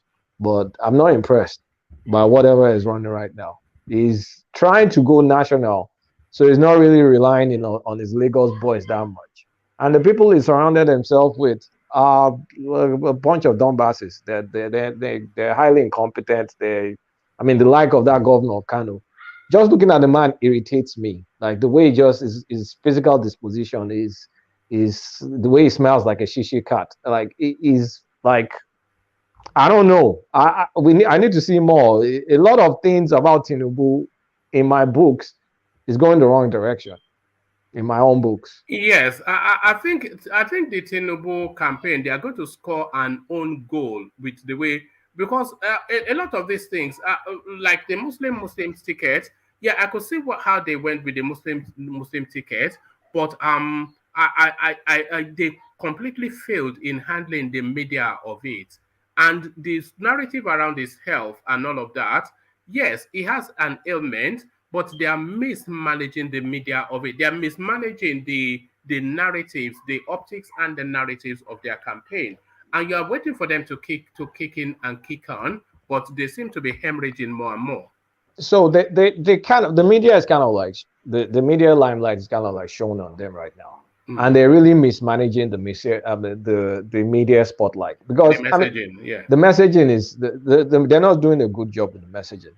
The Muslim ticket, as for me, is really has been a wash, because it's not really fundamentally changed the. I mean, it was a calculation. I think it was the right calculation, and it's not really fundamentally changed much from projections, in my opinion. But it's just every other thing that is wrong. We still don't have a manifesto. We don't have like a consistent message in terms of like, okay, how I know you have to walk this delicate balance between supporting Buhari and differentiating yourself, distancing yourself from what is bad in Buhari. What is that message? What are you going to leverage on? Are you going to make the campaign about your record? Are you going to make the campaign about continuity with the disastrous APC policies? Or are you going to like message that, well, we gave Buhari a plan. It did not go according to the plan. It got hijacked by the likes of Kyari and all those things. So it didn't follow the plan. So whatever is happening is not me. So there needs to be like a direction. There needs to be something. If you're going to hug Buhari and you're going to carefully walk that mark, let's see you do it effectively. But right now is almost like just kind of like there's no coherence. There's no, you know, like handling He a needs to blunt change knife. his team. The team, whatever team is surrounding him, they are not fit for purpose. They're not. Yeah. I think he needs to go and get Americans. Do you remember when they sorry, I'm coming. So when they brought in the Buhari space, do you know that they went and got Americans to it was the Obama team? Dave Axelrod helped them design that campaign. Yes. Axelrod did that. So they need to get something, because it's like a blunt knife. It's like a knife, but it's not effective in doing anything. So there's no, at this point in time, they should start preparing to shape the media space with his record. Trying to, setting foundations on how you're going to be able to. And they should remove him from circulation, because anytime he appears in public, it gives us reasons not to want him to be president. Yeah, it gives us a lot of reasons to kind of like doubt whatever. So, but it's Tinubu, he wants to go around, and the more you try and go around, the more there are chances that the physical disability,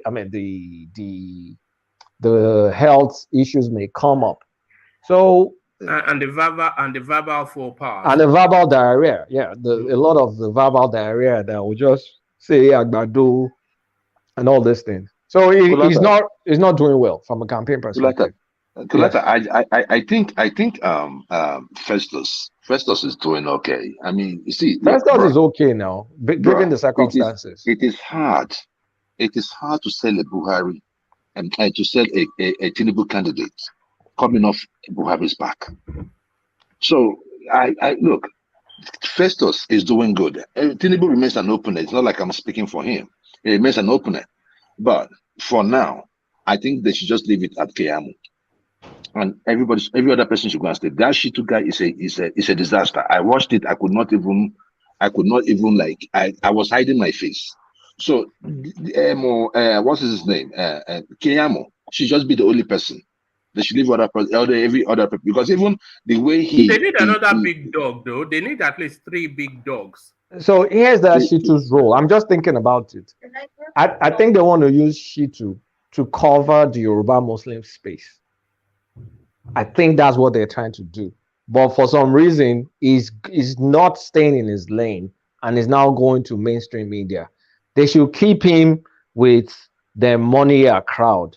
Those, Moniya, all the core Muslim areas of Yoruba land, Iwo, Okeho, all those areas. That's where they should keep him, if that is what it's supposed to do. Don't put him on national TV where it will be arguing with Olata, you mentioned my town. You mentioned my town. Okeo. Yes, that's my town. There are Muslims in Okeo, Abi. Yes, there are so many Muslims there. So they should keep him in those, those spaces, Ikirun, areas like that. No, don't put him in public. That man is a fanatic, so he's a big fanatic. I know now. Shebi, is it not the ones where his daughters had to be covering their heads to go to ISI or one of these things? Am I mixing people up? But I know the guy is like, that's his job, but he's taking his job beyond his scope. They need to define, they need to lock him down somewhere. But Tinubu needs better messaging. This messaging, will make it at all. This messaging is not cutting it. All right, brilliant. So let me take you to another space, Kulata. And this somewhat, I think this goes to the heart of everything that has led us to where we are in Nigeria. Silver declares oil theft national emergency, says 400,000 barrels stolen every day. So the complement from OPEC, 1.8 million, and Nigeria already hemorrhaging 400,000. And they don't even have the facilities to meet the complement. And that wrapped in that is all of everything that has led us to where we are, Kulata. So they're finally singing the song I've been singing on this platform for weeks now. And actually, Silver is not even getting the numbers right. We're supposed to be exporting 1.8, where in July we were exporting 1.0 something, maybe 1.02. So it's actually double whatever it's saying. So what is Silver telling me? Is Silver telling me he's going to Imo State to go and talk to them? Yeah, there's some pipelines that flow through Imo State, but can Silver tell me that the naval officers and Silver himself don't know the vessels that are coming to carry as much as, in my opinion, 600 to 800,000 barrels? In his own numbers, 400 barrels. So we're talking between 20% to 40% of our production. That big enough? Like, is it what's it called? Is it small boats that you're going to go to be? Is it small boats that you'll use to offtake that kind of like volume? You need a massive vessel. And it's not just a massive vessel. It needs to come out from the correct pipe, from the correct hose. It's an organized operation. So why are they acting stupid? Like, this 400,000, we need this, we need that. Come on. Daily. They on a daily basis. I mean, is it 40% of a country's production? And that is the only source of foreign exchange. Now, that's not theft. That's just some cartel doing. That's a cartel right there. And everybody knows about that. Yeah. Kulata. See, Nigeria doesn't have the right data of the oil they drill every day, they produce every day, not to talk of the oil they steal every day. That 400,000 is just a random figure. Let's just make up figure. I believe it's more than that. It's more than that now. That's what I said. Like a million. OPEC a million barrels that get lost every day. Because Nigeria don't know the oil they drill. They don't know the percentage of the oil they drill. So right now, a lot of the oil we drill right now is offshore because a lot of the operators, they've abandoned a lot of the land rigs. So a lot of the ones we drill is even deep sea. And that deep sea concept, the contract sharing favors those guys that invested in the deep sea than us. So we're losing on that aspect. The other ones that they're busting and all that stuff, there's no clear, you're right, there's no clear amount of production numbers. It's always been one of those 4G stuff that NNPC cheats on. But at the end of the day, OPEC said 1.8. That is what we can take. And we know the price of oil is over 100. We should be booming. Our economy should be booming. We're the only oil producing country. Maybe Angola, I don't know, I have to check. But we're the only major now that is making a loss when everybody should be spending in money. We're the only one making a loss. Are we not cursed? Like, it's corruption is deep-seated, deep-seated, because that cartel, imagine if you're part of that cartel, how many billions of dollars will you have when you're pocketing 40% of what a country makes? How many billions of dollars will you be sitting on? You Those know, are the kind of I'm of the thought that the wealthiest man on this planet is actually a Nigerian. Because forget all this Elon Musk, those are people that you're able to document their source of wealth. If they're able to record people that you can't document their source of wealth, you'll be surprised just how wealthy people are. I don't think we know rich Putin. Putin is probably the wealthiest man on the planet. But I mean, it is obvious enough that if we really want to do something about our revenues without taxing people, we can do something. We can just go after these people. Now they're paying it lip service. How long has this been going on? Even on this platform, how long have we been talking about the same issue? Now the minister is saying it. Yeah. Kulata, please let me ask you a question. This step you guys are talking about, is it from the man from the land or from the sea? Where is the threat coming from? I wish I was a specialist in this, but from what I've read, there's some pipeline, there's some massive pipelines, some main ones that I don't know what they call those things because I'm not an oil and gas guy, but let's just say maybe something float station or something. Based on pressure, if something amount of barrel is supposed to come from somewhere, so and by the time you measure what is coming out, I think one of them was supposed to be 200,000 barrels at one point in time. By the time they measured it, it was 2,000. So over 300 and something thousand has been diverted. So I don't know how you divert it, but it must be sophisticated equipment. And also, if you divert that kind of amount, not just sophisticated equipment, sophisticated vessels. And a vessel is big enough. Sophisticated. I think it's just under recording. So they pump X volume and record a percentage of it. Because that's another part now. That's another part. The reason why I'm telling you this is that because I stay in Port Harcourt. I stayed in Port Harcourt, for some part of my years, and the bunkering thing going on, right?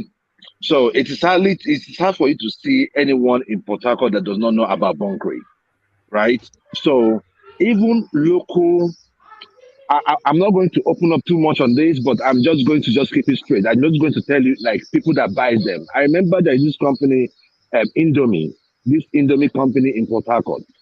Their own source of power is the crude oil. They sell them this crude oil. They bust. Let me just tell you, they bust the tank. They bust the pipe, right? They are specialists. They bust the pipe. Depending on the pressure on the pipe, they fill up the tankers. This thing is happening at in like around 12 o'clock, 1 o'clock in the night, right? So they bust it, fill up the tank, and they move. So I can see. So that's why I was saying, is it like offshore or on land? Because I have seen that on land very, very well. No, those ones are petty thefts. Those ones are petty thefts. They won't account for the 400,000 barrels per day. No. It's part of it, woman. Because what I'm talking about is like, Joel, those ones. It's not like it's not part of it, but I don't think those are major enough because those are busting one pipeline here, one pipeline there. I mean, there's documentaries floating on YouTube that shows how they cook the oil and refine it and then sell it. Kulata, I'm talking about like some nights they are doing like 10 tankers, 12 tankers. But let's some things we just talk it off air. Go ahead. That's a huge step too. How many barrels can a tanker store? I mean, it's a 33 ton, it's a 34 ton tanker. These long tankers now. They used to.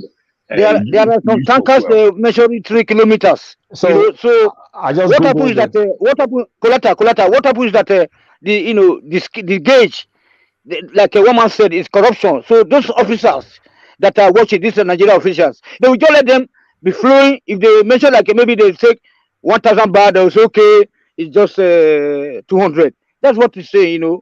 It's very bad. That means it just shows that we are just behaving like monkeys and baboons.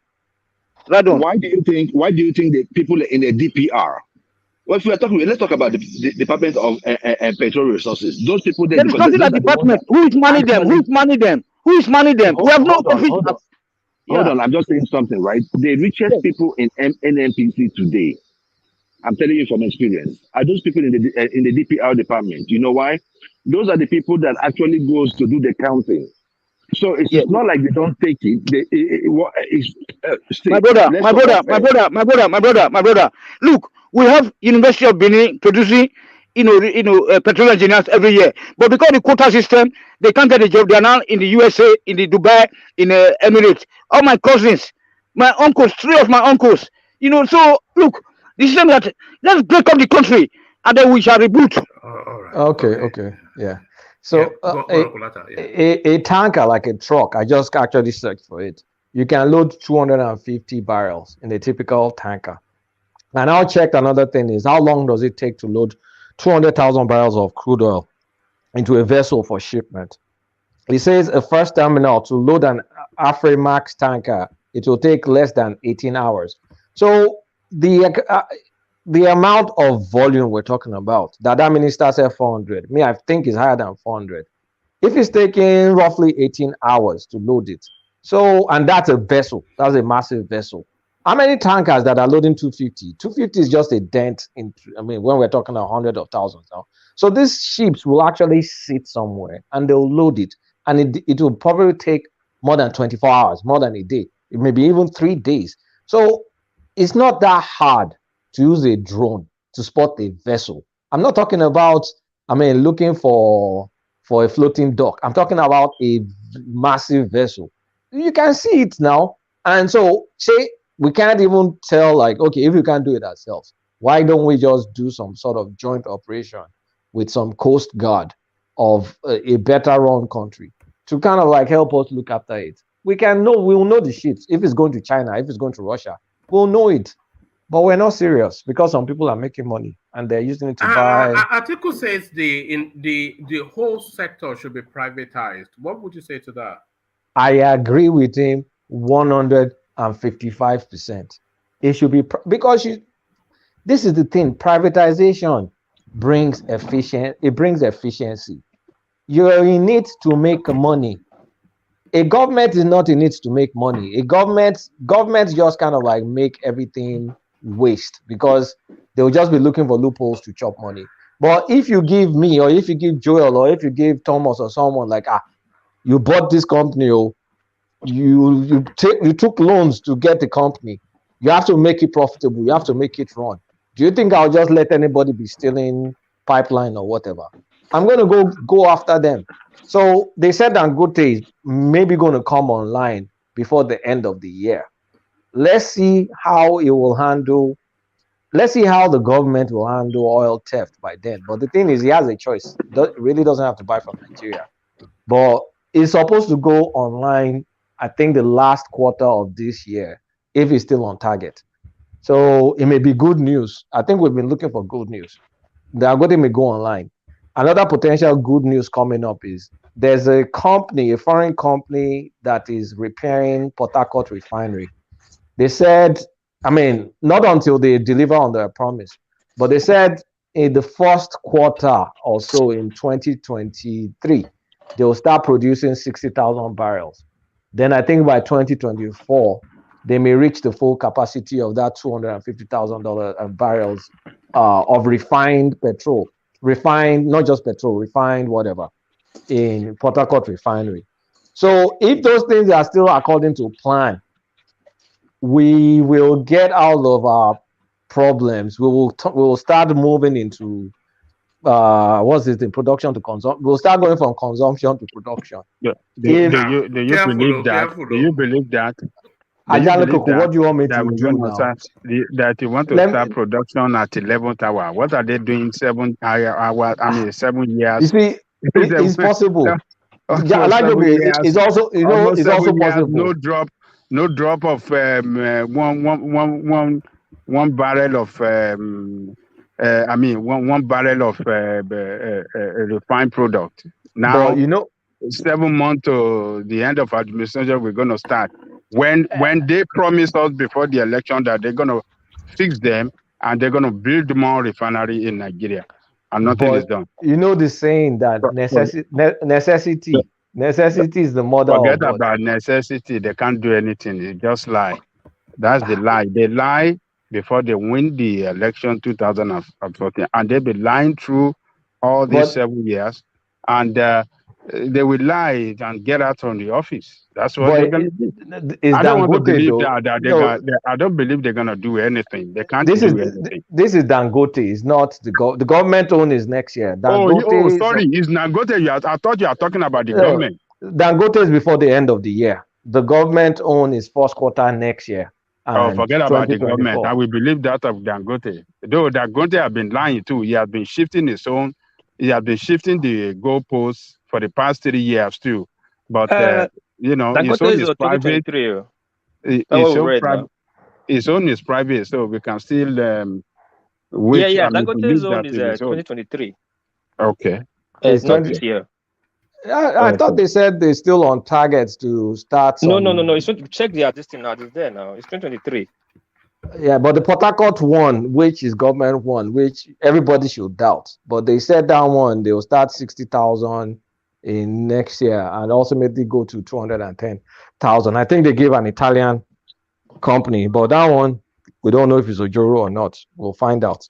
I just wanted to give us some good news, as in some potential good news.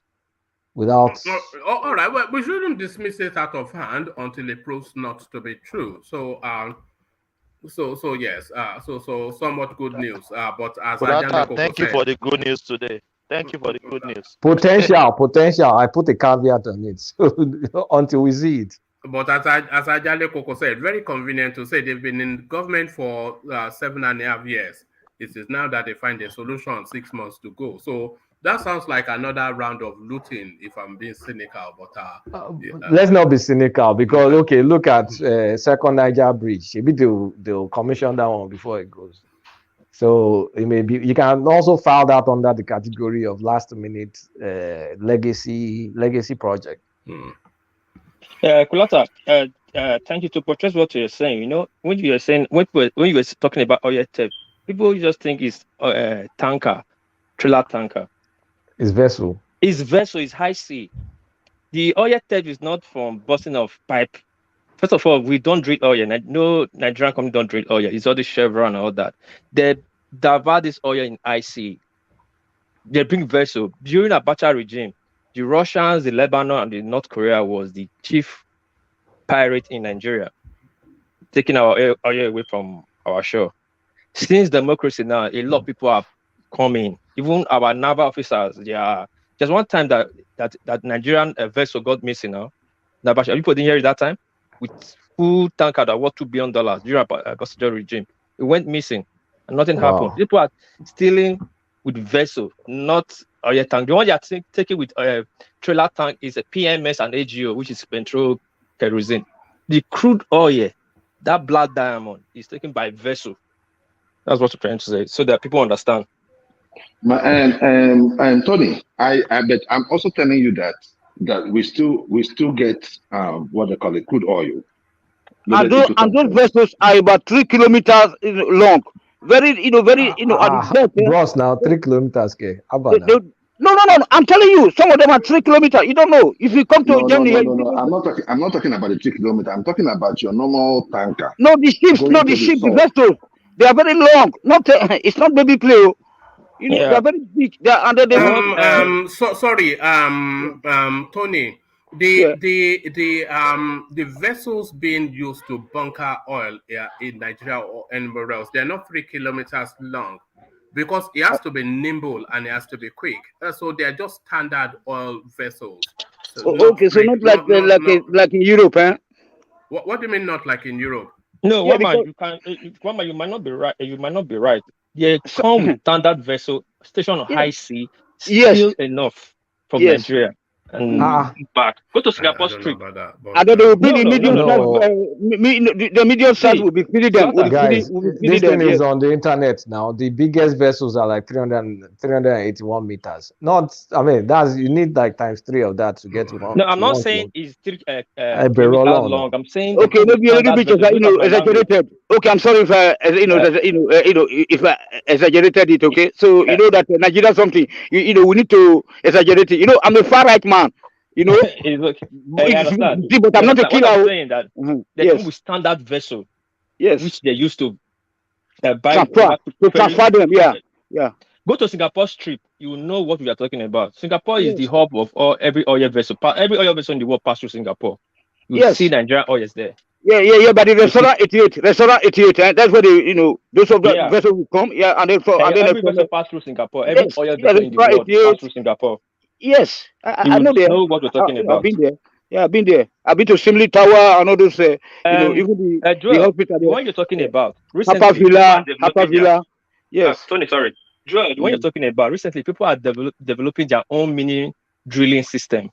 Those ones they put their own in badges, tanker, gallons. That one is on land, not offshore. Those offshore zones they come with tankers. You understand? That's it. Continue, Kulata. Well, all right. Round off your thoughts on that space, Kulata, and then I was going to go to Joel, who has left us. I think his system dropped, but then we go on to Ajale Koko. So back to you, Kulata. 400,000 barrels a day. So that just tells us everything that we need to know. Yeah, it tells us everything, and like we've also been saying on this program, on this show, this platform. The Nigerian government is going to increase consumption taxes. They're going with it full force. The governors have been complaining. The governors have made recommendations. There are nice articles on Premium Times for those that want to read about it. So they're now going to start taxing many people to kind of shore up revenue. Because if you can't control the people stealing the oil, and they don't want to stop, paying what's it called? They don't want to stop paying oil subsidy, then they're going into taxes. So for your relatives back home, prepare for them to have a ton of consumption tax. So they're going to tax soda, they're going to tax soft drinks, beer, any consumption tax in general, to kind of like spread the tax out. So it's not going to be your income, they're going after your consumption. So that is the way they're going to prevent us from defaulting. And that's an unavoidable tax, because I've not yet met the thing that will prevent the Nigerian man from his beer. So so there it is. So there it is. It started off as good news, but it lands where it usually lands. So thank you, Kulata, for teasing us with good news, but landing us where we always land. So that was Kulata. So let's go on from Kulata. Let's go on to Ajale Koko. So Ajale Koko, are you ready? Yeah, one man. All right, brilliant. Good to have you, Ajale Koko. Always a delight to be in your company. So Ajale Koko, let us kick you off then. Let's kick you off on a light-hearted note, or is it light-hearted? Wayward from Abeokuta, Keith Daniels, he calls himself, who is constituting himself a nuisance to all music venues globally. He abandons her, and we were just listening to the organizer of the show. He said, sorry to interject you. Please, if you're sure, I don't tell you to take your show. Please put people like Ajale Koko and Kulata at the last. Because when they speak, it's over. If I just go speak now, what are we going to say?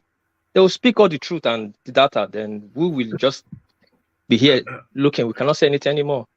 Don't worry. You can add on to what they have to say.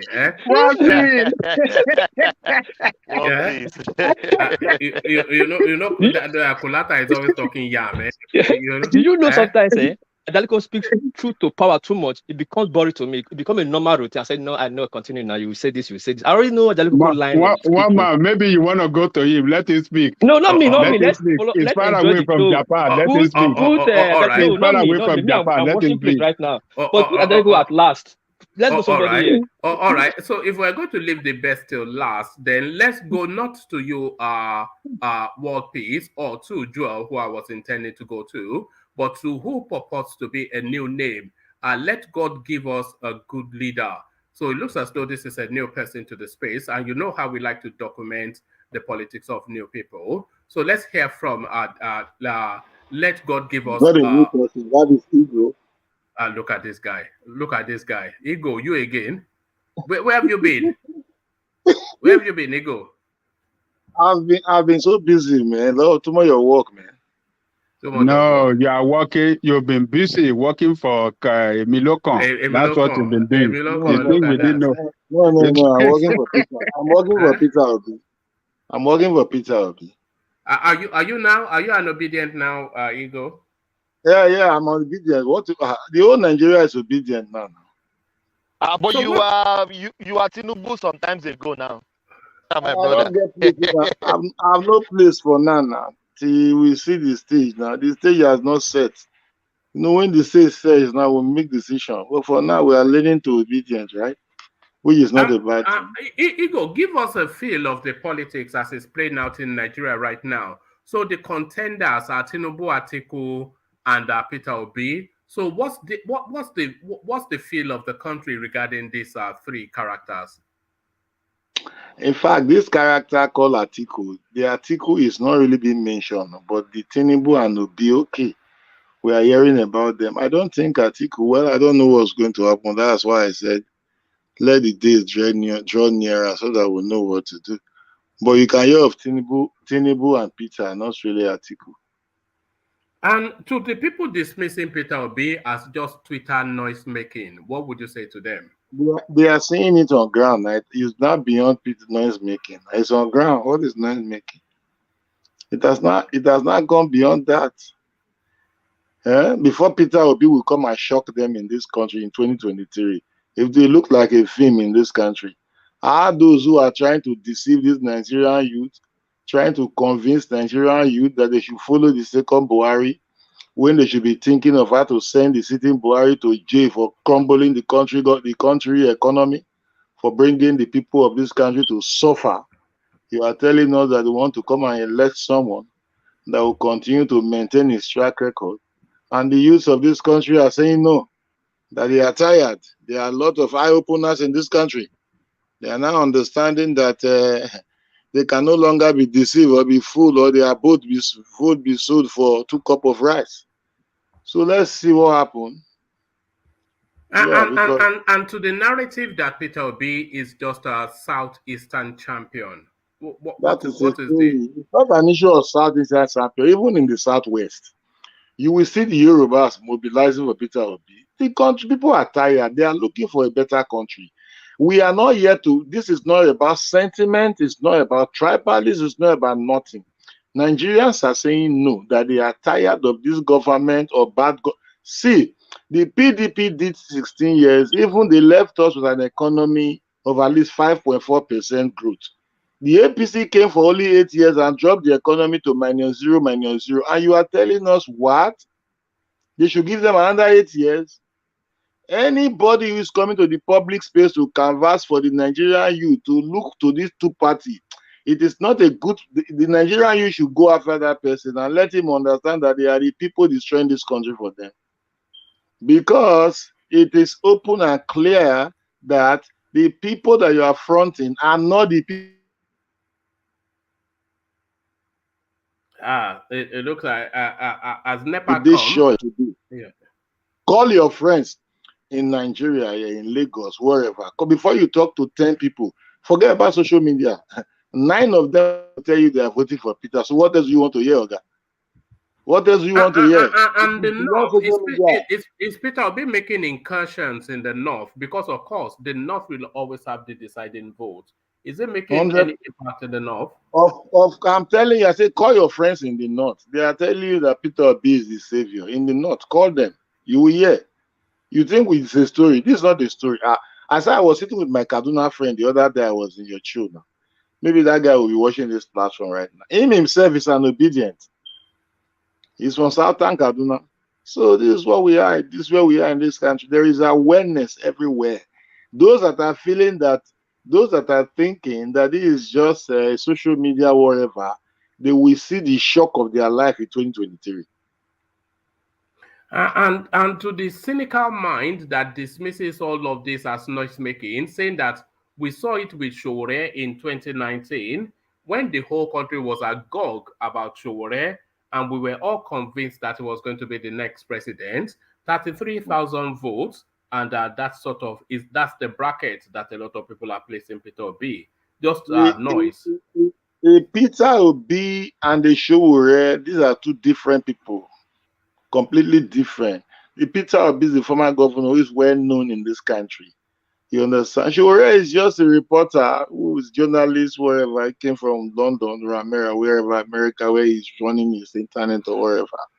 So we will not be just measuring Sowore and Peter Obi that they came or wherever. But what Sowore was then and now, I don't know the difference that it may be, but you will never measure himself and Peter Obi today in Nigeria.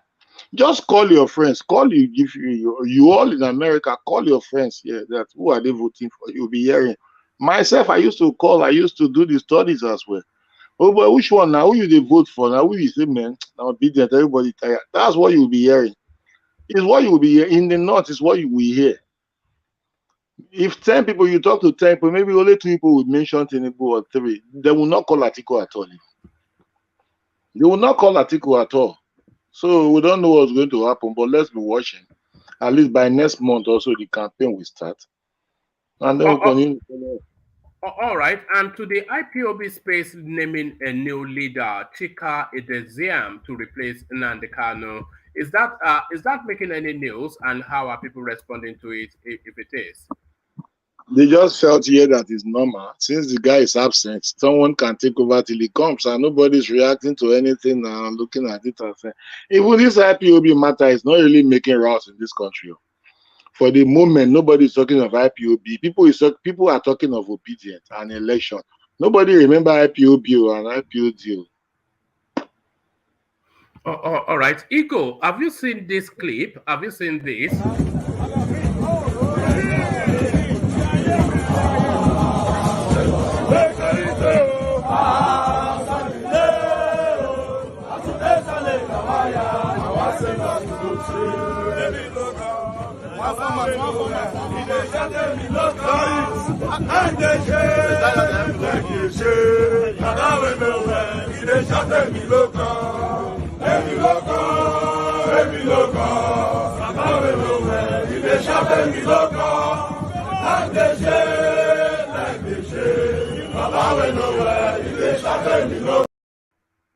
So, those are the pirate fraternity, of course, having their gyration with that catchy but mocking tune at Tinubu. So this has evolved. This has led to a fight somewhat between Tinubu and Wole Soyinka, who founded the pirate fraternity. So is that making any news? And what are your thoughts on it?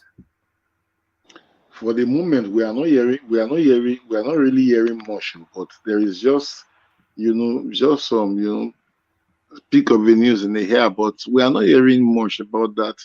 But it came up yesterday or so that they were making slogan, using Tinubu slogan or whatever. The story came up yesterday for some fraternity movement. We thought they are just supporters of Tinubu even. It's just now I'm watching the clip very well. But what were they saying? They say hand they shake, leg they shake, Papa we know well, if they shout me local. You capture. You capture. It's too funny, isn't it? That is what we got. So that is what we got in the country here. See, to be sincere, those that are really coming to mention the name, the likes of Atiku and Tinubu, because you are not on ground. Now just come and see. Just tell people to call people around. They're not really, nobody is really. People are not really interested in those two people. They are not really interested. You are just hearing that. It is not what is really trending on ground here, because the people that will do the The people that will do the voting is those that you are asking, not really those on social media. So when you call them here, they will tell you that even in Adamawa self, Peter Obi will defeat Atiku. In Adamawa, where Atiku is from? In Adamawa, in his home state, Peter will defeat him. I said this election will be a shock. Now, wow. That one is no be you tell us say there no bell. Why not they talk like this?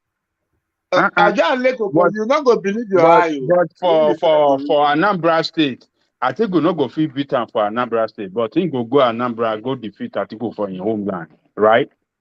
I say in Adamawa, not the Anambra. Atiku is not from Anambra. No, the thing we are the talk we say so Atiku will not defeat him in Anambra, but him go defeat Atiku in Adamawa State, right? Oh, you guys they enjoy for American, and so people they enjoy for you, Abi. You don't say people why don't already they don't why. So Atiku go, Obi can't defeat Atiku for his own state, right? For Adamawa, Atiku Obi go defeat Adamawa. They wash. Okay. This you one they wash now. The campaign will soon start. They wash. This one where you talk now him be say na lie you they tell us since. All the one where you they talk since about there will be na lie you they talk. Now your own sentiment they take you they inject. Which one they like? I say when you call your people. Yeah, you not get people for Nigeria. They call them a different thing that they tell me. Now different call thing. Them so who that they vote for? Who are they voting for? Ask them now. May they tell you. May you hear. Call 3 people. May you hear. Not you not put word for their mouth. So it's not gonna look like say they call live for you. Just call them. Say man, what's trending in the country? Oh, these people wait did they happen? Who use guys they vote for? I wanna see who be the better candidate. Call them. May you hear. So you not go just the public. They talk the one where you not gather opinion of.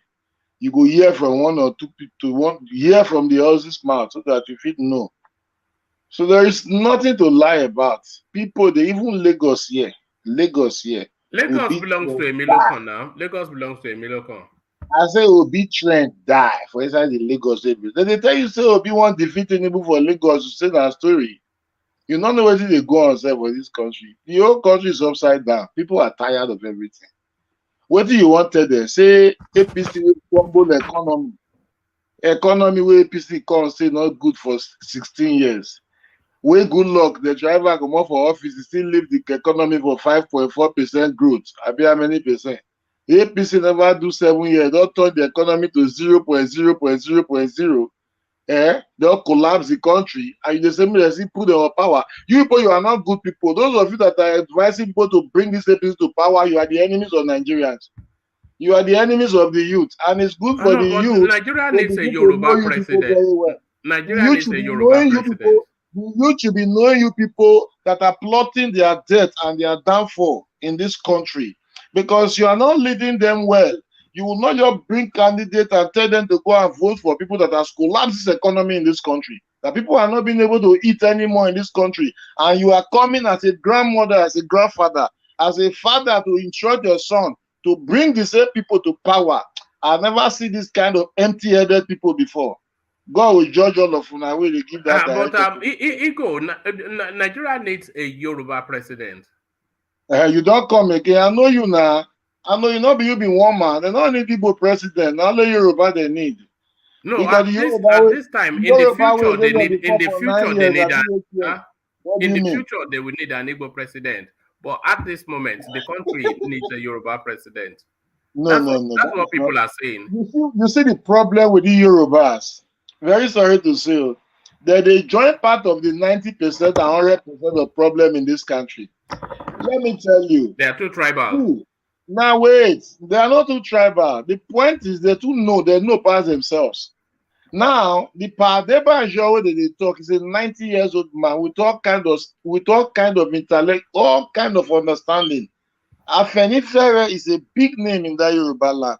If the Yorubas are good in their understanding, like they claim to be the quote and unquote the most learned people across the world, not only the country, then they must understand that the Afenifere has been on ground in this country for decades. and has been making the right decision. If they can come out and endorse Peter Obi, and the Yorubas are throwing that people away, you know that they are the problems of this country. Afenifere did not endorse Peter Obi. They do. No, it was Pa Adebanjo that endorsed Peter Obi. If Pa Adebanjo endorsed Peter Obi, is Afenifere. He's not the head of Afenifere. Who is the head of Afenifere? Even the head of Afenifere has spoken. Not only Adebanjo, there is one guy that spoke with regard to that of late.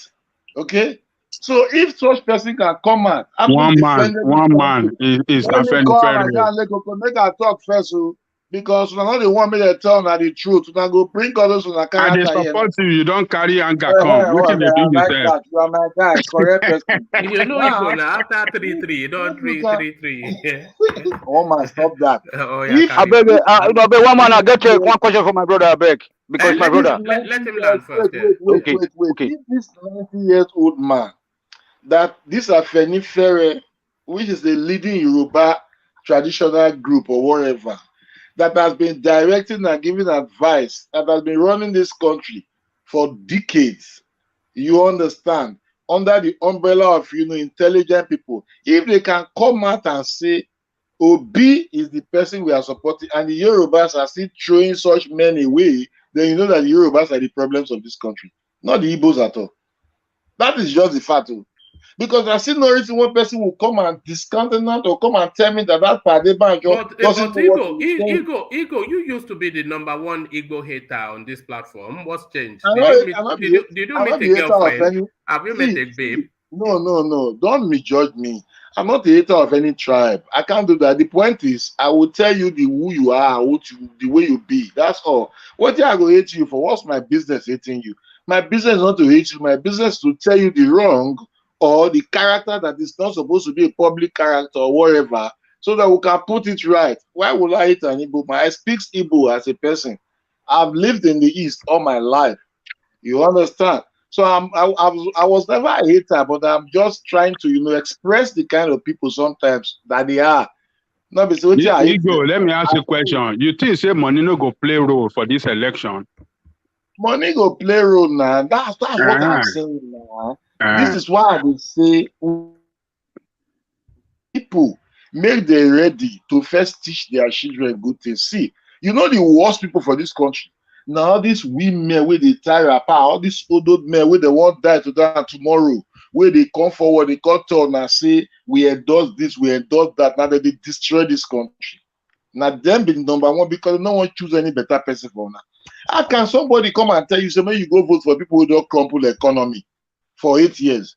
So maybe you can't give them another 8 years. People will stay economy for 16 years, when they still put time for even up to 6%. They drive them from power. Then we can't collapse economy, put country for recession, put everybody for hunger. You say me they vote them in again. You Yoruba woman or Ipob man, one person, or you can't tie your scarf, where Agbada, can't they tell the children of this country to come and vote these people? Come on, God will not forgive you people.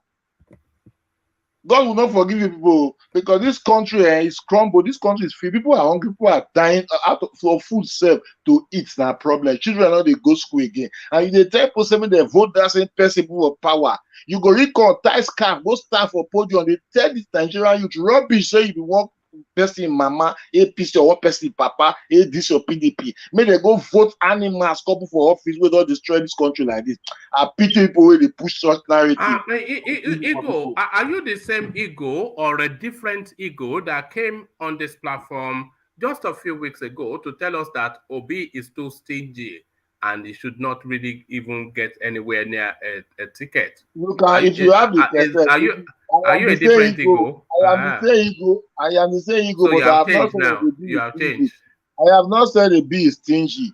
Maybe I make a general remark with Igbo generally, not Obi. You understand? And even if Obi is stingy, listen, Obi is the only candidate among these people that would know that doesn't have any track record of being a criminal and a thief. That one we know, and you will say they should throw him away and vote those people who we know that they have this record of all kind of things. What are we doing in this country? Una where they stay abroad safe. Now be the bad people where they mislead this Nigerian youth.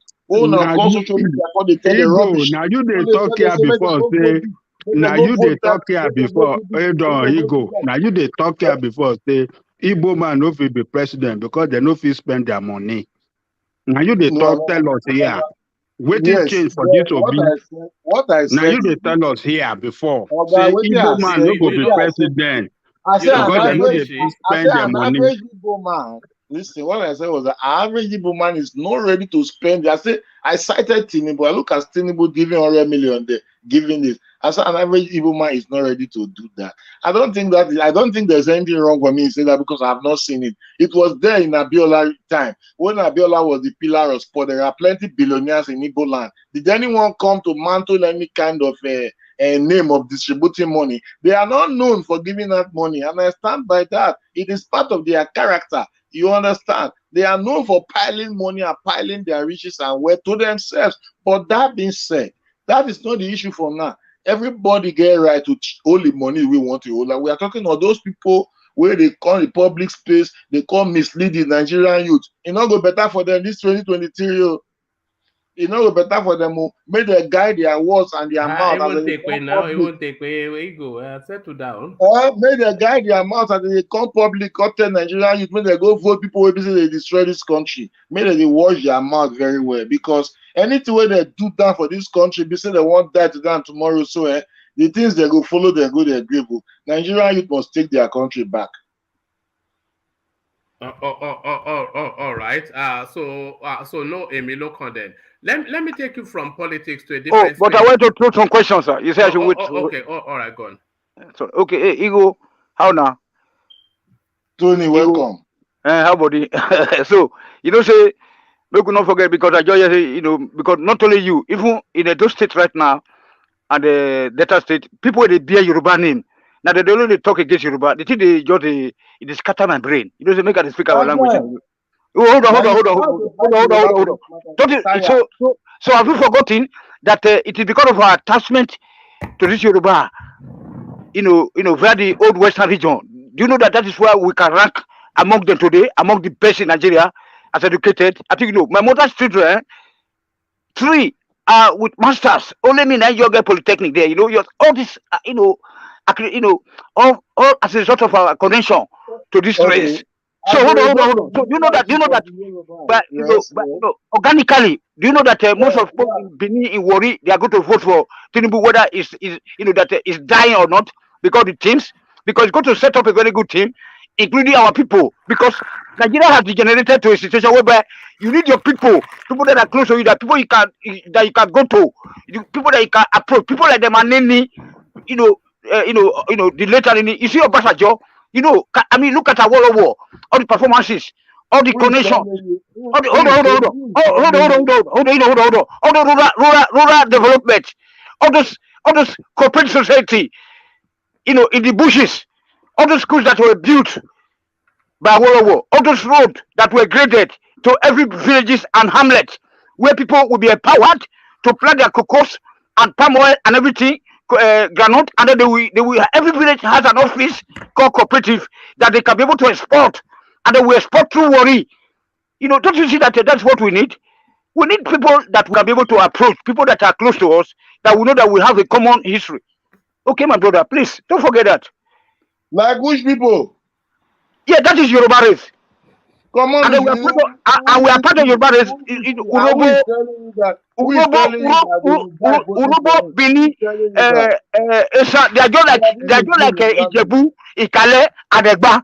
Only that because there was a problem caused by Osadebe or whatever, that all this that come across Katakata. If not, we start speaking Yoruba today. What is the difference between you and the Igbos? I know it's more closer. Yourself, Igbos, and Yoruba are closer. You know that. You see Adesua, Adebajo. All those different names, but not exactly spelled the same way. Tony, I'm sorry to say this. Your narratives is not working here. Nigeria not get tribe now. The tribe of Nigeria is that they want to tell you when some tribe are coming to kill us in the bush. When the tribes are coming, they say they don't know your tribe. You must be close to your tribe. Tony, wait. Today, Nigeria have no tribe. Let me tell you. People, the tribe in this country now is the hunger. The tribe in this country now is good roads and school. Nigeria has no tribe in this country. And they tell you, Yoruba, Hausa man, they gather say, oh, na Peter Obi. You hear? So there is no issue of tribe here. Forget about you tribe. Now tribe full animal enter there, put all the full animal for head of office, carry gun, they bail up all of them for 36 states. Tribe. Now the tribe will they inside so they don't crumble this economy to zero. Tribe. Oga, may you try, may you think forward. You understand? We are not at war in Nigeria yet at all. Nigeria is not at war. Nigeria just gets misleadership. Are you not the one that used to tell us that Nigeria is safe, that you can drive around in Lagos? You used to even drive around and show us your window. But it's true now in Lagos, for the moment, of course, things continue to even as things continue to deteriorate, you understand that people are still living in peace in Lagos. We know that the security, we know that the security situation right now is not really fair for anyone. But at least we are still at peace, and I think the security personnel are doing their best, even if we understand that they are colluding with or wherever, even if that is in the public space. At least they are doing their best to protect. Like, this is what the APC government has brought to us. The country is now full with baboons and bloods. This is what we were promised in the earlier stage, and this is what we are getting. And you are telling me that we should keep the government going on. What are we saying? What are we talking about? 0.0 economy. What are we talking? The problem of this country now are those old women and old men who will tie a scarf and wear agbada to the front stage and be telling this youth to go and vote these same people who has crumbled this economy.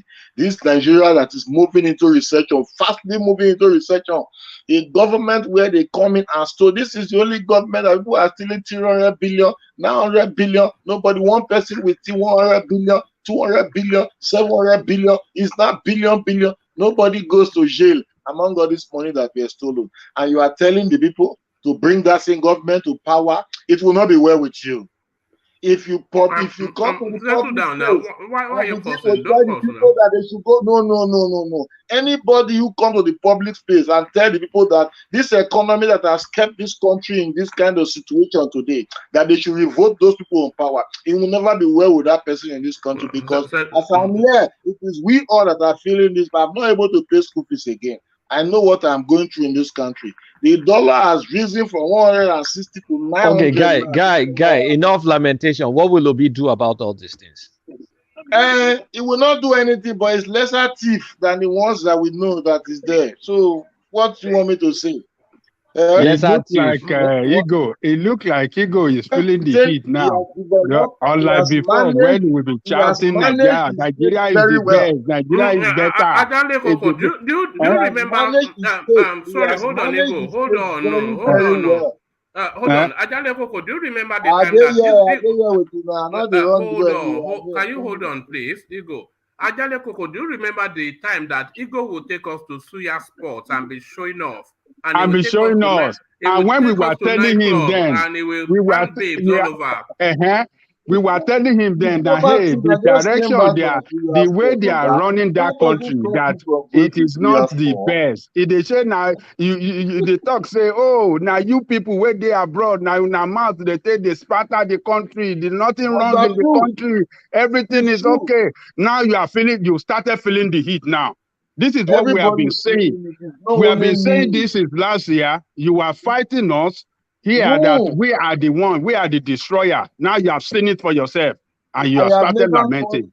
I have never fought you for once for destroying the country. Maybe we might get some misunderstanding. Maybe we might not agree with each other, not before fighting you. But I'm making the point very clear. This election. No, we were telling you then that the way this man is running that country was not good.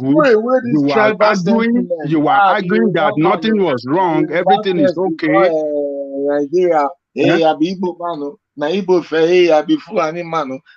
We should throw all these things under the bucket. We should think of how we'll build a country where they speak Nigerian.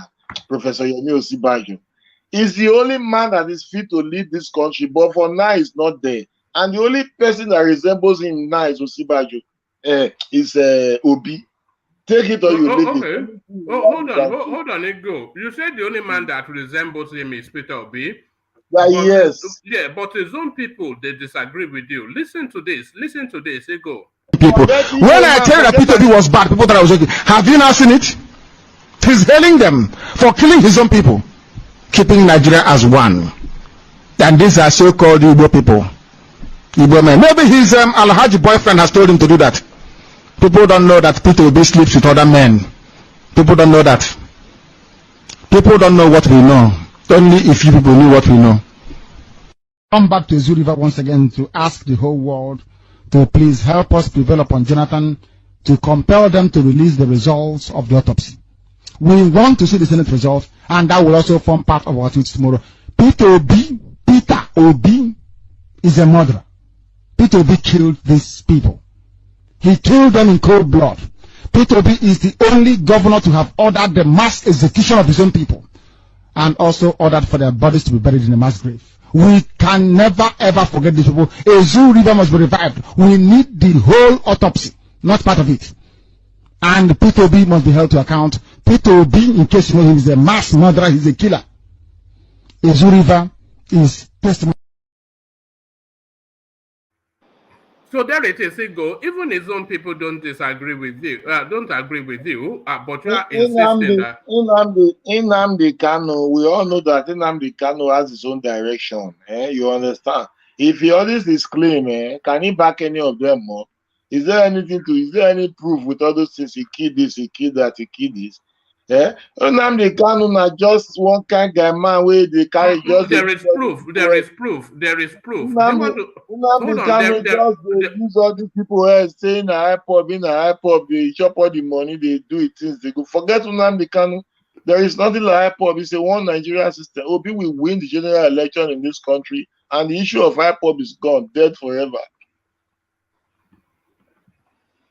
Eagle, you said, is there any proof? There is proof, and here is proof. Here is proof. While we continue to condemn SARS, we must also understand that the system may be complicit in it.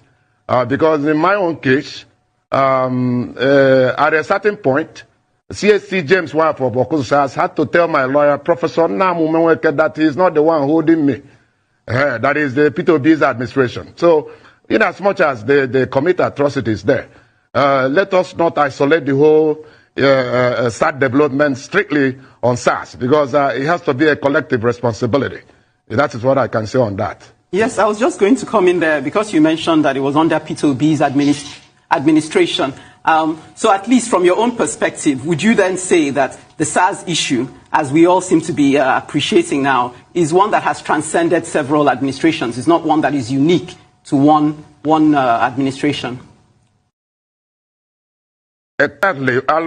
When you now talk about Anambra State, the whole what you might call activities of SARS started from the shooter site order Peter Obi issued during the time of Masop. So he gave them the ample latitude to slaughter indiscriminately, killing without thinking, killing without investigation, because that shooter site provided a blanket cover for the killings. That was during the time of Ezu River. Ezu River, if you remember Ezu River. That Ezu River, most of those victims were Masop members, but which was later suppressed. Yes, it was suppressed. I know it was suppressed.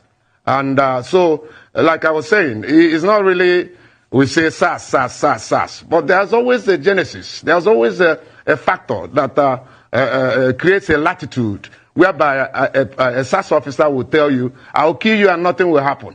The only way you can say that is if it's a cover, if it's protected, if there's a latitude.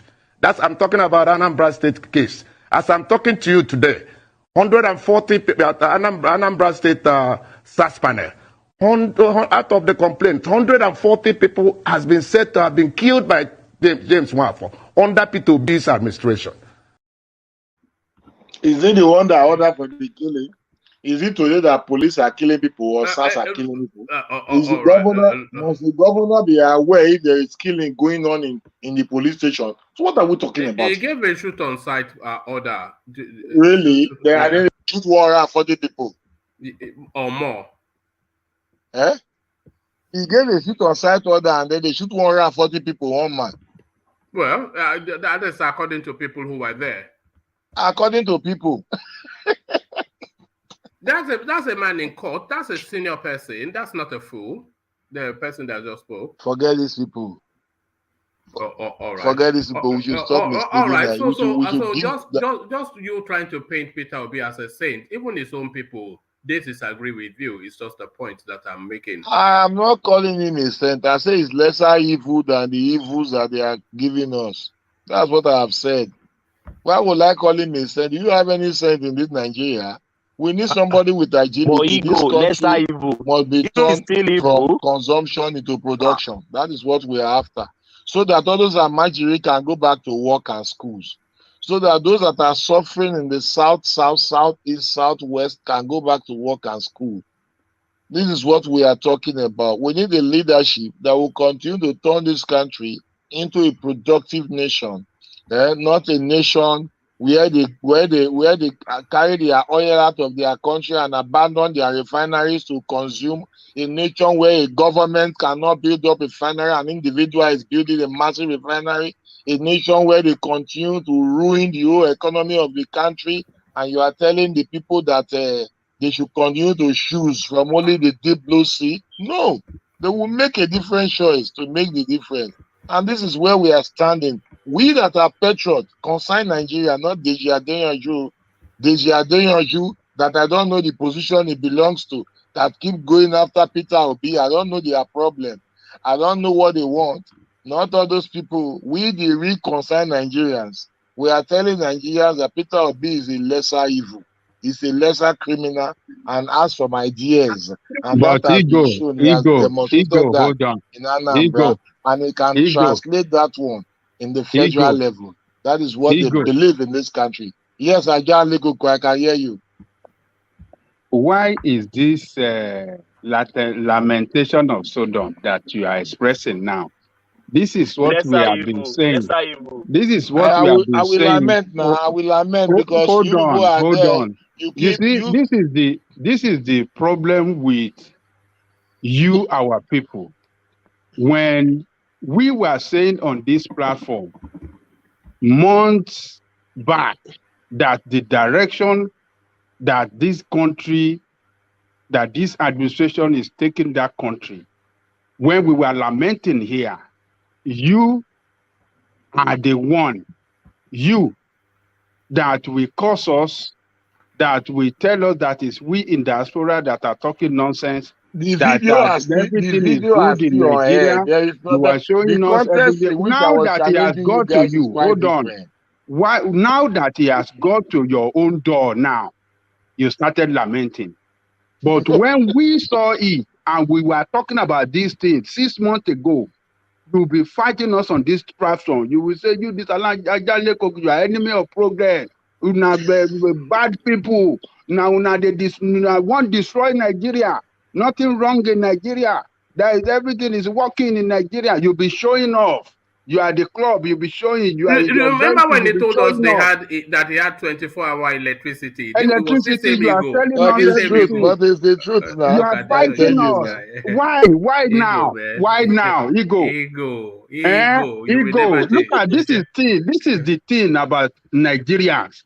When it doesn't get, when he hasn't got to our own door, we don't. We look at other people that I'm not part of them. Buhari said there is no problem with government. He said the problem are Nigerians. And I agree with the president. Nigerians has their own. Is it not the same Nigerians that are coming out now to mislead their own children and telling them to go and vote? People that already finished here, that they are in the ancestral age, ancestors of this country. They are telling people to go and vote for them. When they see vibrant young men that can take this country to a different level, that can put innovation forward, that can put education forward, that can put, factories, turning this country to production and this thing, that can bring our refineries back, our steel industry like Ajekuta and the rest and Alaja, that can bring these things, revive the agriculture across the north and end this banditry for once. And you are telling us to come and bring people that has run this system aground, and you are telling us that they are the people that will come out. We not agree for this country. You see, so this 2023 will shock the whole Nigeria politicians. Like magic. All right, Igor, let me take you away from politics to show business. Do you know an artist called Keith Daniels? Keys Daniel? Yes. So the one they say Bugana, maybe the Buga yeah, boy. he's been in the news recently. He's been arrested in Tanzania for not turning up for a show. So is that making the news? And what are people feeling about it? Kizane, they arrested. They say he didn't turn up, or they say he turned up for 5 minutes and they want their money back. They are looking for, even in Nigeria, they are still looking for the Kizane. They say they burn his shirt or one thing, and they go and seize the laundry guy office, or is the motor or whatever, it's laundry vehicle. I don't know. Man, forget about all these celebrities. Forget about these celebrities and their stories, please. All right, really not really they make any news, just to make the news within their, all right. People, yeah. All right, brilliant. Good to hear from you, Igor. It's curious that I was actually just thinking about you today, that we've not heard from Igor for a good while. Really? Yeah, just today. I said I was even going to mention it to Ajanle Koko that Ajanle Koko, have you noticed that we've not heard from Igor? And there you are, you just turned up. I've been so occupied. That's the reason why. Sometimes when I want to enter the show, I'm so tired. I want to sleep. All right. And when I come in, sometimes I'll just sleep off. So I say, I'm always watching. I always watch you guys. What is her name? This new babe that has now tied you down. What's her name? We know you are women now. This woman, you don't tire you. We make it too much. So good to have you, Igor. So that's Igor, of course. Needs no introduction to the platform. Long OG of the space. So that's Igor. Yeah. One man. Please, can I go next, because my work is getting a little bit busy. I can. All right, you're up next then. So to the narratives, kick it off with the Emilokon clip that is causing a bit of a kerfuffle within the space. So Emilokon, the mocking of Tinubu, but more to it, the outing by Wole Soyinka that he has Parkinson's. What are you making of that whole palaver? Morning, afternoon, evening to everyone that is listening. I would like to comment on this issue on the sea dogs. Well, from what I read, I was listening to Rise News and they brought it up. I think Genix brought it up today, and they were saying that it's like the political wing, or like a group of good governors under the sea dogs. So I can see the reason why they are.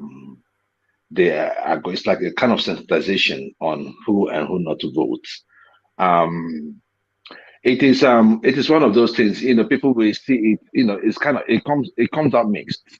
Because you're talking about a man's health, and but at the same time, you see, this issue is bigger than what we think. When was the last time you knew what killed your neighbor in Nigeria? Whenever, except it's an accident. Everybody knows it's an accident. But if it's not an accident, when last did you know? What you see on a posters is after a brief illness. Nobody tells you what they're going through in Nigeria. It's so secretive. Whereas over here, you see somebody, oh, what's going on with you? Oh, I just had my thyroid removed. They are very direct and steady with what they are going through. And for those of them that lie to get into power, we still see the manifestation of what they are going through. Just like when we have the clown, we have, I don't want to call him a clown, but excuse my language, the clown we have in the White House right now. And you can see how the country is. The country is in shambles. So if you are not capable of being that top guy, it is hard to really fulfill your campaign promises, because you're no more the one running the ship. So that is the problem we're having with Buhari. Like I always say, I believe that he still has some goodness in him, but that sickness that took him away from the country had to make him, because remember the first time when he travels, Osibanjo is not really in command. It was that guy that died. What's his name again? Is it Abakari? Yeah, was in charge, was the de facto president. Everybody knew it in Nigeria. So, and Abakari is going to run it knowing full well that he is not the president. So he also needs people around him that he can really trust. Because for someone like him, it will be a medium to steal. Because he has no policy, how are you going to push a policy? The little time Osibanjo was given the opportunity to govern, we saw what he did. That is the power of the president. When you have that power in your hand, it's a lot of things that you can do and say, this is the president, nobody can upturn that, and you can still, with Osibanjo can still push what Buhari or what Buhari's intention was than an Abakari, who was not on the ticket. So when you juxtapose all these things, we have seen it happen in many countries. Then it comes to the word to the man Tinubu. We were talking about the Parkinson versus dementia today, and I still maintain dementia and Parkinson are intertwined. And because this is not a health class, but for the layman, I just told you what it is. It is degenerative. How would he be when the stress levels start piling up? How would he govern if he gets to power? Would we have another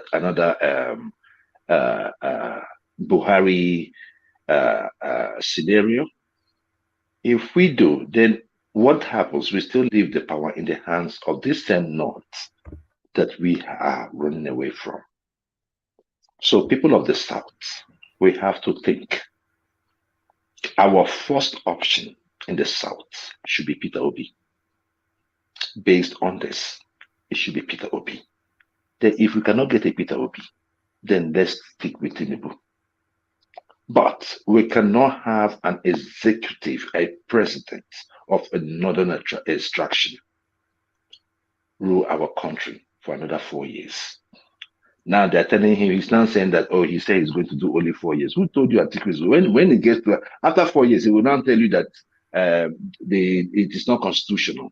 And he will still move along. He will still move ahead to do what he wants to do. We have seen those kind of agreements, being faulted in the past. So what are we talking about? So, I mean, the Sea Dogs within their right, it's a mixed feeling. I personally will not mock anyone because of their health status.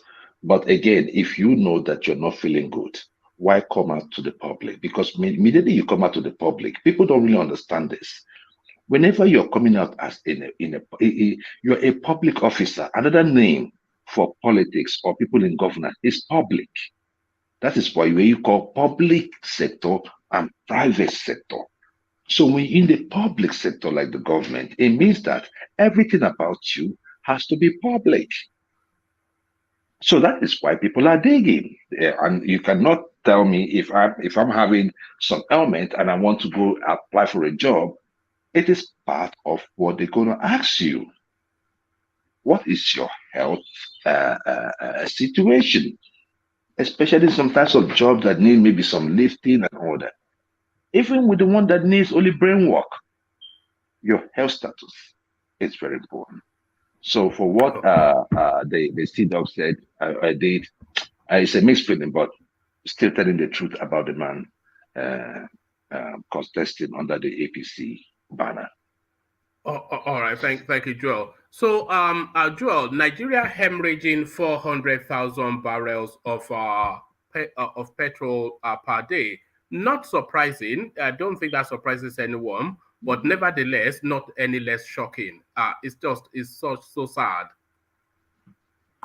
The issue of bunkering, oil theft, they're all part of it. Like I said earlier on, there are certain things that I would like to say in public. Probably when I meet some of you in private, we can, flesh this issue out. But the issue of oil theft has been going on forever. It's not just today. It's been going on forever.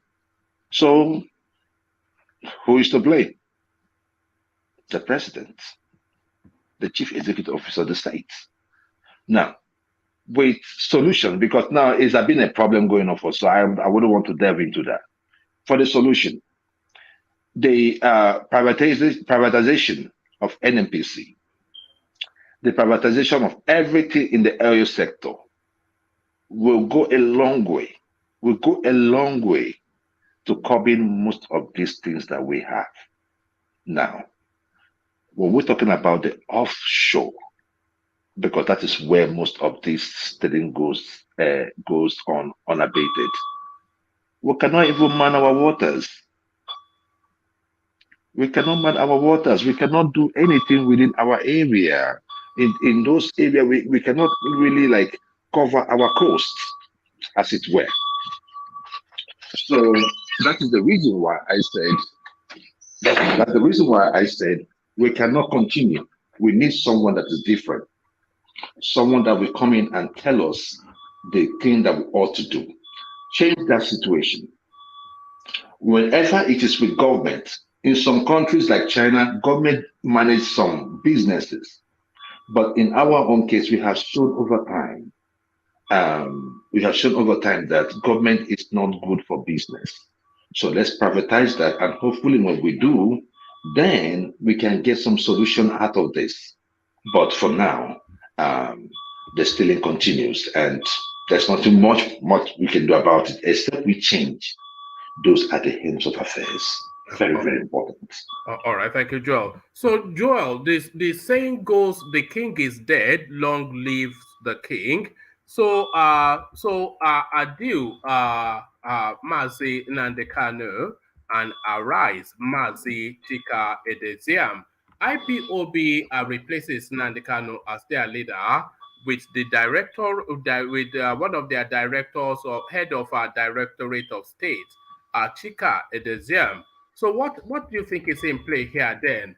The final nail in the coffin of the Nnamdi Kanu narrative by the Ipobians? I don't have a bone in that fight. I don't have a bone in that field. Like I always told you, I don't have any relationship with Ipob. So if they change from Kanu to Chika or from Chika to Kanu, I mean, I've always said it. I can really understand what their what the agitation is all about. There's no doubt there's injustices done to the people of the Southeast. There is no doubt about it. Now, whatever happens, as regards to their to change in power, is their business. However, what I want to say is this. Nnamdi Kanu's ranting about Peter Obi, we all knew what happened.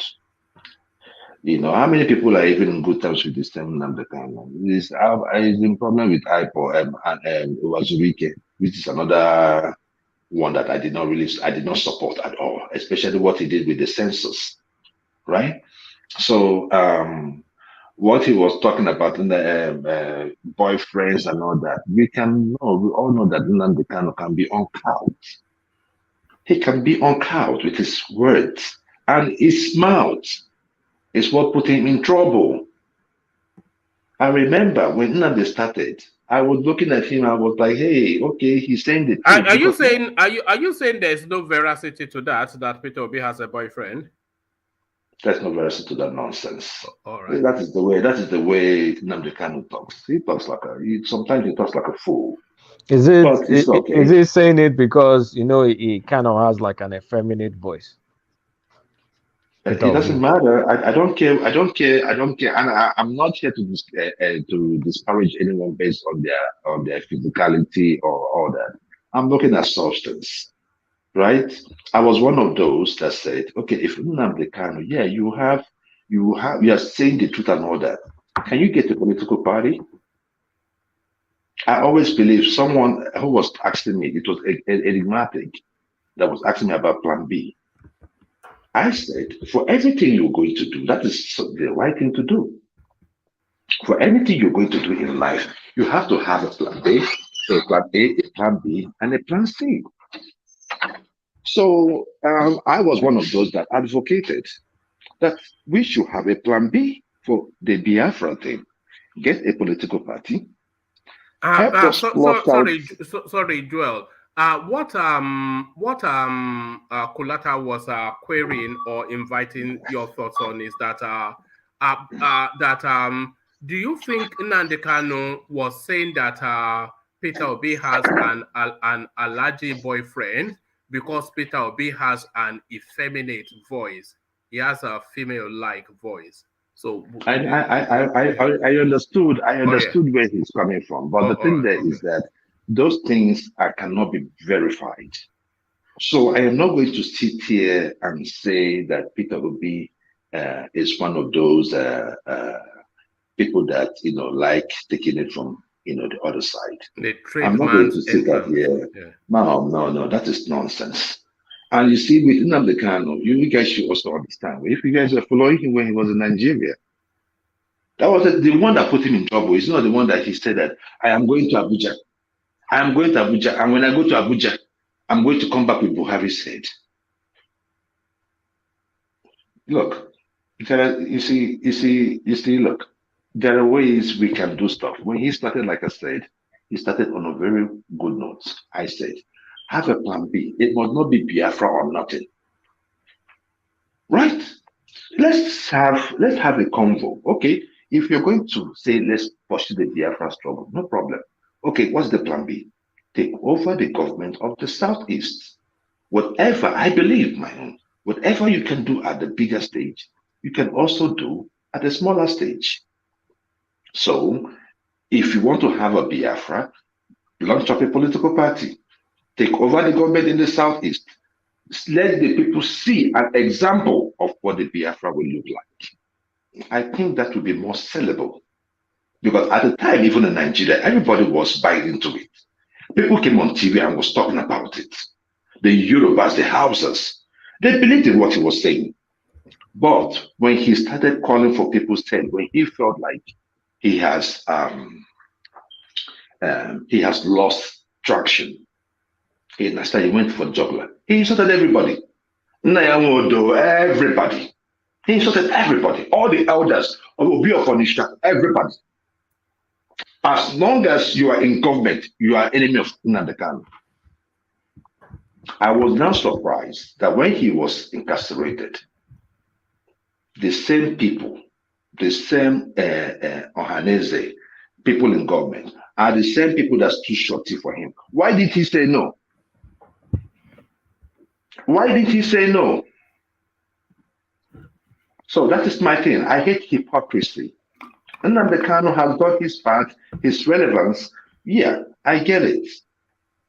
But you cannot compare an Nnamdi Kanu with an Peter Obi. They are miles away in terms of class. One more, sir. I got a question for my brother here. Very quick one. Go ahead. Yes, sir. My brother, I'm so highly disappointed that any Igbo man will come to this platform. Almost 90% will be denying Nnamdi Kanu, even though we know exactly that from the bottom of our heart that we love that that we love that guy. That this guy was complaining about how come that you have no light. We are living in darkness. That we are even paying for darkness. And then the roads, the infrastructure, everything is not okay. That etc. etc. I don't want to go too much further because of a woman doesn't want me to be going to trouble or something. All is of the society. That's what he was pointing out, and that's what we're actually facing. That up to the point that even though that he even attempted to add my region to it, even though we say no, we disagree with him, but we still love this guy. And then today, I'm surprised that you guys just dumped this guy for Peter Obi, who is not who is a part of the political class. When you say dump, when you use the word dump, yes. Who dumped who? Was he you can only dump what you believed in or what you owned before. I never dumped him. I wasn't a member of Ipob, and I keep saying it. I'm not a member of Ipob. You don't have to carry the card, but deep down your heart. Hold on. Listen to what Joel is saying to you, and he said it all the way through. He said he has never really bought fully into the Nnamdi Kanu narrative. So how do I know that? How do I know that? You know that because he's telling you. is because telling you now. Mr. Tony, let me also tell you something, right? In 2013, 2014, when this Nnamdi Kanu thing started getting traction, I came to work and I had a co-worker listening to Nnamdi Kanu's radio broadcast. Yes. He came to California there, that period. And so when I was listening, he was asking them to give him money. He needed to buy guns and all that. And they were like, what's going on? Like, guy, calm down, So I decided to do it. We are losing you somewhat, Joel. Hello, are you hearing me? Carry on. Yeah, better. Carry on. Okay. What do you call it? I forgot where they. So I decided to do a calling. Right, I could not get through. So the following day, I called that same number. One guy, a man in Chicago, picked up, and we had a discussion for over 1 hour. And one man, I don't think you have time, right? But the story, what he told me, their plans was kind of astonishing. One of the things that he said that I'm going to say right here, me that they were going to. He said they were going to. What do you call it? Are you guys hearing me, please? Yeah, you're dipping in and out, but carry on. Right? Yeah, I'm having issues with. Let me just go on like this. You guys are hearing me, right? Yeah, we can hear you at that. Yeah, where you are now. Yeah. Okay, yeah. So it then happened to be that he said something like that: if you do not support the Biafra struggle and you stay in abroad, that if you're coming in, that you have to pay $20,000 if you're staying in America to come into Igbo land, into the Biafra. Then if you are staying in Europe, you're going to pay, I think $10,000 or $12,000. I said, why? In my own land? I said, don't you think that you're calling for a second civil war? So it now made me to understand, it led me into the kind of government we're going to have under the 7th Nnamdi Kanu, which is kind of slavery. No freedom of speech. You can see them. You can see it today. It means that you cannot say anything against Nnamdi Kanu to his members. You're going to get killed. They're going to come for you. Even as I'm saying this right now, they're going to come for me. I don't care. That is my point. So I am not here because you see, if we want a better country, we have to start telling the truth. We have to fire the cylinder of truth from all angles. It doesn't matter who answers God. We have to fire all cylinders. And in this case of Nnamdi Kanu, I wish to let everyone know that, look, he has some good intentions. Not everything is bad about him. Not everything is bad about the Ipob. But that Biafra where we cannot have freedom of speech, is that not the same thing we are running from Nigeria? That is my point. So please, it is not me against you thing. Okay, I get you very much. But one thing is that not only on this platform, when I go to other platform, all my Igbo brothers always 100% for Peter Obi right now. And then, but you can see that people like us sometimes, look at Ajani Koko. He's very, very objective, objective in his approach every time. And me myself also, you see that I'm a pro Nnamdi Kanu forever. You know what I mean? Forever. I consider him to be one of my prophets. You know what I'm saying? In my life, till that I take my last breath. Nnamdi Kanu, God bless him. And then I'm praying that he just come out alive. Because the way they disappointed this guy, I'm so. It is unimaginable. It is unimaginable that people will come to this platform, because of Peter Obi now, that is, that has been, a member of the ruling class that we are trying to eliminate, and that people will now say, okay, because it's my. So sorry, Tony, you cannot insist that people be as you want them to be. People have to be as they are. You cannot insist that the whole of the East support Nnamdi Kanu because you support him. They have the free will to make a choice. You don't know better than they do, or you know differently. So I mean, let him be as he is now, So that's the issue. That's the issue. Like I keep telling you, Tony, the members of Ipob, right? The members of Ipob are less than 10% of the Southeast. Now, do they have sympathizers? They do. The problem that we have is this: we cannot run from frying pan into fire. You can see it online. You cannot talk against Nnamdi Kanu. So if Nnamdi Kanu becomes the president tomorrow, you think you can talk against him? No. Absolute power corrupts absolutely. You cannot just have someone that you cannot tell what to do. You cannot be an island of knowledge, no matter how good your intention is. Sorry. No, Tony, no, please. Sorry about that. But it would never let it go. We know him very well. Let me take you from that space, Joel, for time. Let me take you to Keith Daniels. I hope you've been following the narrative. So this wayward youth from Abeokuta, he is now developing this reputation somewhat of canceling concerts at the last minute. When people would have, people actually make an event of going to a concert. They'll book time off at work, go shopping. Fly out. Yes, they'll go shopping for clothes. They fly. It's a real event. And then you just want some spurious, vague reasons. He did this in Tanzania as well. Not because he wasn't paid his fees, not because the venue was not fit for purpose, because he did not like the clothes available for him to wear on stage. So wayward from Abeokuta, is he getting out of control? Keith Daniels. Keith Daniels, I'm so surprised. That's my boy. I listened to Keith Daniels. He's one of the best upcoming. Like, he's not in the league of the Davidos, the Bono Boy, Wizkid. But when you get past that level, the next level is Keith Daniels. And the likes of Joel, he passed all coming, He passed all coming. He's not in that category. No. Sorry that I used the word upcoming, right? Keith Daniels. What he means by upcoming is not in the bracket of Davido or Wizkid. Davido and all those guys, So when you get past that level of Davido, right, then you now get the likes of Keith Daniels, Techno, and all those guys, right? No, don't worry. I'm very grounded in Nigerian music. So I know when everybody came. Techno is my favorite. That is song Pana. I used to like. So those guys. So we know where everybody is.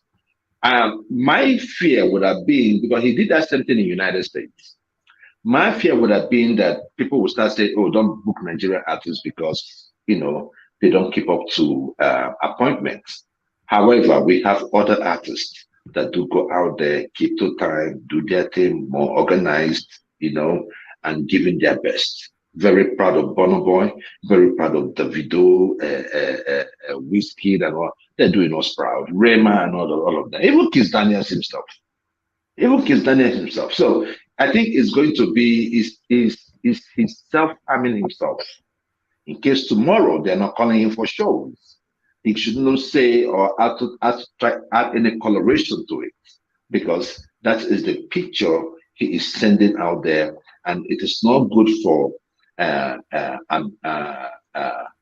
established industry like ours. We are growing, I understand, but I can tell you, certainly we have gone past that average.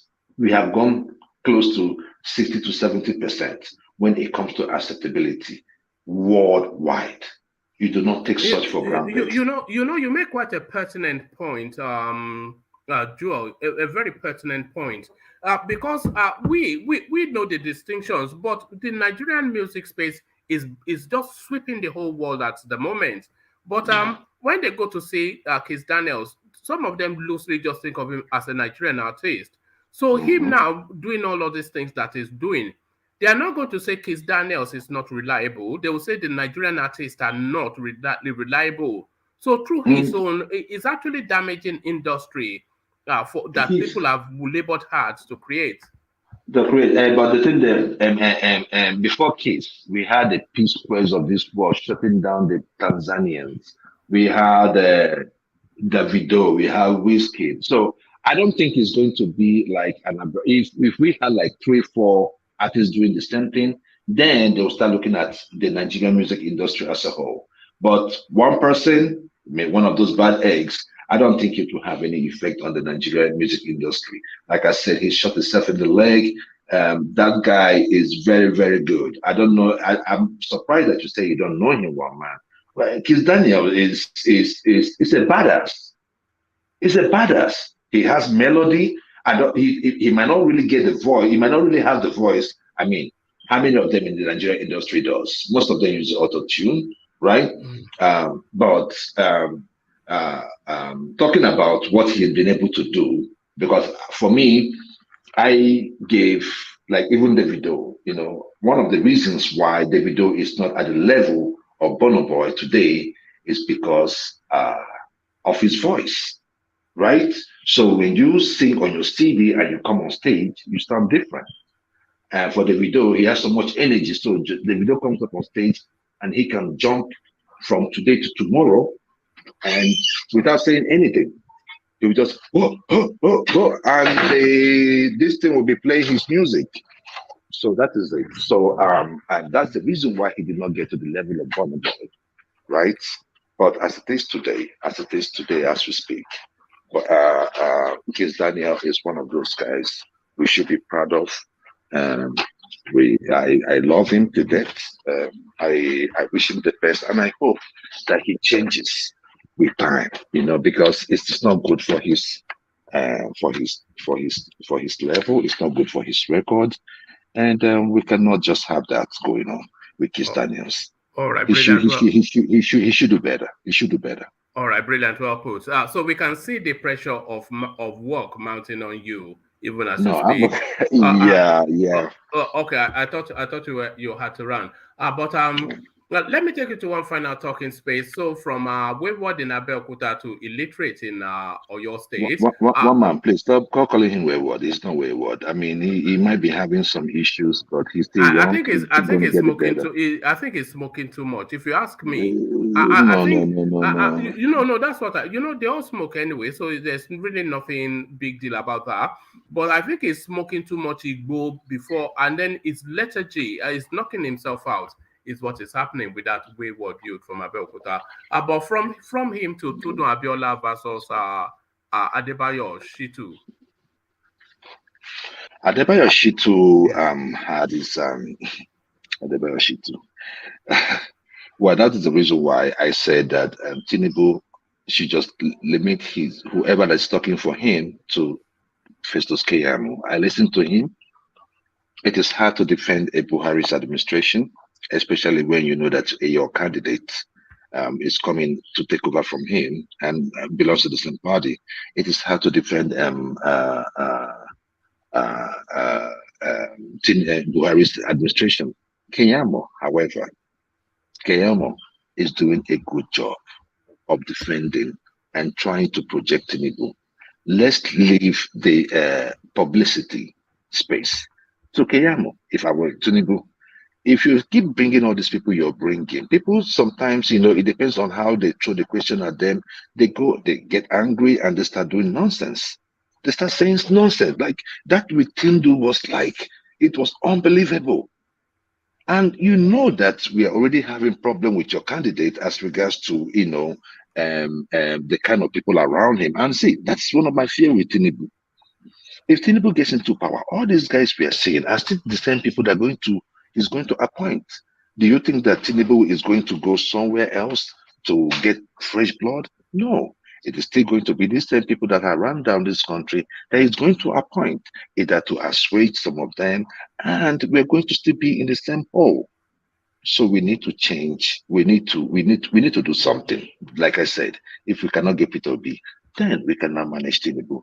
But we can never go back to the north. It is unacceptable. All right, brilliant. Well put. So brilliant, well put. So thank you, Joel. Always Thank brilliant you so from much. Joel. You all know Joel, of course, is always word perfect. Word perfect, Joel. But then word perfect, but with an elegant tone. Saki, father, are you still with us, Saki? Oh, I think we've lost Saki. Oh, all right, brilliant. So we do have Saki. So Saki, father, Emilokan, leg they shake, hand they shake, Baba we know well, it is shout Emi Lokon. So Emi Lokon, the fraternity speaks, what says you? Saki father. Zaki interpret a Milokon in Igbo language now. Maybe they talk too. Emiloko, is it not like our turn, right? It's my turn. Yeah, okay, yeah, my turn. That is in Igbo that we say like Ogem, something like that. Ogem. Like it can't bonje. Yeah, my turn. Like it can't bonje. Yeah, it's like Ogem. Something like that. It can't Ogem. Yeah. Okay. Is your Ikamu Ogemo make it talk out? Ajale Gogo, make your teeth no come out, oh. Make your teeth no come out. So the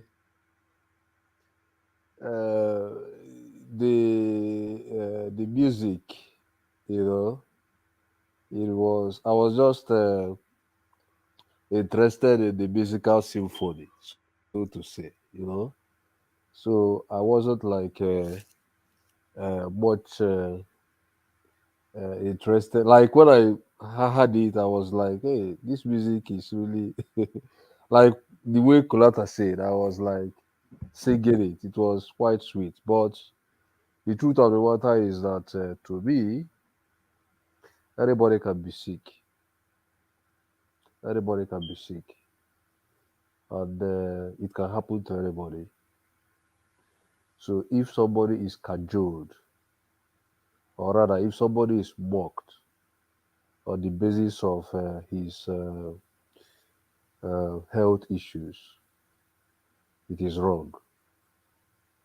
You know, I cannot mock people because they are unhealthy. You know, health issues is something that is something that is inevitable. It can come whenever it wants to come. You know, so if the music was done to make mockery of the fact that somebody has an ailment, you know, I wouldn't support that. To me, I think it is wrong, you know, because all those people that are singing like leg they shake. Suppose they were doing the music, trying to criticize the statement, maybe local, something like that. You know, if their emphasis was on the issue of it is my thought, which everybody has come on this platform to criticize. You know, I wouldn't talk this way. But when it comes to like trying to gesticulate, or rather trying to do something like a mime, you know, to really send the message of somebody's kind of somebody's something that came up that befell somebody, which was not out of the person's making. You know, I wouldn't think it is good. Me, I wouldn't like come openly to begin to say this person is sick, this person is this, is suffering that, is suffering that. You know, so it's like, you know, it is not out of the person's making. So I think the criticism should be more of the fact of the statement he made, like Ebiloko. That criticism could be more constructive. But when it comes to using people's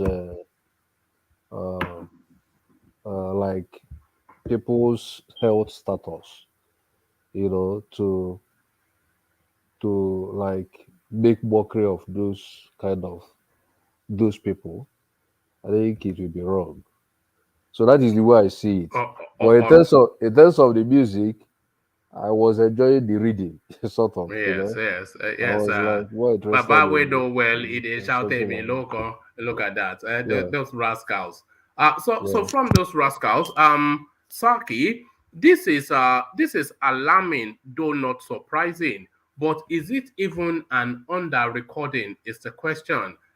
Silva declares oil theft national emergency, says 400,000 barrels stolen daily. So that is alarming, but not surprising. We knew that they were stealing eye-popping amounts of barrels, but this just within that headline, it tells you just the number one thing that is the biggest problem and the biggest solution to the Nigerian space. But is that 400,000 even an underestimation by your reckoning, Saki? It is underestimation. The issue of oil thefts and pipeline vandalization, has been there for decades. It was very much visible pre this guy Yaradua. It has been there. Oil theft has been there, but there, like every other every other person has said here. I think the best way to solve that problem is to privatize a lot of things. Government is really much into a lot of things. It should not take care of. The role of government should be more of to ensure law and order, to ensure favorable business environment, to ensure more of what do we call it, property rights protection. That should be the major function of the government. But when it comes to these businesses and so on, I think the government, the country will be better off by privatizing a lot of things. I don't know why it is always hard for government to embark on this privatization. Most of the time, they will tell you that they want to commercialize. Just like what they did in NNPC, just like what they did in Izinepa. They commercialize.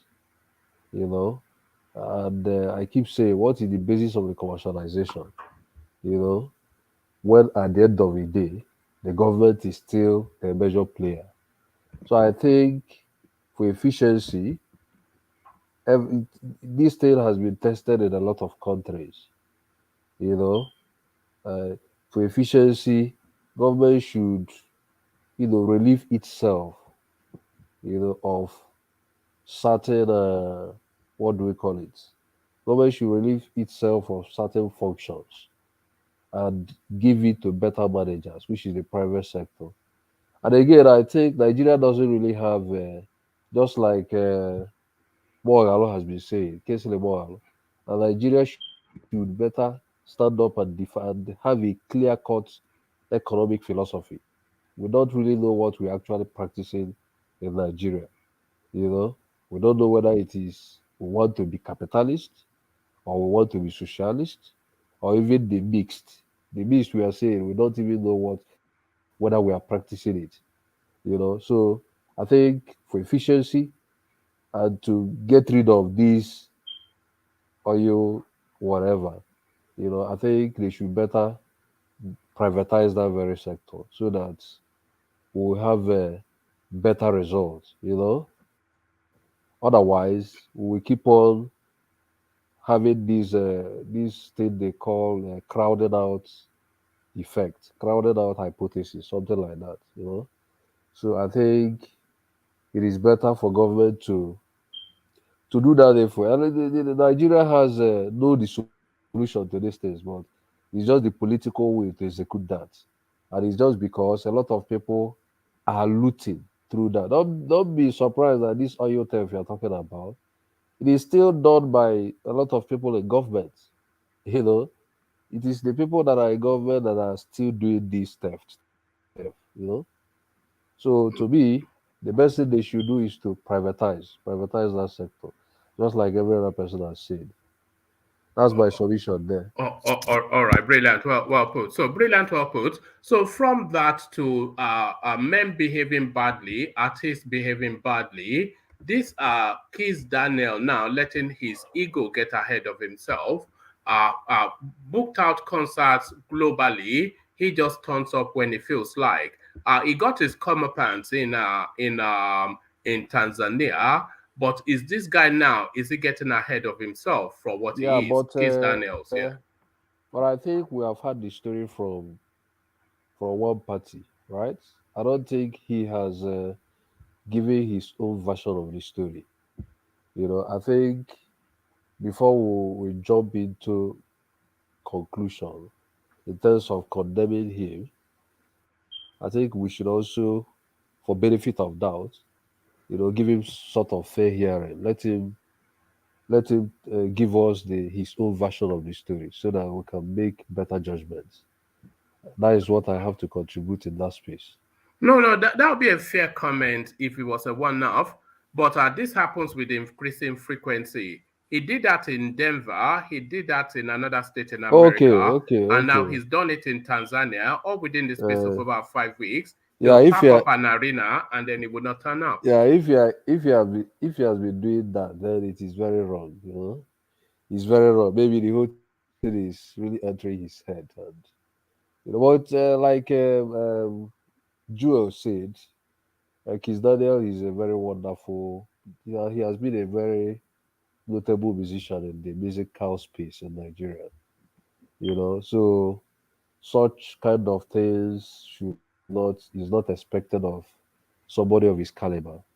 So if he has been doing that, so on the basis of antecedents, we can say that it is wrong. It is wrong. I think Tanzania, I think that very country, they are one of the good countries in terms of law and order in Africa. I think. So if he has been doing that, then I think it is wrong. It's highly condemnable. Their police are certainly more civilized. Look at his arrest. Look at his arrest.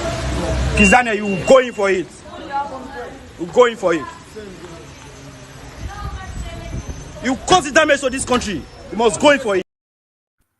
If that was in Nigeria, they will slap him into the black. They will be slapping him. Yeah. They are very civilized.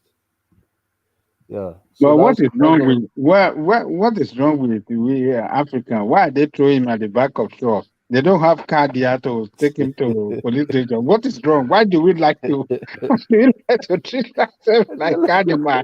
What's in the throw that open door? Cattle wagon. Oh God. I saw another clip of an arrest in Nigeria, but it's too gruesome for me to play it on this. They were literally picking up kids and they were throwing them into this sort of throwing them. Yeah, I saw that one too. Did you see said, it? Oh my God, what is this? Those kids about 12, 13, no older than 14, they were just throwing them into the, just unbelievable. We don't value life at all. Oh God. We are animals. We are animals. Round off your thoughts, Saki, and then I'll go on from you to World Peace. Yeah, where I actually wanted to comment is the Nnamdi Kanu. So to that space. So Nnamdi Kanu now no more is a Chika Idazium that is now the new holy. Chika Idazium is another savior. Saki. Well, I don't know. I'm not a member of Ipob, and I don't know how the Ipob is it DOS. I don't know how they operate, but I know that since Nnamdi Kanu was captured, he has been issuing orders from that through his lawyers, telling the lawyers this is how, tell these people this, tell this person that is going to take care of this, and that is what he has been doing. And again, on the issue of Chika Idoziel, don't forget that Ipob is, according to them, is a registered organization in the UK. So it is a business. I wouldn't say business like. I would say like it is run like an entity that can sue and be sued. sort of. So I don't think Chika Idezia will, if Nnamdi Kanu is released today, I don't think I think Chika Idezia will still relinquish that very power. So I think it is like something that is gonna be temporarily, given the time Nnamdi Kanu is released. Then the space I'm talking about is that where I wanted to comment actually is not even this. It's like the voice in the video you showed where Nnamdi Kanu was trying to say that P2B has boyfriend, something like that. Nothing wrong with that in this day and age, Yeah. But what I'm trying to say is that what I'm trying to say is that Alhaji, he has an Alhaji. what I'm trying to say is that this something he said about P2B, he has said it about two important personalities in the political space. Around January of last year. He said they meet in hotels in London, P2B and his Alhaji. Around January of last year. No, not January.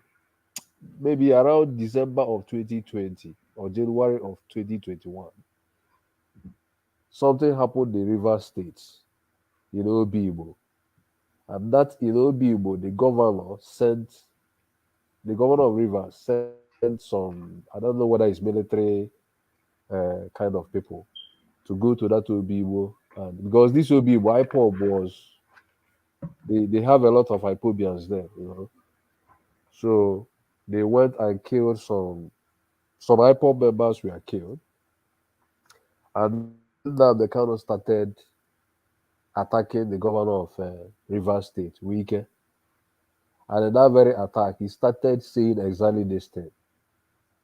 That Wike has an Alhaji, a boyfriend. You know what I mean? That he was speaking in Igbo. And he was also saying it in English. Exactly this thing he said. I will still get you the video and show you the video where he was saying that. Then, sometime 2020, I think something happened in Lagos. I can't remember whether there was a market that got burnt in Lagos. Something happened. I can't remember what happened, but it was in a market. And that very market were largely Igbo people. Yes, it was an explosion. Yeah, it was an explosion. Close to a school and the Igbo business places. Then he started linking that very thing that happened to that Tinubu organized it. That Tinubu has the knowledge of that. And when he was talking about these things, he started saying exactly this thing you are saying about P2B, that Tinubu is having he's dining with the people in the other side, and he has Alhajis as boyfriend, all those kind of things. Exactly this thing he was saying about P2B. So when I saw this video you presented, I was just laughing, because he has said it. He has said the same thing about different politicians, So, so we know that those things he was saying, he was just lying. That guy is a blackmailer. Yeah. So I can get you the videos. You still play it. I will get you. This guy that talk now. What's the name again? Tony. Tony. I don't know whether you watched the one of Weekend when he was saying exactly this thing he was saying about Peter. No, look. I listened to Weekend. Like right now, in Italy. So one black guy was killed, and the people say, oh, when in Nigeria is killed abroad, I'm not angry because they are killing us at home. So then, if we kill Igbos, what about Peter Obi? We should focus on Peter Obi. So you are diverting us to. Talk about Peter Obi because Peter Obi was, it might be attractive to these Hausa people. No, what I'm saying, no, you cannot. There are certain claims. Yes. In philosophy, they will call it susurratio. You know what I mean? It is like a mere rumor that is unfounded. But we didn't hear about Wike and Tinubu's son. It's about Wike Obi. No. He said he presented something about Obi. Yes. Then I wanted to like say something about this thing he presented, and I wanted to show you that this thing doesn't have weight. It is just a mere statement. Yeah, the 140 people that were killed, even 200, because I shed tears in and dumped in the Anambra River. But Peter Obi's, under Peter Obi's command. I have argued about this one now. Uh-huh. Then on the issue of the killings you were talking about. Yes. That happened on the issue of the killings that happened in Anambra State. Yeah, dump in the river. Yeah. I remembered because when Peter Obi was the governor of Anambra State, I was much conversant with the state. So I remembered that before Peter Obi came in, Mazob, the mass movement for the actualization of Biafra, Mazob, has been there under Obasanjo during the time Obasanjo was the president. And when Mazob was there, they were doing this thing, this Ipob kind of movement, Biafra. And it was like headed by somebody, Ralph Wazunike. But after some time, when Ralph Wazunike was captured by Obasanjo, just like the way Nnamdi Kanu is captured, the Mazon people started turning into another thing in the East. They started terrifying people. It was like terror. They were robbing, they were stealing from the people. They were handling guns. They were killing people. If somebody is owing you now, but what about the because of time? I'm coming. What about the shoot on site order that Peter Obi gave? Yes. Extrajudicial killing. Peter Obi didn't give shoot on sight of. How do you know that? We have a senior person telling us. I'm coming. Peter Obi didn't give shoot on sight of Mazob people. When Peter Obi came in, that was the height of kidnapping in Anambra State. No, take us to the space. Wait, I'm coming now. Don't take us on the long route. Yeah. No, that was the height of kidnapping in Anambra State. So Peter Obi said to end that kidnapping in Anambra State, he gave order. Anybody, anywhere you catch kidnappers in their den, shoot them at sight. That was what Peter Obi said there. He said, if you get any kidnapper gone in that very kidnappers den, don't even bring them to book, shoot them at sight. That was the way he approached kidnappers in Anambra State, and he quelled them that period. So those okay, my brother, on one man show, I have to. Sorry, carry on. Sorry, carry on, Saki. Yeah. So that is what that was what happened. As far as I remembered, in Anambra State. So, but these people that are telling the stories that he killed people in the Ezu River, till today, something happened in the Ezu River, but till today, nobody knew or nobody know that the story behind that Ezu River. Yeah, but the people who are saying they know, they are claiming that they do know, but you don't know and you are saying they are wrong. I'm not saying they are wrong, but I'm not saying they are right to say it's Peter Obi that killed people in the Ezu River. But what I know, Peter Obi did. But do you know to the contrary that Peter Obi did not do it? I don't know. The only information. But they are claiming that they do know. So what are you? Claim. It is a claim. So we cannot conclude because it is a claim. They are not plucking it from thin air, are they? But what I remembered, people died in the Ezu River. Some dead bodies were captured in the Ezu River. Till today, the investigation they made, it is still enigmatic.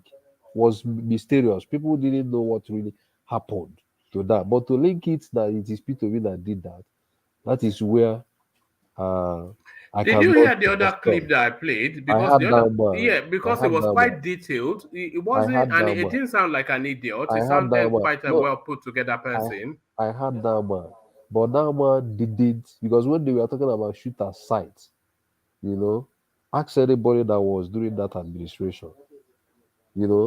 Because we didn't have anything like kidnapping before then. Kidnapping was so new then. They were doing it like recklessly. So Peter Obi now came in. He even gave like this what do we call that thing again? This curfew, for a very long time, 6 to 6 curfew in Anambra State. And he now said to contain these people, if you get any kidnappers there, shoot at sight. That is what Soludo is doing today.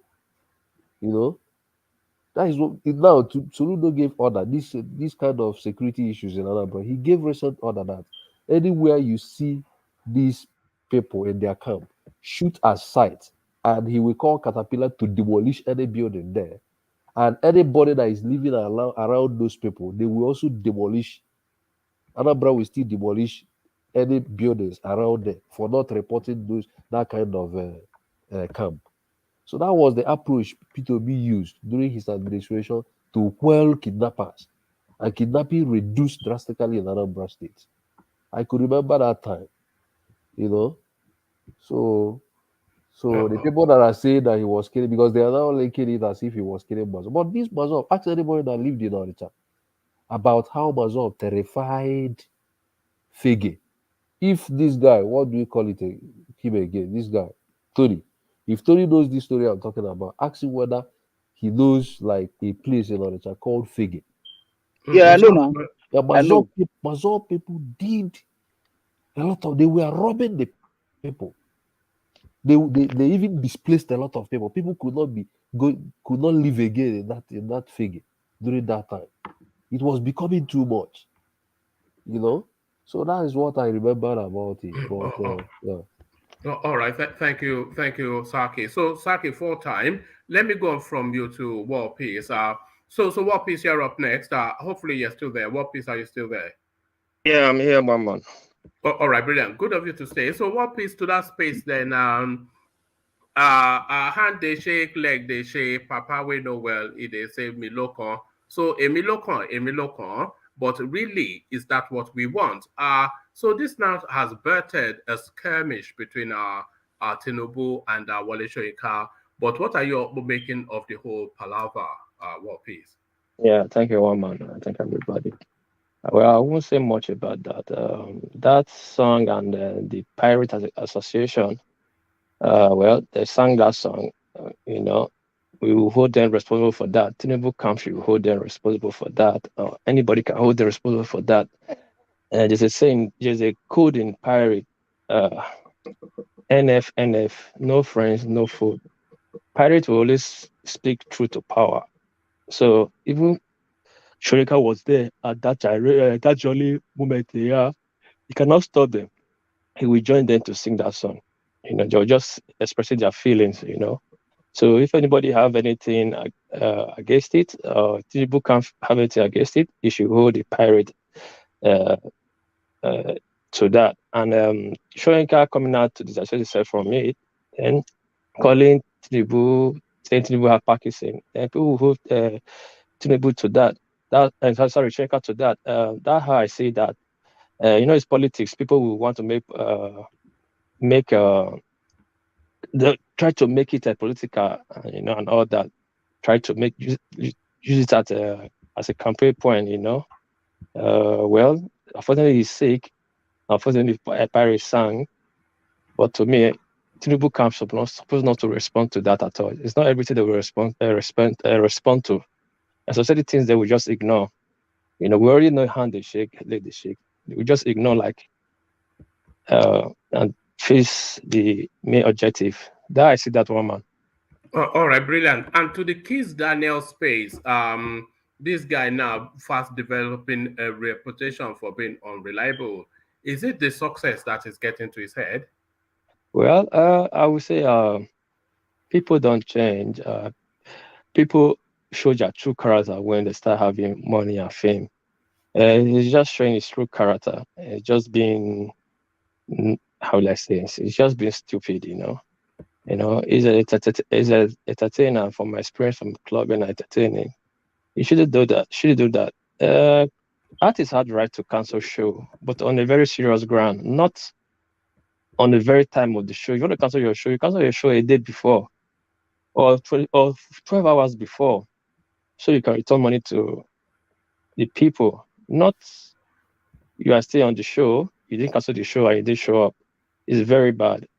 They should deal with him for that, and the Nigerian industry should suspend him so he understand. For this month, he has done it like 3 times in a row in DMV. I think last month he has done it like 3 times now within last month and this month, which is very bad for him. It's not good at all. It's a very bad attitude. It's not good for him at all. You know, he's also involved in a skirmish with the Nigerian police. He claimed that some dry cleaners, they ruined his clothes. And then he went and seized the vehicles of this dry cleaning firm to the point that they called the police and he was arrested. So this guy, he's spiraling out of control. Really, I've just heard for the first time, you know. It's just the thing is getting to his head and he's showing his true character, which is very bad for him. He should calm down and he should be cautioned a lot, you know. That's how I say that guy. That guy is not important to me at all. He's very important. All right, and the 400,000 barrels of petrol that the country is losing daily, if you put $1 price on that, then that tells a lot. That's schools, hospitals, etc. just been stolen. Yeah, man, that oil theft in Nigeria is not it's not local and it's not national, it's international. That stuff is it is a national threat. You know, we need to really work on that oil theft. It's not really Nigeria that is stealing that oil from us. The international body is strongly involved in that oil theft. You know, but actually, it's unfortunate that Nigeria cannot man their borders. But that's a lot of money. We're getting a recession right now. Nigeria is dying. We are crying. And 400 how the 400,000 gallon, or how they say, is just getting missing every day. And we do nothing about it just to say it. One man is heartbreaking, I say. All right, brilliant. And to the space, Adebayo Shitu versus Tudun Abiola, who does not even, the guy turns up in a television studio, does not understand half what is being said to him, and he just starts to fight the panelist. What are you then making of the dumbass from Ibadan? What can I say? Most of the people that is position have opportunity to be in position. They don't know the meaning or know what that position is. You're just unfortunate or the way Nigerian politics has been. Anybody can become anything. They'll carry a portfolio they don't know anything about. Actually, who is that guy? You know. So this is the result of what you see when you make just people who doesn't know anything, put them in position they don't know. Tomorrow they'll feel they're entitled to tell you what you know. That guy is a shame. You know, I've saw that guy before with the interview with Shuere, you know, and Abdul, I've not seen this interview, but I won't be surprised that he will make a fool of himself. It's a pity, though. The right people is always in the right job in Nigeria. So it's a pity, one man. And I think I heard he's in Tinubu campaign. Why Tinubu put those kind of people in his campaign team? I don't understand. He should put more better people that will do more good. It's almost like the Tinubu campaign is self-harming. They just seem to be missing the goal all the time. Yeah, what kind of people that are trying? I don't know. They're trying to please. How call it Baba? They're trying to please him. That everybody's trying to show that they will work for him, but it's not everybody that will be in that position. That position is a very sensitive position. Sensitive and specialized position. The people that really understand is very, very, very, very sensitive. You have to put sharp-minded people like Joel of Narville, people like Kulata, the people like Ajalakoko that will sanitize your mind, you know. But not a person like you, one man, or people will get angry. You're very right. You know, but talking about people getting angry. So it's a case of the king is dead, long lives the king. Goodbye, Nnamdi Kanu. Hello, Chika Edoziam. So it looks as though the IPOB space has a new champion. But is it even worth it? I think everybody has moved. Have we not even forgotten about we've seen the movie and we're bored of it. So the new champion. The IPOB case, I don't know why people are still bothering themselves. I think it's just like the last struggle. When drowning man, the last struggle, to try to struggle to have relevance, they can say whatever they want to say, but figure don't lie now.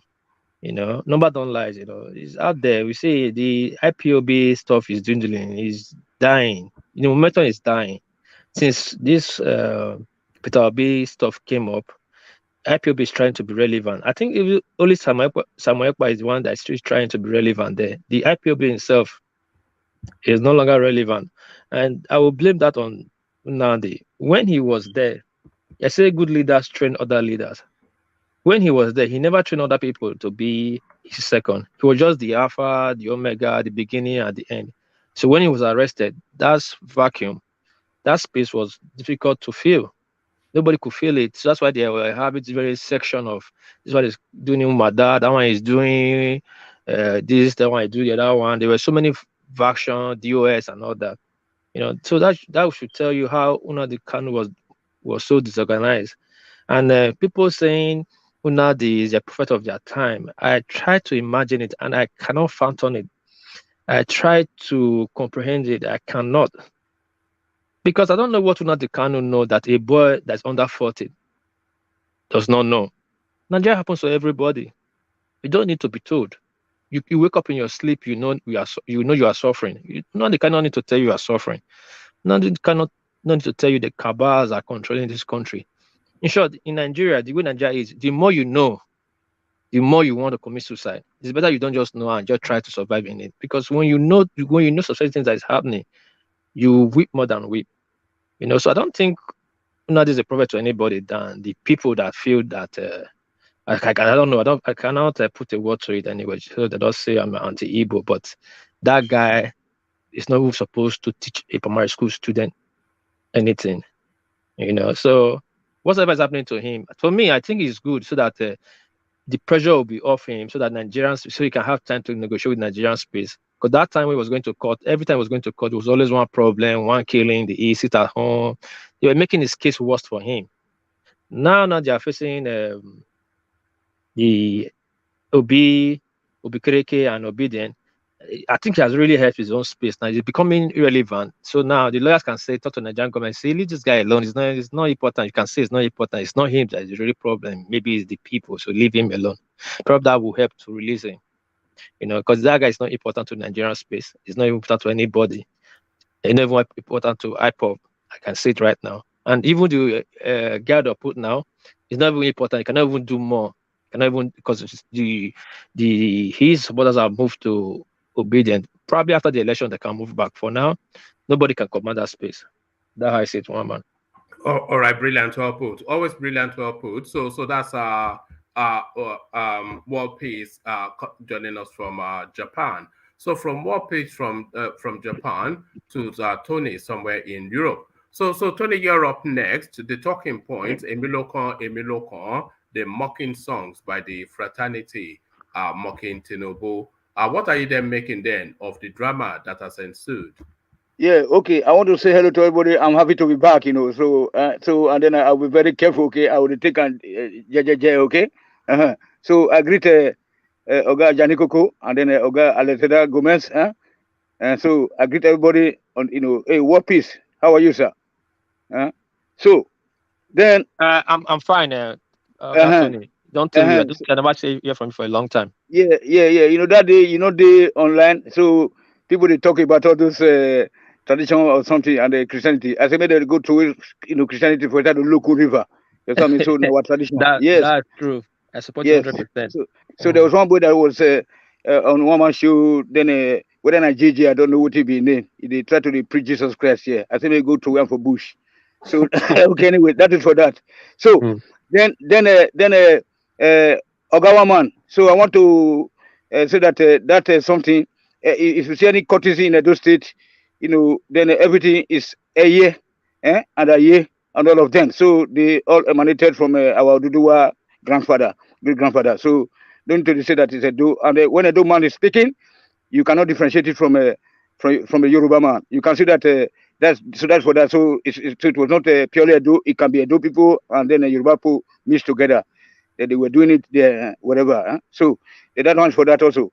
So as for that, so I don't see anything wrong in people protesting, although that they should not as this guy put it, was it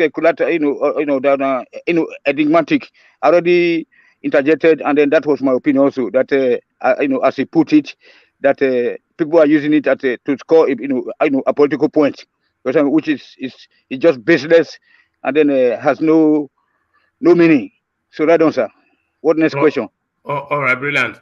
And to the space, Nigeria hemorrhaging 400,000 barrels of petrol daily are shocking. Yes, it's more than shocking now. You know that I'm happy that people are now coming little bit by bit to my my views or my opinion or what I represent here, and and in any other Nigeria space. So you see that there are so many countries that are even clamoring or begging the spirit of their forefather to let them have at least, let's say, 100,000 per day, barrels. But you see that is why we say there is no government. We have no government at all. And then that's why I said that we should just cancel the election, because nothing will work. And then that's why we say if Tinubu can be able to jagaban his self into the power, maybe he can give us state police or zonal communities in Nigeria, or state or region, whatever you call it. That's what I'm looking for. That's why we say I'm not supporting anybody. None of us is supporting Tinubu here. People knows that, but we know that that is capable of assembly, a capable team. That's what we're talking about. When people everywhere I go to, they just try to castigate me or try to abuse me openly, insult me that you are that. We should all know where we belong. We should know where we belong. You know what I'm saying? So what we want, and we should know what we are looking for. We have a scale of preference, and then we have to look for the opportunity cost and the real cost. You know what I'm saying? So the real cost is what we are looking at right now. So we want security, we want everything. So how do we get that? We want economic development, enable environment for our people to plant their crops, and then they be exported abroad, etc., etc. Because if you don't export, you cannot make no money. Your currency will die. So, but so many countries, even Ghana, they are having about 50,000 barrels a day capacity. You know what I'm saying? So, and many countries, they don't have up to that 400,000 that we are just losing, and it's more than that. So how can you say a country of 200 million people, you have no submarines? You know what I'm saying? You have no standard boats to be watching the coastal area. I mean, it's just like, I don't know, just like I don't know. I think even some animals in the zoo, they are even more clever than us. So I don't want to call. I'm not saying that we're baboons and monkeys, but we behave like them. So next one, sir. All right, and Keith Daniels constituting himself into a nuisance globally. Yeah, that one was just a disgrace. So we can just take that one out from the line, sir. Total disgrace. Yes. All right, and Nnamdi Kanu. Nnamdi Kanu being replaced by some whatever it is that his name is. Yes, sir. I hope that this Joe is listening, because the very day that Nnamdi Kanu and Uchemefo were having a beef, when they were beefing, then that was when I knew that that organization was already a foregone issue. Because Uchemefo was very nice, because I was listening to Nnamdi Kanu and Uchemefo, and then you see there was something that some points I was trying to make earlier on that you said, okay, I should take it easy so that I don't interject that much. So it's about this organization, So I agreed that I would take that one as a defeat. That Nnamdi Kanu is not a perfect man. Okay, so he was unable to organize, as what he says, to have at least a deputy in case of emergency. You know what I'm saying? So, but the very day they decided to fight over the Radio Biafra, that was when everything started to go down. And then today now, because if you listen to Nnamdi Kanu or Uchemefo, it was almost the same tempo and the power, and then you see you get inspiration. You know what I'm saying? But when that one happened, it's very bad. So then what I was trying to point out today is that what I want to see people do, people from this southeast, they should not come here to be pretending not to like what Nnamdi Kanu was fighting for. That is why that you see that that guy, you see how people lambaste them, these two men, the two men that spoke last. You see, the comment section, and then I mean, what the hell? People are coming here, but you see, you can see Ajani Koko. He will come here, he will destroy Tinubu. Me myself, I destroy Tinubu. You yourself, you destroy Tinubu. But at the other point again, we say, okay, at the end of the day, okay, it's our man or whatever. But these people will just come here and say, no, I don't like Nnamdi Kanu. Now I like Obi. And I also want to see people come here to also see where Obi is going wrong. You know what I'm saying? Or where he has done something wrong. That's what we're not seeing here. You see that we always point out that okay, we talk of answers, we talk of the toll gate that is being owned by this guy, then we try to condemn him. But at the other day, at other point we say, okay, at least it's okay. People should not be laughing at him because he's sick. Nobody's above sickness. So, but for me, this is not only on this platform, in every other platform, every Igbo man and woman that come to the show, they go, oh, Peter Obi. And whenever I try to ask them question here, then they will say, no, you know that Peter Obi, he was like this, it was God, it was this, it was our forefathers, he can do this right, he can do this right. Okay, they ask them, how can you do this? In the present situation in Nigeria, where there's no political structure, no constitution, everything is fraudulent. Nigeria is a royal Niger company. So then they say, no, Peter Obi, when they born him, so God gave him this knowledge that he can do this, he can turn water into fish, he can turn sugar into salt, he can turn Coca-Cola into Fanta. That is what I don't want to be seeing here, sir. I'm very sorry when I try to interject, that time, because I want to see some people from the southeast also, they will just come here. Let us see some of them say, yes, that Peter B may not be able to do this, and then this how, they thought that he might be able to do this. But don't say that, no, he's already programmed for that he will do that. So at the end of the day, just like Obaseki failed Edo State, this Peter B will fail. We will fail because the way they are, how can you be, promoting people without just allowing questions or asking him how you going to carry out this? Just say, okay, if Peter B is obedient. What the hell? So I want to see people also like Yoruba people are supporting Igbos, and then et cetera, et cetera. And then back to that courtesy. If you go to Edo State, let us say we have a OPC in every village, okay? So we don't have to be saying that it was Edo. So the same Yoruba and Edo, they are the same people, huh? All right, sir. All right, brilliant. Thank you, Tony. So, Tony, for time, let me go to you from you to Ajanle Koko, who Okay, hopefully is sir. still with us. Ajanle Koko, are you still there? I'm here. All right, brilliant. Ajanle Koko, he's unbelievable. Tony and Ego in one session. Tony and Ego, can you imagine? The things they have to do. Instead of Joe, we can turn Coke to Fanta. You can turn this thing to. Oh, Tony, you don't make me laugh tired today. I beg. Tony is on. I was going to say Tony is from a planet of his own, but I think it's from the same planet as Ego, the same planet. Yeah, from the same thing. Just two people, a two-person planet. But back to the real world, and Ajanle Koko, to it then, Emilokon. So what are you then making then? The fraternity, Wole Soyinka versus Tinubu? Yeah, thank you, Mama. And good morning, afternoon, evening to our listeners around the world. Please use this time to click on the like button, share and subscribe if you haven't done so. You see, one man, it's time for politics. And in that country, a lot of people are very, very angry, particularly young people. Young people that are in university that couldn't go to school now due to ASU strike. I don't know when they made that video, but it looks like they are students. I don't know whether it is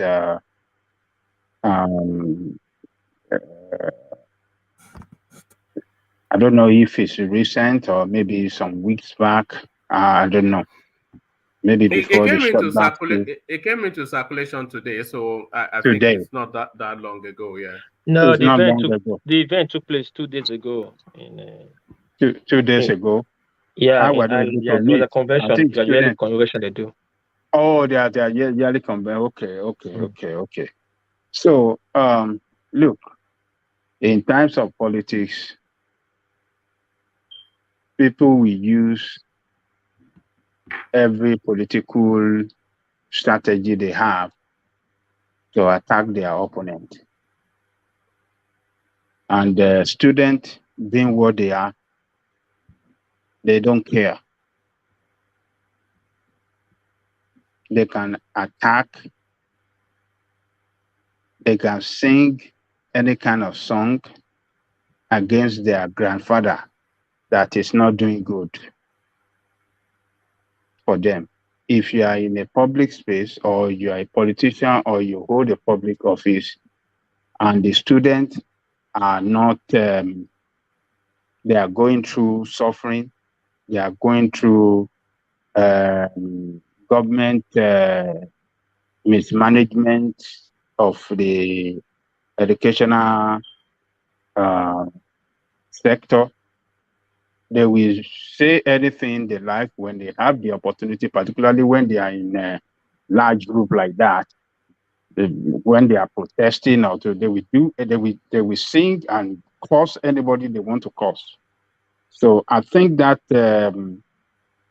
convention that they held, according to this thing, gave them the opportunity to sing against Tinubu. We don't know. Maybe they carried out some song against Atiku or against Obi or against some other.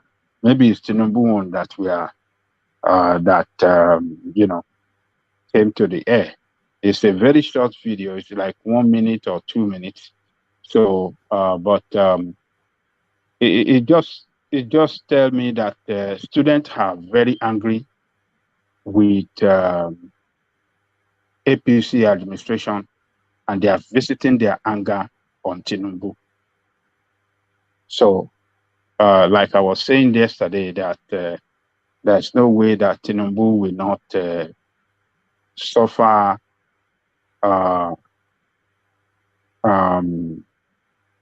There's no way he won't suffer. That he's the one that will suffer. How do I say it? He will suffer that anger, the anger that people have against this administration. They will visit that anger against him in this 2023 election. So students are angry. I see it as they are angry against the administration, and they are visiting that anger on Tinubu, calling him names, singing all this song against him. So it's time for politics. Students, they don't care. That's what they will do. So that's the way I see it, one man. I don't see it as any big deal. But Dr. Professor Wole Soyinka has done good for exonerating himself from their action, because he's the patron of that organization. He exonerated himself. He told everybody that he was not part of them. He didn't support them, and he has done well to quickly, spoke against what they did, telling them that in Yoruba land, young one doesn't disrespect elders on the basis of health issue or whatsoever. So, but what I don't like is the response of APC against Professor Wole Soyinka, because he was making reference to one of his friends that had Parkinson, and their response against him, that he was indirectly referring to Tinubu that he has a Parkinson or something like that. That is just a stupid response from them. The key issue of his response is that he disassociated himself from that action of those guys. He condemned it, and he told them that it is not done in Yoruba land, and for somebody to have health issue should not be an issue of mockery in the public space. That is enough for them to know that he didn't support them, and for them to be using politics to turn it around and try to,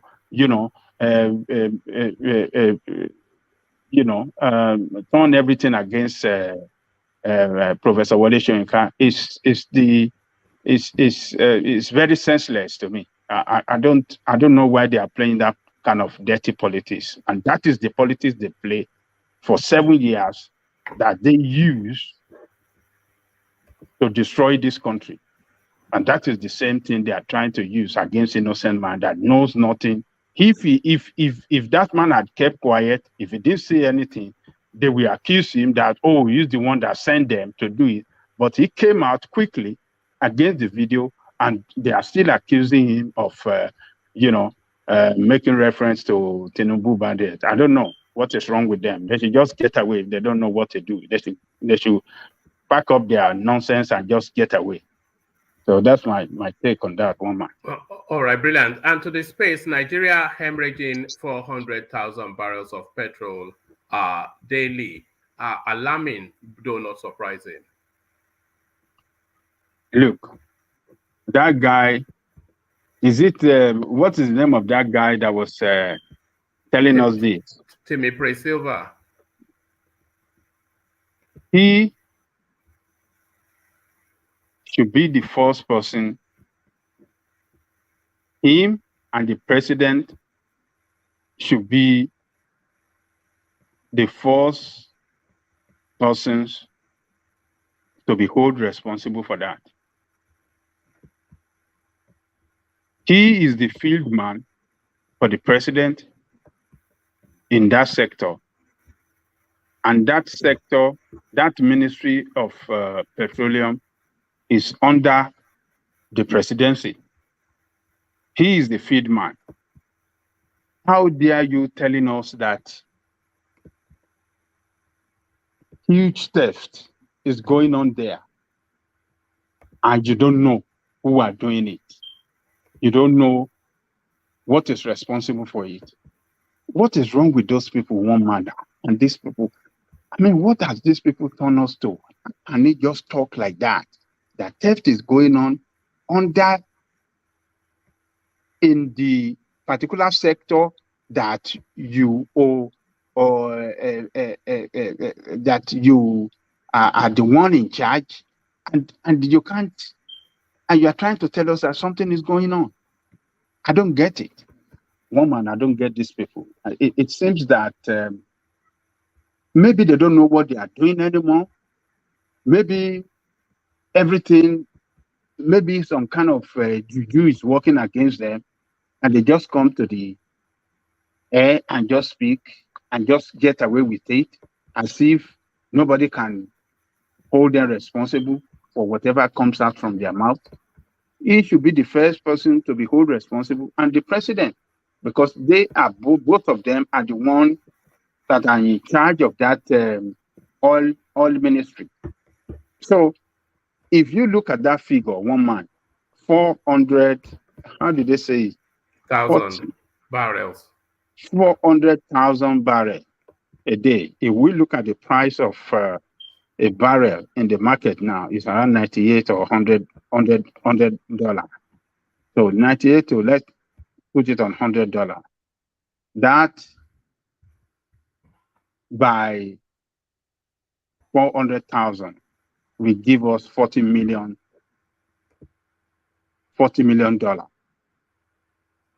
a day. $40 million a day. In a month, that is $1.2 billion.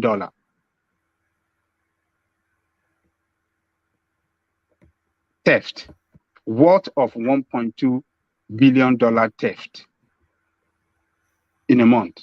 And then in a year, that give us like $14.4 billion looted away just in that sector. Just in that sector alone. We are not talking of custom. We are not talking of what do you call it? We are not talking of VAT.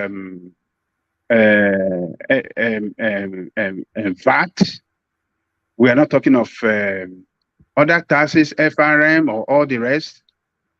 We are not talking of that. Just a theft. Oh, that is just a theft. We are not talking of other deals that they are making, they are doing. Just a theft. Barrel of oil being looted away in a day. A day, Nigeria is losing $40 million to oil theft alone. So it's unfortunate. This is the time that every oil company, every oil producing countries are making huge money. They are all smiling to bank. But Nigeria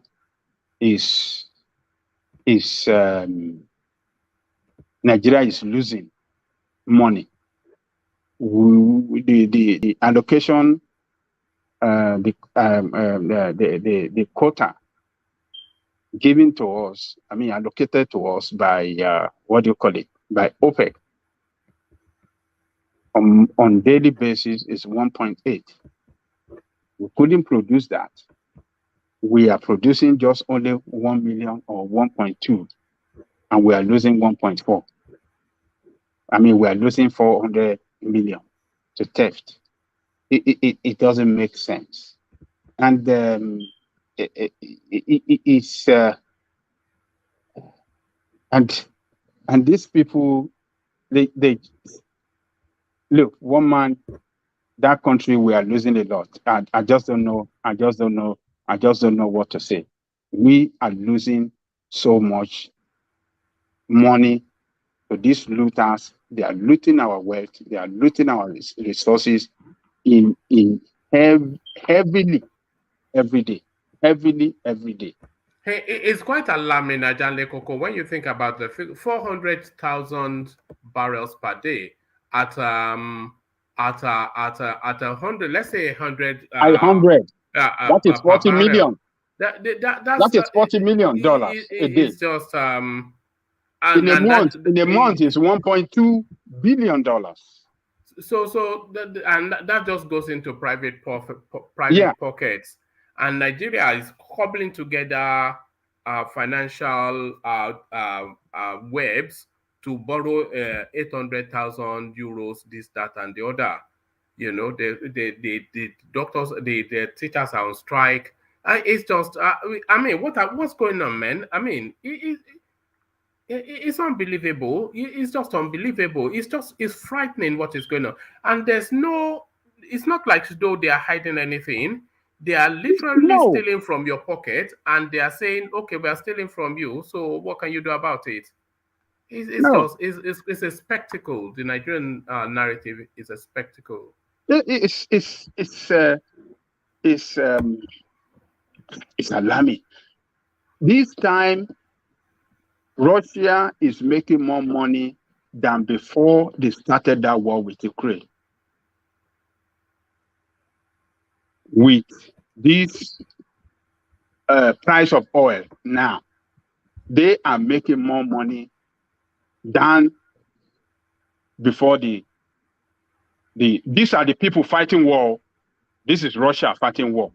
Nigeria is not fighting war with any country in the world, and yet we cannot. The only quota, 1.8 million, allocated to us by OPEC, we cannot meet it. Yet we are losing to theft. How can that be possible for God's one man? Does that make sense? You can't meet your quota, yet you are losing 400 million to oil theft. How is that possible on earth? And 400 million barrels of petroleum is too large a sum for us to just bracket it under the word theft. So this is an organized structure that is just taking. They're not stealing out. To steal is to try and cover what you're doing. You cannot steal 100 barrels per day now. You have to be doing it in an open, visible, mass manner. Oh yes, You are not picking. You are not picking. So it's not theft now. This is not theft. This is not theft. To describe it as theft is to try and diminish it. Because, because when you are saying theft, it's like somebody is trying to hide to do so. How can you hide to steal 400 million a day by day? Is this stuff? 400 million barrel. It is shocking. We are losing money there. We are not making money. Our revenue is not as much as what we are paying for. To service debt. We are owing all financial institutions around the world, IMF, World Bank, European Union, China Bank. We are owing all international financial institutions. We are owing the central bank 48 billion. The foreign reserve already gone down, is depleting every day. What have they done with the money that have made impact in the life of Nigerian people? What have they done with the money? So much money. All borrowed. Everywhere they are borrowing money. So Nigeria balance sheet is in red now. We are not making no money anymore. What kind of country is that, for God's sake? You know, Ajale Koko, when you are all these kind of things, it tells you nothing other than to tell you just how helpless we are in Nigeria. We are helpless because they are doing these things. Yeah, we know they are. They are, and even if you don't know they are telling you. So if they are saying to you that 400,000 barrels of oil is missing every day, that is to tell you directly that they are stealing, because there's nothing to suggest that $400,000 barrels of oil can go missing in any country, because it's just too huge a volume. So what they are telling you is they are stealing 400,000 barrels per day from you. But then what can you do? Then the next question is, this is unacceptable. It must be stopped. But that is where it ends for you, because then you realize then that there's absolutely nothing that you can do about it. So just what they're telling you, we are helpless in that country. We are helpless. No, they have those people have killed that nation.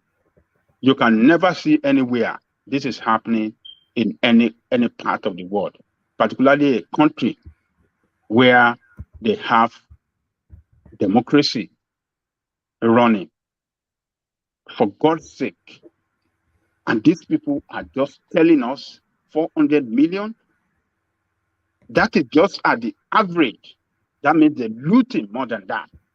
Sometimes they loot maybe 500, 400 or 800,000. So, but when they put it on the average, per month, maybe they can get, okay, it's 400 per day, that everything average to 400 per day. So this is not theft, just like you said. This is just they just looting it, taking it. This is organized crime, economic sabotage that is going on openly, open glaring for everybody. I think that's the most appropriate term. It's economic sabotage. So it's nothing to do with. So let's just abandon theft. Nobody's stealing now. It's not theft. When it's the government that is taking it. This is an open economic sabotage. Straight. Okay,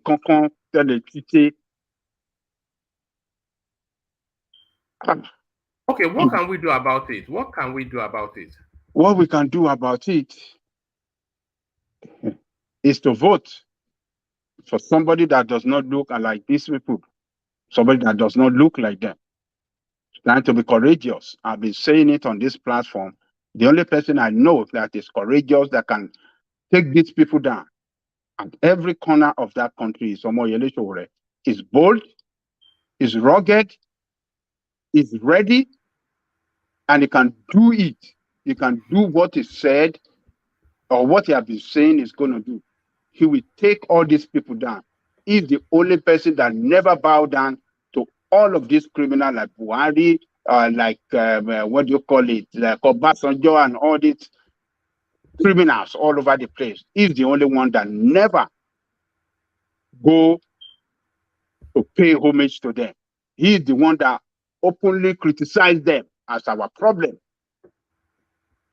That is the only, we just need new set of people. That is the only thing. It looks difficult, but if we are serious people, that is what we have to do to take these people out of the place and take our country back from them.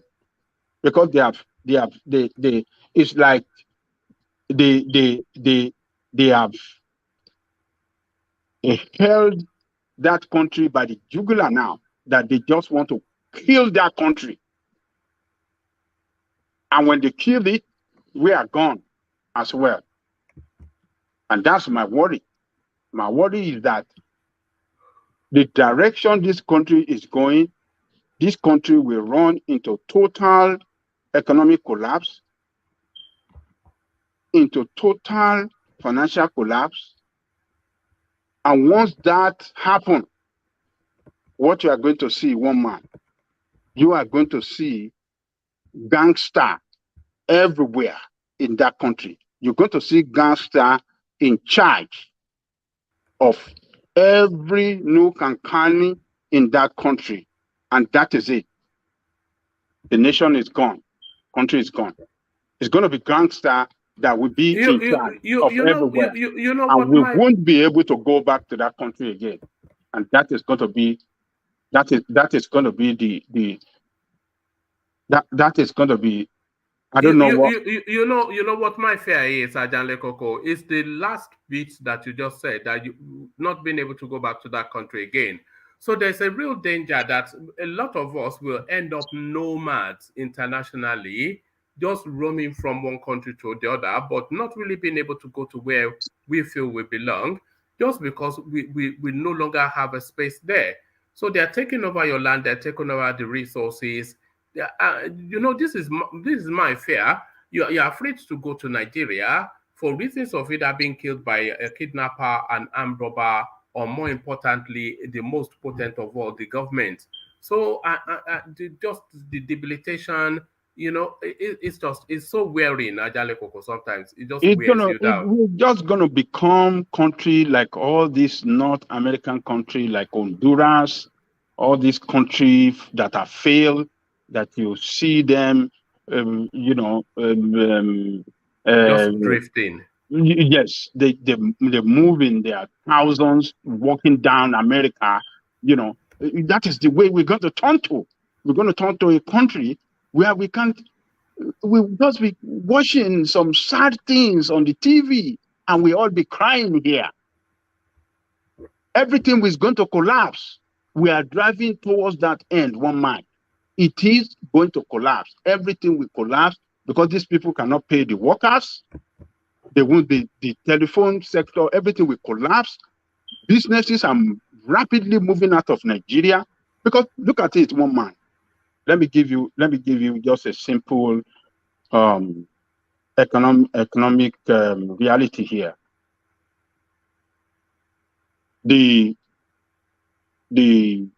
black market rate of our currency to dollar is 700. Bank rate is 400 plus. If this economy production to production we are talking about now, even if you are in Nigeria, if you want to export, if you struggle hard to export, and you want to get your money in Nigeria, and they are paying you like at the rate of 400, are you losing or you are gaining? At the rate of 400. You are losing now. You are losing. You are not making money.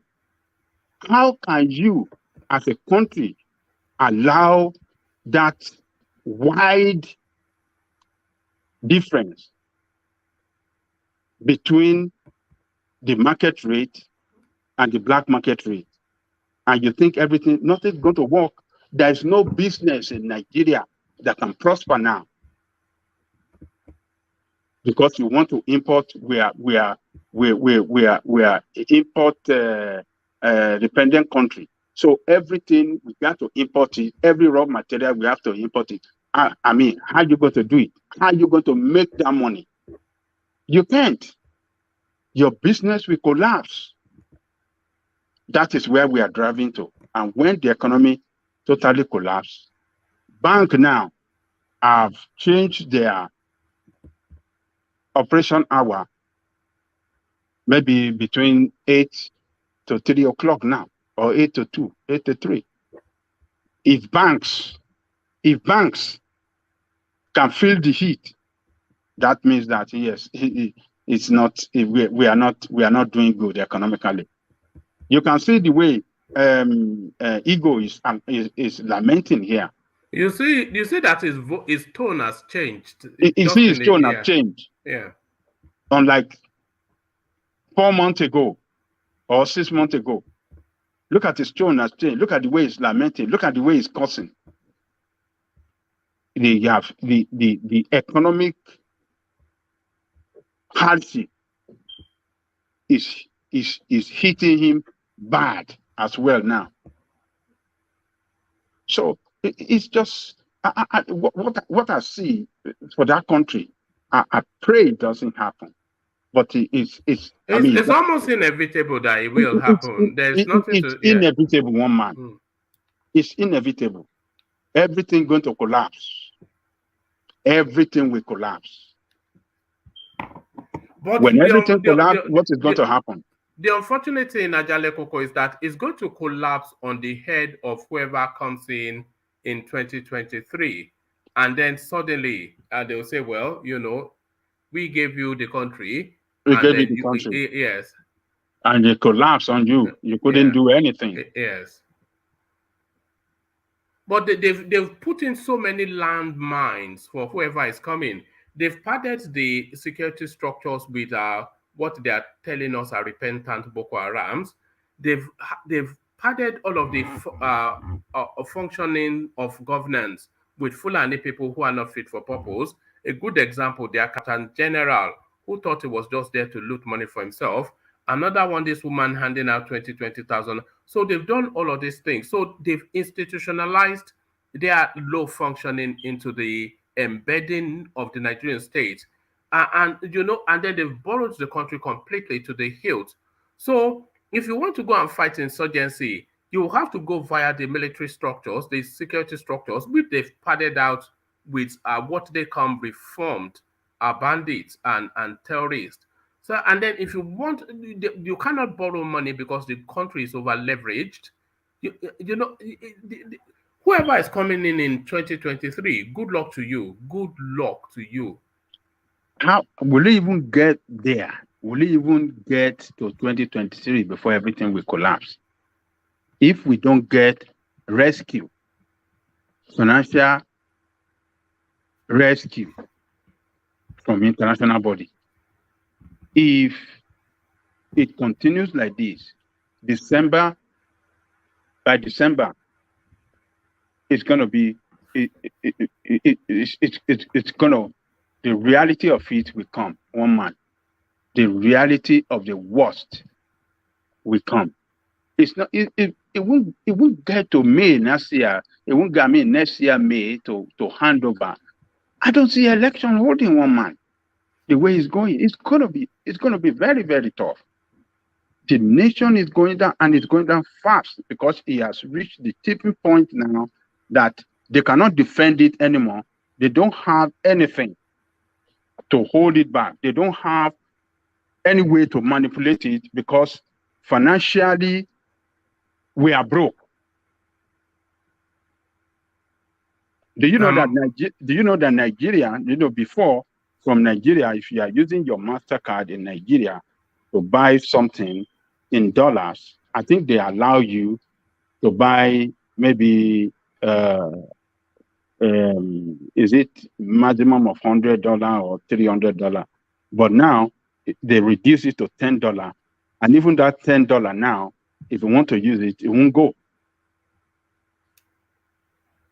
Even though that you have money, just to convert it to dollar for you to buy whatever you want to buy from Nigeria, you can't get it. It won't go through.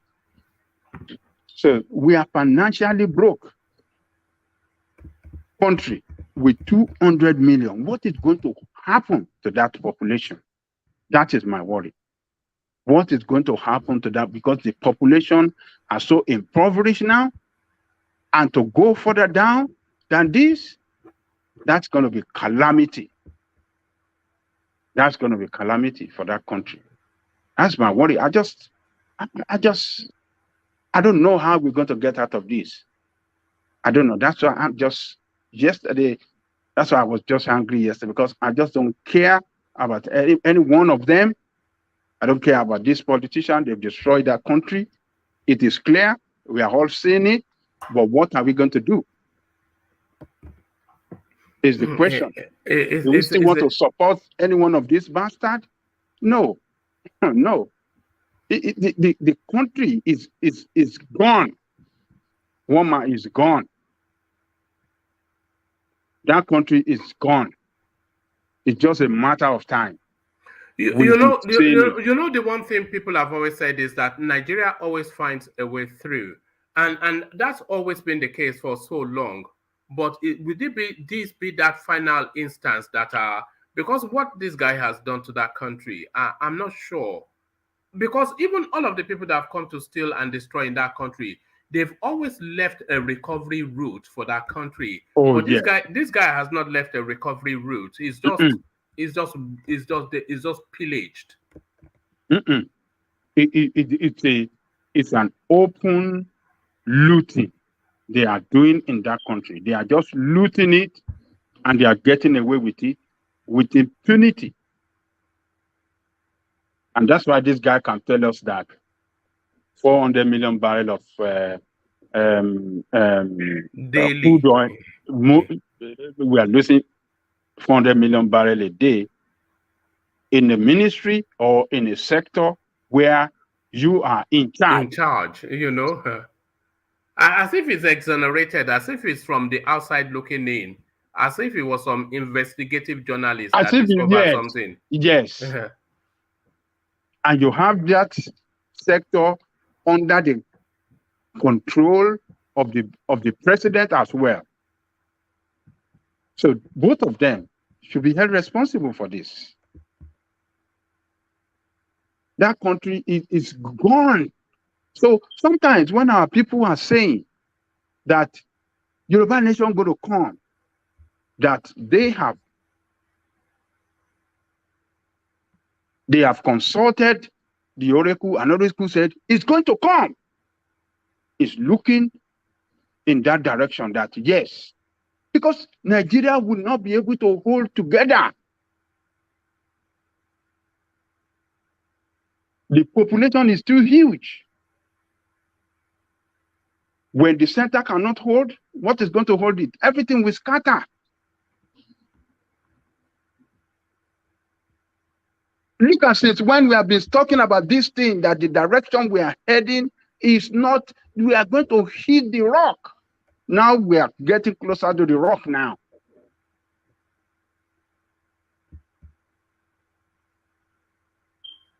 This is insane. I don't know how we get here. With this, these are mad people in charge of the country. Mad, crazy people. You know, the window for recovery was that 2019. If we have been able to have like a changing of government in 2019, maybe we would have still had a route to. Look, that 4 more years they gave this guy was the killer. They just empowered him, gave him all the support he needed to destroy it, and he has achieved it. And that is why I was so angry with Tinubu yesterday that if Tinubu had loved his motherland, he should have withdrew his support for this guy in 2019 and said, no, we are not going together again. Because direction, look, it was very clear at 2019 that this man have nothing for that country. And that man have started his humiliation. He has started his anti-other tribe policy as of 2019. He took out that lady.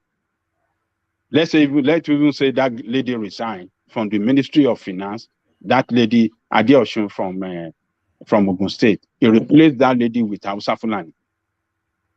There's another position. There's another guy from Lagos who is at the FRRS. They took him out. They replaced him with Hausa Fulani.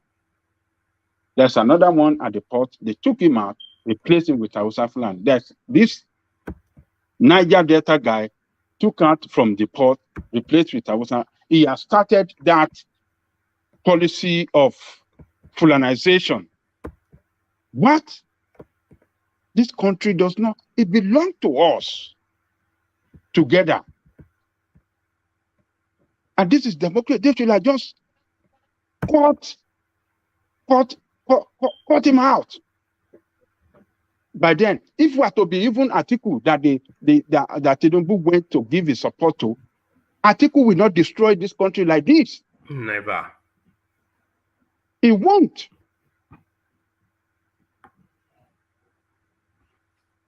We are still talking today. But Buhari is not a patriot. He has never been a patriot.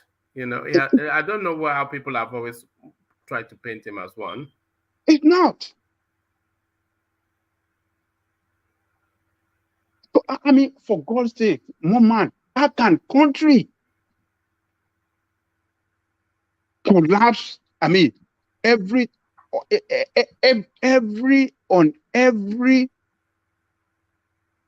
thing that drive a nation existence, how can we just collapse on everything? How can we just collapse financially? How can we just collapse economically? How can we collapse industrially? How can we collapse? We don't have electricity, we don't have industry, we don't have education, we don't have infrastructure, we don't have nothing. How can that happen? And you borrow everywhere to say you want to fix everything, and we have seen nothing fixed. Education, look, this thing we are talking about, it's like a child play. Look, we have more gangster in the south than even in the north. If everything collapsed, we'll be shocked of what we are going to see in the south. It's just because some people are still have money, they are looting from the government, politicians are still paying here, and they are still doing their agbero here and there. When everything stops, money is no more flowing, and people started losing jobs in such an alarming rate. That is when we will see. That is when we will see what we've never seen in this world. Every country in Africa that plunged into civil war or war, these are all indices that drive them into war. You will see financial collapse, you will see tribalism, one side of the country trying to dominate other side of the country in totality. Then you will start seeing economic collapse, you start seeing financial problems, you start seeing, you know, some kind of killing from one side of the country to the other. We start spreading. This is how it started in Liberia before Liberian war started. This is how it started in what do you call this guy? Cote d'Ivoire. This is how it started in so many countries in Africa that plunged into very serious war.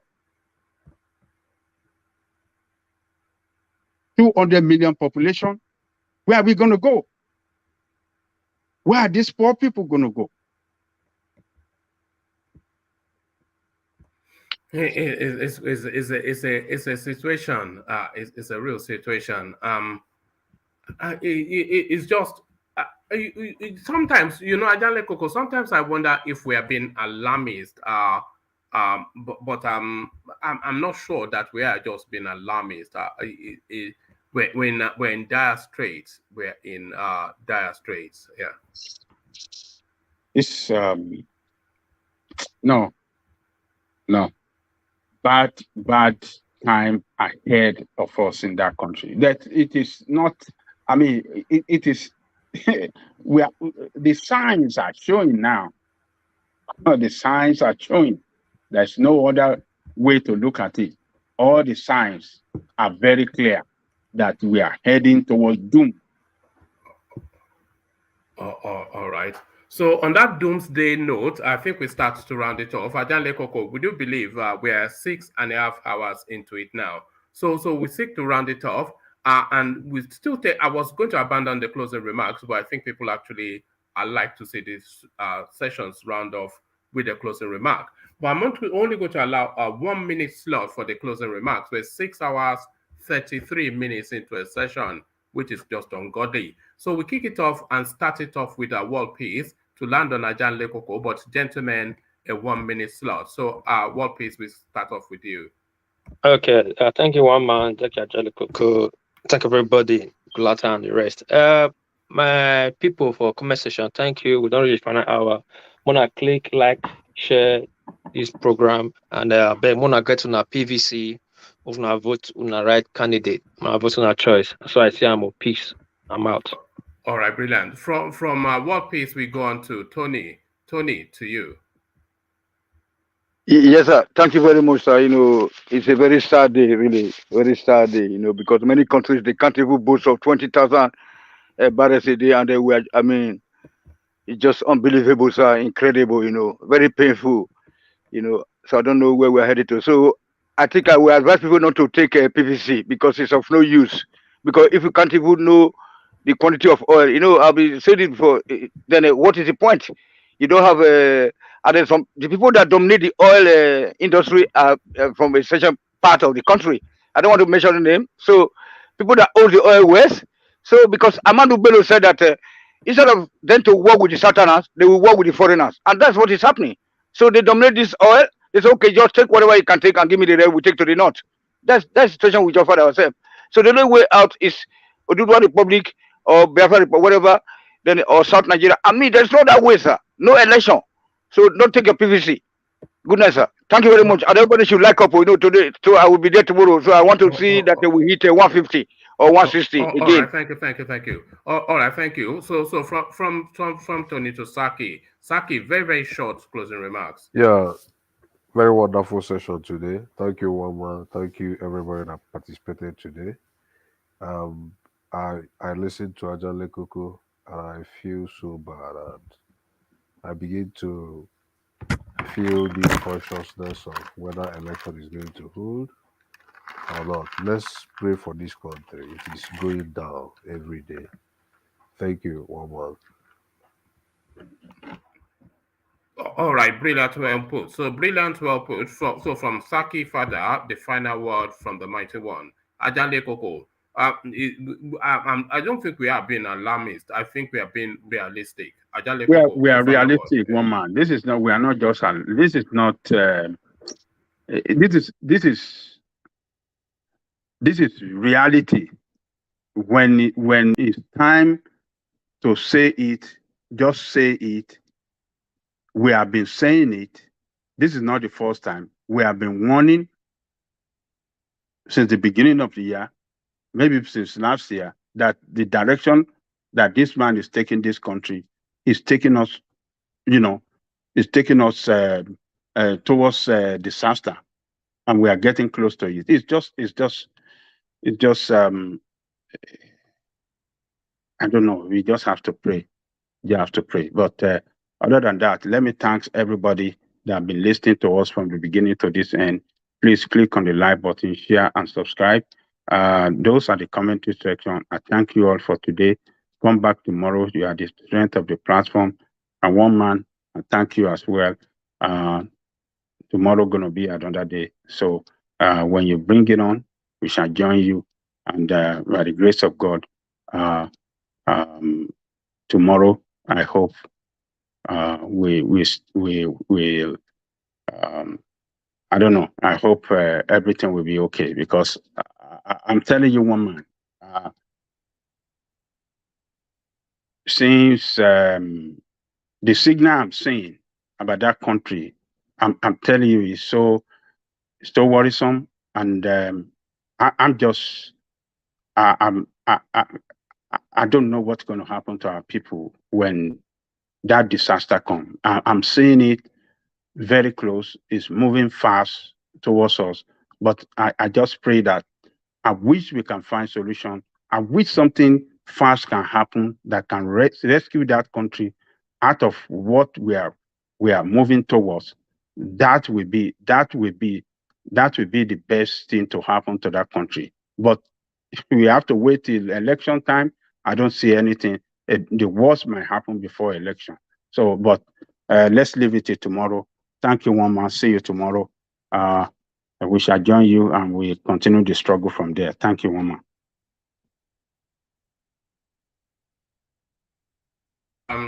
Yeah, so brilliant well put. So that's Ajanle Koko rounding it off. So you've heard it all. There's nothing that's been said that is not already known to you. So we're not talking about some obscure place. We're talking about the country that you and I belong to, that you monitor. So everything that's been said now, it echoes with you only because you read it similarly as it's been expressed. If you know it differently, please, we want to hear good news. So if you know it differently, or you see it from a different perspective, come share that difference with us in the next session. Tomorrow we attempt 2 sessions, but tonight we round it off here. So I'll leave you here. Carry the conversation on within the comment section, but here I say peace.